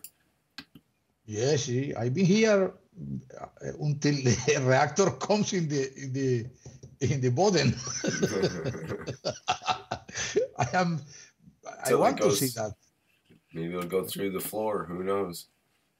Yeah, I want to see that. I cannot let that align. I've been 4 years waiting for this moment. Yes, myself as well. I had this this vision of counter-rotating magnetic fields since I was a very, very young child, and always been interested in magnets, and especially in gravity or anti-gravity, what we used to call anti-gravity. As Mr. Mikesh says, there's no anti about it. It's you're altering your position in a positive positioning way using magnetical gravitational fields and so on. But yeah, I've always been totally focused on that in the background of my life for my whole life. So it's interesting that it's like Eric says, this is essentially the culmination of all of that. Hey Rick, can you hear me? Hi Brett, yes, loud and clear. All right. Hello, Brett. When I was thinking when the fields go in and it turns inside out, the double field pushes in the center, and when it turns inside out, it's literally like turning a torus field flow inside out. Yes, but the question, perhaps can Rick or help me. The question for Mr. Keche is, okay, we know that we have to put the strong or the GANs,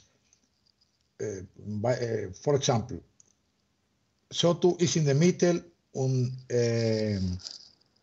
copper oxide is in the outer place from the reactor.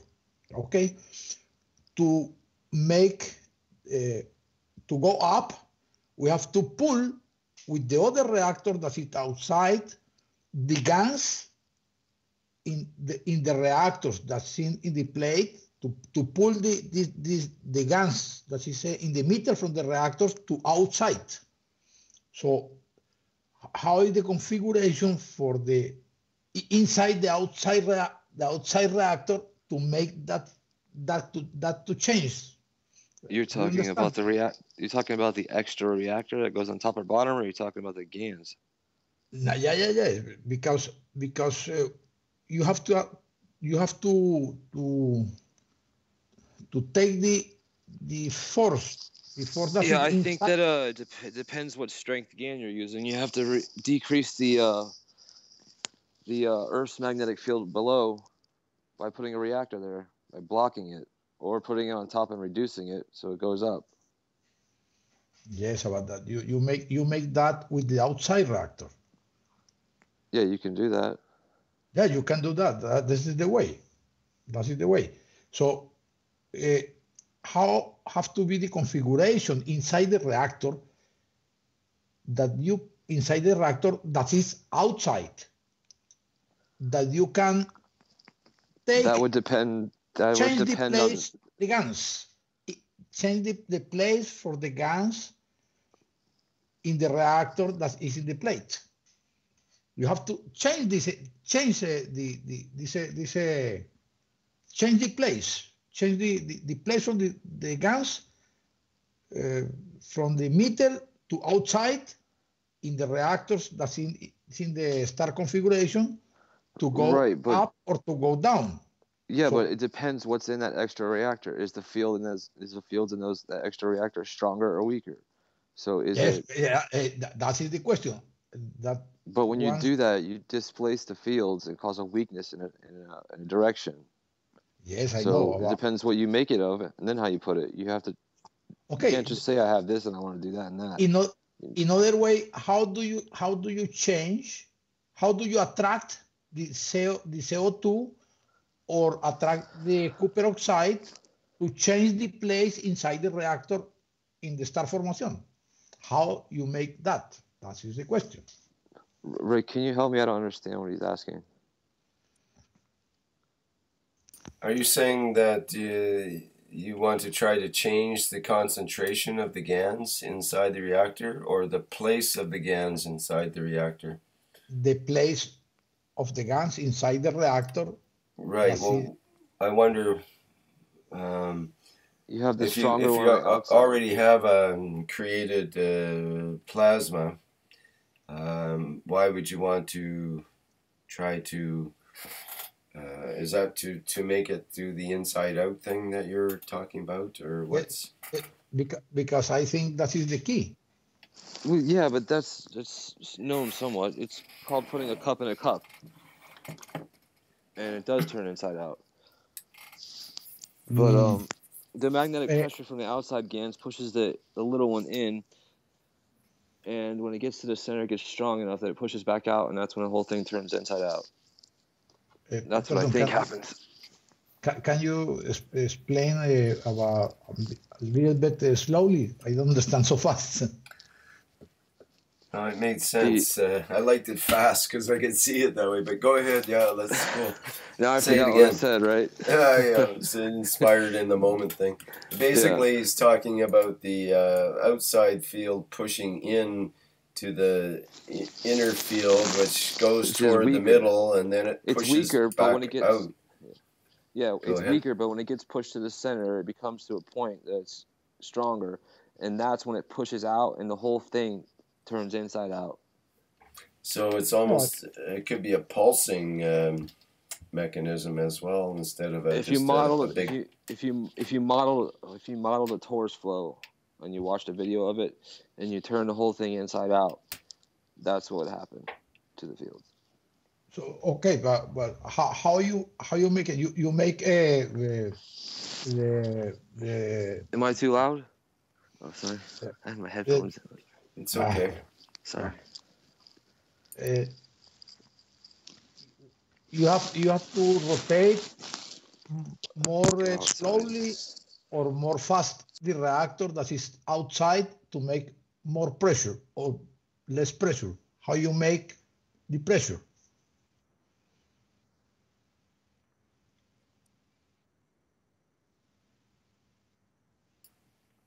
Pardon, Rick? I say that makes sense. Sure. Yes. The only way that you can make pressure is by bring the reactor more in the more near to the other reactors, or rotate more fast or more slowly. You don't have other way. Which one is the way to make more pressure or less pressure?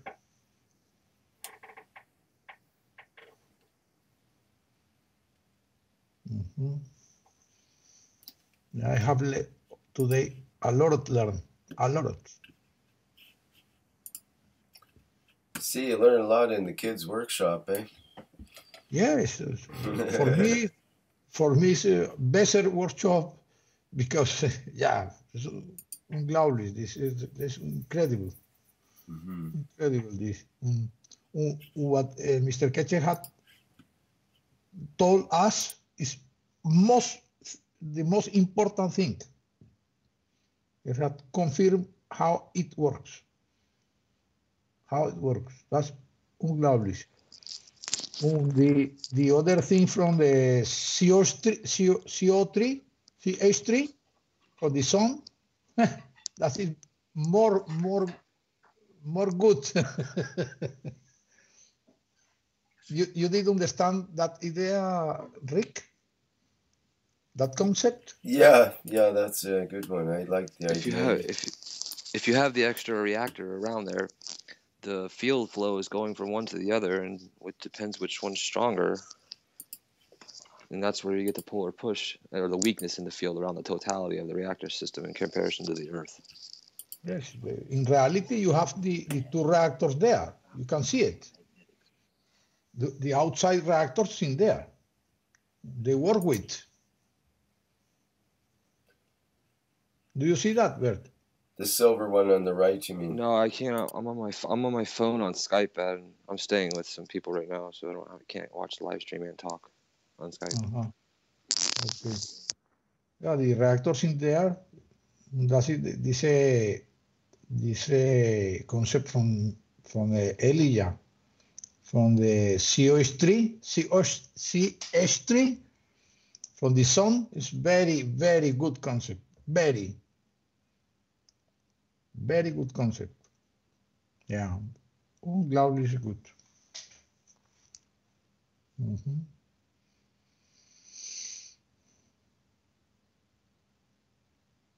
Yeah, that is unglaublich to see. Oh, Cook, I think it's touching the floor, the Lincoln leg. Or Rick?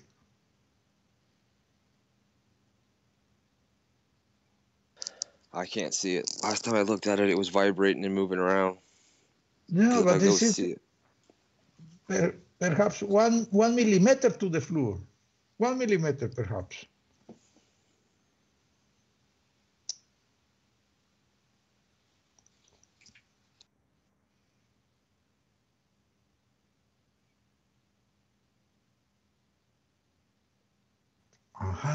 Yes, I know. Yes, I know. I know, perfect. Yeah. Yeah. Yeah. I was thinking in what Mr. Ketcher said. Now Bert, what he said from the pressure and all, everything, I understand perfectly now. Perfect.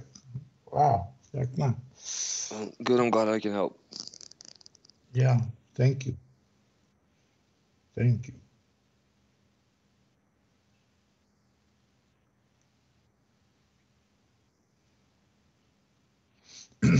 When are these reactors to make light?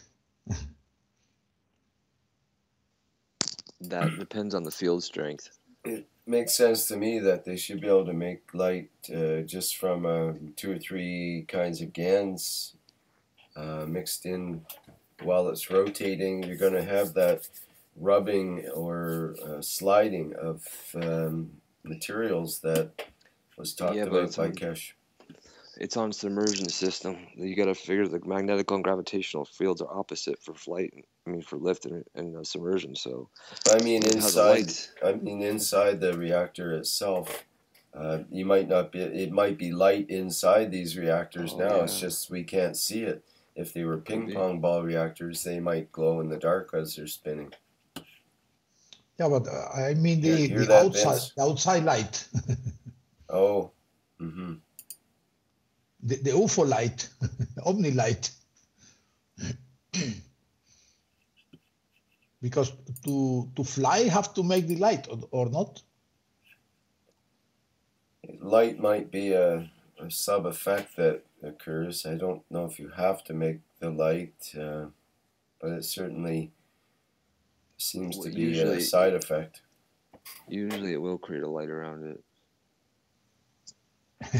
You speak so so fast, my friend. I don't understand you. I'm trying to talk slow, actually. Please. You should hear him when he speaks fast. But what about if those spaceships? I mean, what if they create light, but they can adjust or adapt to the environment? To this, that's why they can make themselves invisible, and you don't see no light. Is that possible too? Yes. Yeah, they have to spend extra to have the cloaking effect. That is the. And that's only been in the recent budgets. In the old days, they didn't have that. That is the effect for black holes. If they are, you don't see it. And also, they have new materials now that, they're plasmatic materials because they're the forms of carbon that are so dark and so black they absorb 99.9% of light or something like that. So it's virtually impossible to see. It just looks as a dark object, even in the middle of the daytime. It looks like a shadow. It's a way of cloaking. I'm sure the militaries and countries who have followed Kesh are taking the nanomaterials and putting it on stuff. Well, yeah, they've been working with that for quite a while. It's part of the whole thing. It's also good for things like solar panels and so on, so that's why they research that. That's why I wanted to use carbon on the inside of a ping pong ball reactor. If it was, I reasoned that if it absorbs all light and all magnetic fields inside the reactor, then you should be able to start with nothing. And that is one of the hardest things to start with, is nothing. So I figure if you can start with nothing, you should be able to get something out of nothing. In other words, if you have a voidness, the universe, the nature abhors a vacuum, or it always fills that vacuum with energy. So if you have blackness all on the inside of a sphere that absorbs all energy that's inside that sphere, then it'll be constantly absorbing, but always refilling. It must refill to fill that vacuum void, because there's always energy in that vacuum. So it should be able to just draw off on the outside of the reactor in some manner to just continue drawing while it refills itself, because it's empty. So it won't refill until it's empty. That's my idea anyways. I am determined to try it. Sounds complicated, Rick. Well, it's easy. You just take maple syrup and carbonize it, put it on the inside of the reactor, and wait and see. Sorry, what? Say. Rick, you don't have to put carbon. You only have to put, say, CS3 before you make hot the CS3. CS3 comes total black. Steel is ganz. Right, that's an idea. Mm-hmm. Yes, you can make the question to Mr. Ketchum. I think that's the way. If you want to have a GANs, black GANs, CS3 comes total black with hot. Steel is GANs, because carbon is matter.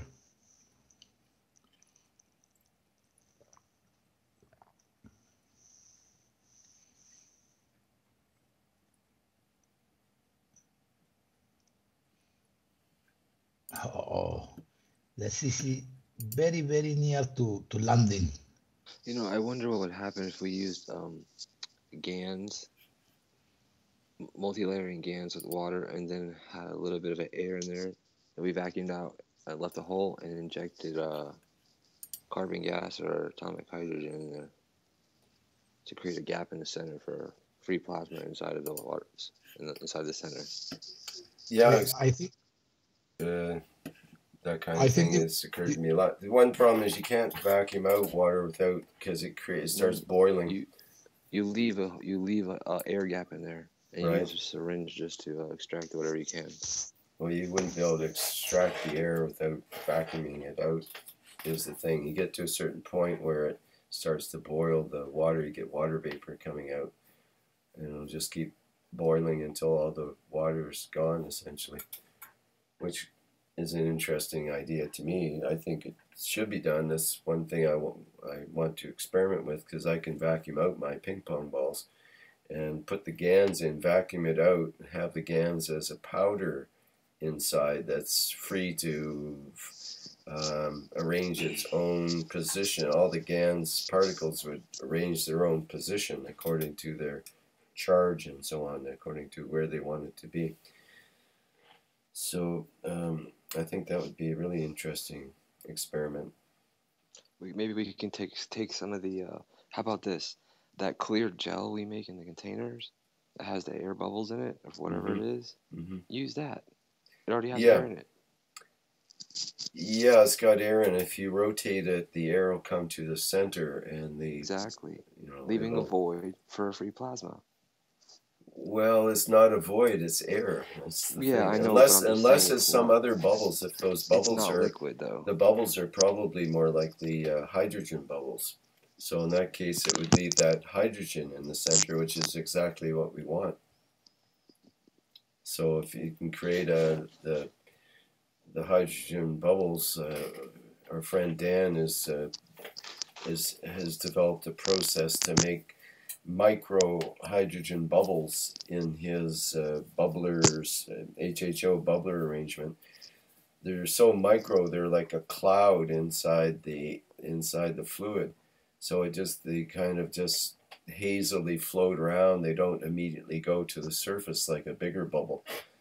So with that kind of substance that would be charged with the hydrogen, maybe even a monoatomic hydrogen, and then you rotate it inside the reactor, that hydrogen would tend to want to go toward the center, and it could be the perfect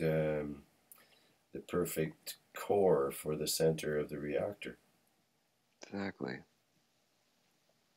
And then you have a nice interface between the liquid and the gaseous kind of, more or less liquid gaseous is still GANs and so on. But in terms of chemistry and so on, you always get all the interesting things happen at the interface between the liquid and the gas. For example, when you create the GANs, it forms the fatty layer on the surface between the air and the liquid. That's where all the action is, in a way, for creating life and creating new materials and so on. It's always at the interfaces where things rub together. So you get that inside a reactor. I think that would be very interesting. The other thing that could be added, I considered, would be argon CO2, the argon being an inert gas, and the CO2 would be used inside of a reactor to create GANs, actually. So that could be a way of doing it, by introducing just the gases you want, like CO2, or other things in the gas that you might want to make with your GANs, to create in the GANs. Okay, you may be able to make a reactor and fill it with certain water, and then stick the whole thing in a GANs container and have the GANs grow inside of it while it's closed. Mm-hmm.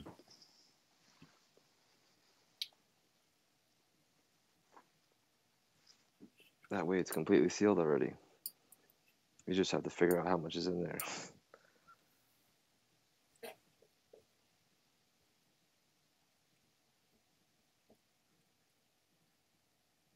Maybe you could have some sort of honeycomb arrangement that when the GANs penetrates it, it gets sealed into place there and in position.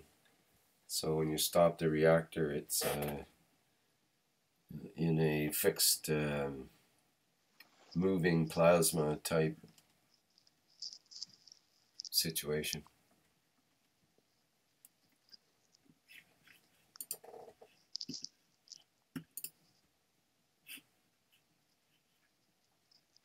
Alright guys, I gotta go. It's late here.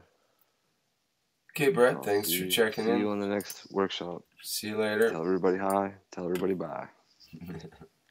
Brad, Yeah. if you're there, Yeah, I'm here.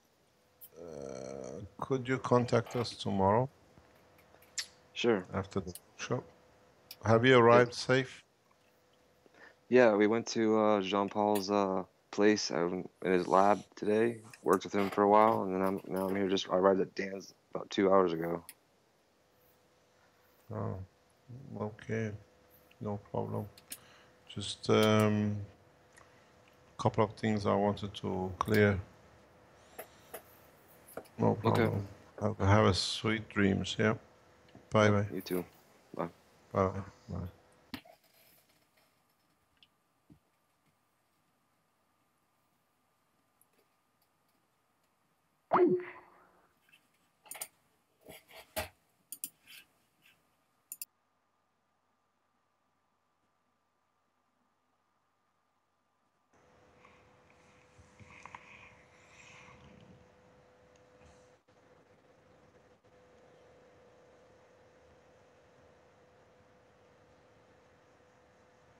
It's vibrating, but it's going nowhere and it's not landing. So it's absorbing a lot of fields into the reactors.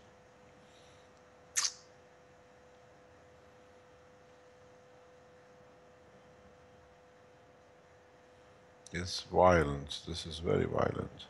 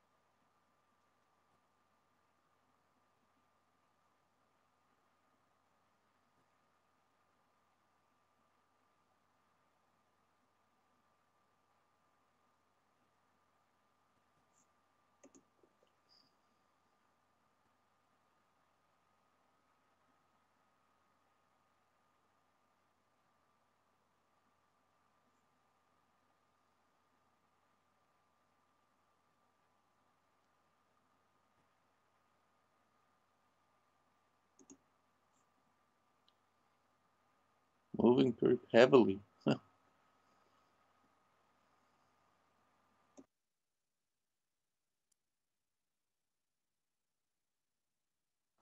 No, it's moving pretty heavily to left and right just these last seconds. I think I can't make it. I have to wake up early morning. I cannot make it. I have to go to sleep. So I guess it's a matter of minutes or.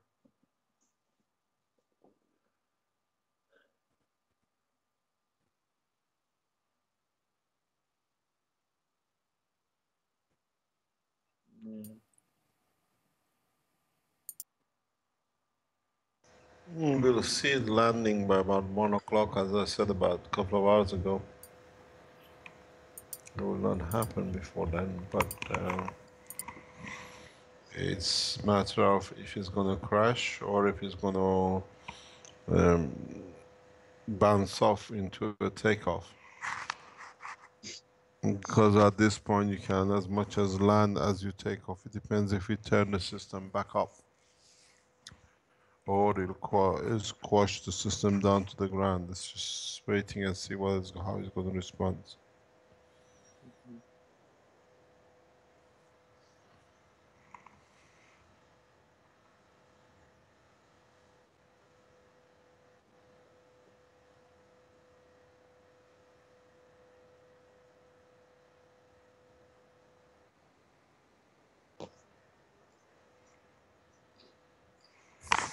Just gotta wait and see how it happens. I will spend many nights on the chairs and God knows tables after lab waiting for these kind of things, and they go on for maybe sometime 2 or 3 days. But this time it's very effective, very fast. But that's 13 kilo. You just moving around like a feather. It's very strange.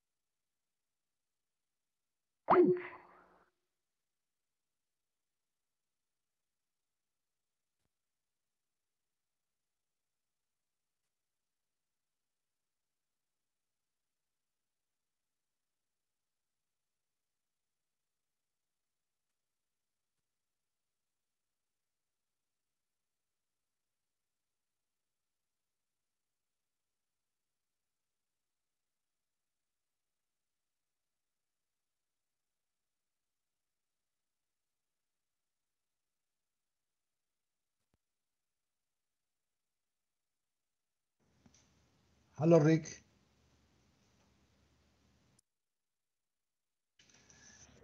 How, how, are, how are the things going?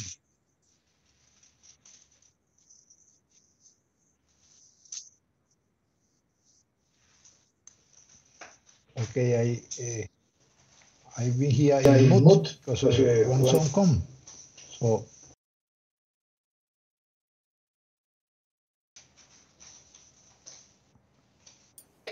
okay.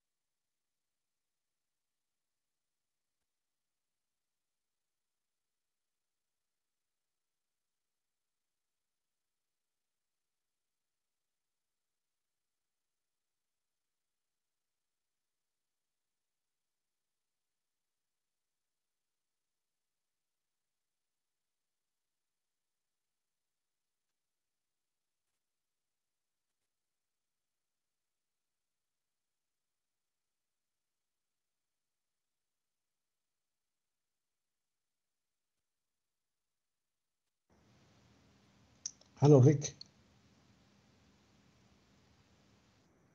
I was talking with my son, but I listened a little bit that Mr. Keche say something. What did he say?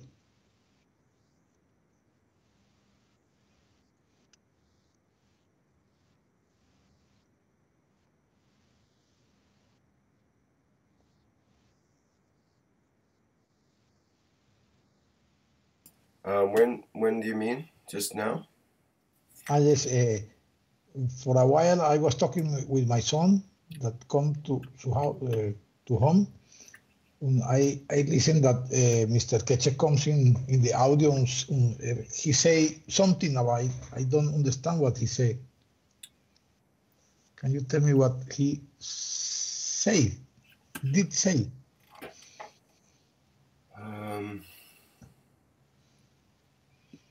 He said that he was going to just watch the platform, and that it seemed to be still taking time to land, and he expected it to be another half hour, somewhere around 1 o'clock Italian time, I believe. Mm-hmm. Okay. Well, I'm not sure if it's anything else that you missed. But no more explication or something else, no? Pardon me? No more? No more explications for the system or something? I'm not sure how long you were gone. You'll have to go back in the live stream and see what you missed, sir. Yes, I will. No problem. We have to be able to end the live stream so we can get the video up. Yes, I will, because that is it's difficult to say. Yeah, it's okay. Thank you, my friend. Mm. Yeah, it's very nervous, this system. Very nervous.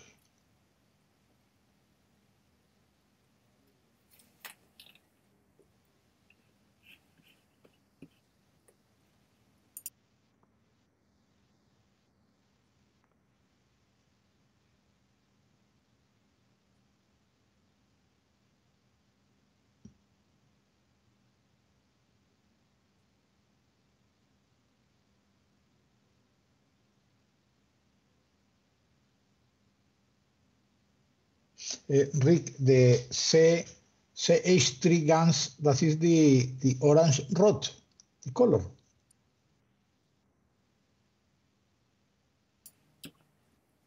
Yeah, I believe so. Mm-hmm. Mm-hmm. What is the blue color?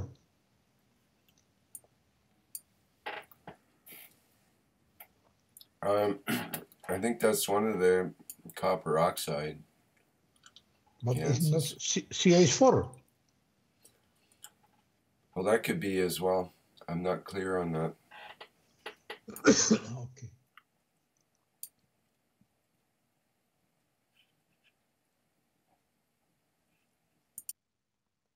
When are you going to make your system? I've got plates that are forming now, and then I have to make GANs with them. Mm-hmm. I've had rotating systems for months, but haven't been able to get around. I would have done it today, but I've been busy. Yes, I know. I would have done a few things today, but I've been busy. So I don't have time for my own experiments hardly anymore. I know, my friend. But what time is it where you live? What time is there? It's almost 4 o'clock in the afternoon. In afternoon. Okay. Mm-hmm. Not too late. Well, in a way. I need to rest because I've been up since the early hours, and last night I was up very late with the plasma reactor group, so I only got a few hours sleep, and I normally would be sleeping this afternoon. But that's Okay, okay. we leave it and we'll see what happens. I'll be here for a while to see what happens, to observe. Thank you very much for everything, Rick. See you tomorrow. I'll see you tomorrow, Mr. Keche. I will be here to waiting what's happened. Thank you very much. Bye bye. Okay, we'll end the live stream now then, and people can pick up the live from SSI feed, which is the other, it's part of the Spaceship Institute site. It's called livestream.com SSI workshops, and you can go to the live from SSI from there. So it's just SSI workshops with an S on the end. Okay, thanks everybody for this much extended Kids Knowledge Seekers workshop. It's been very interesting. I'm back. Have a good one. Thank you very much, Rick, Vince, and every people there. A lot of thank yous to Mr. Keche, and congratulations. Yes, exactly. Okay, so ends this 10th Kids Knowledge Seekers workshop.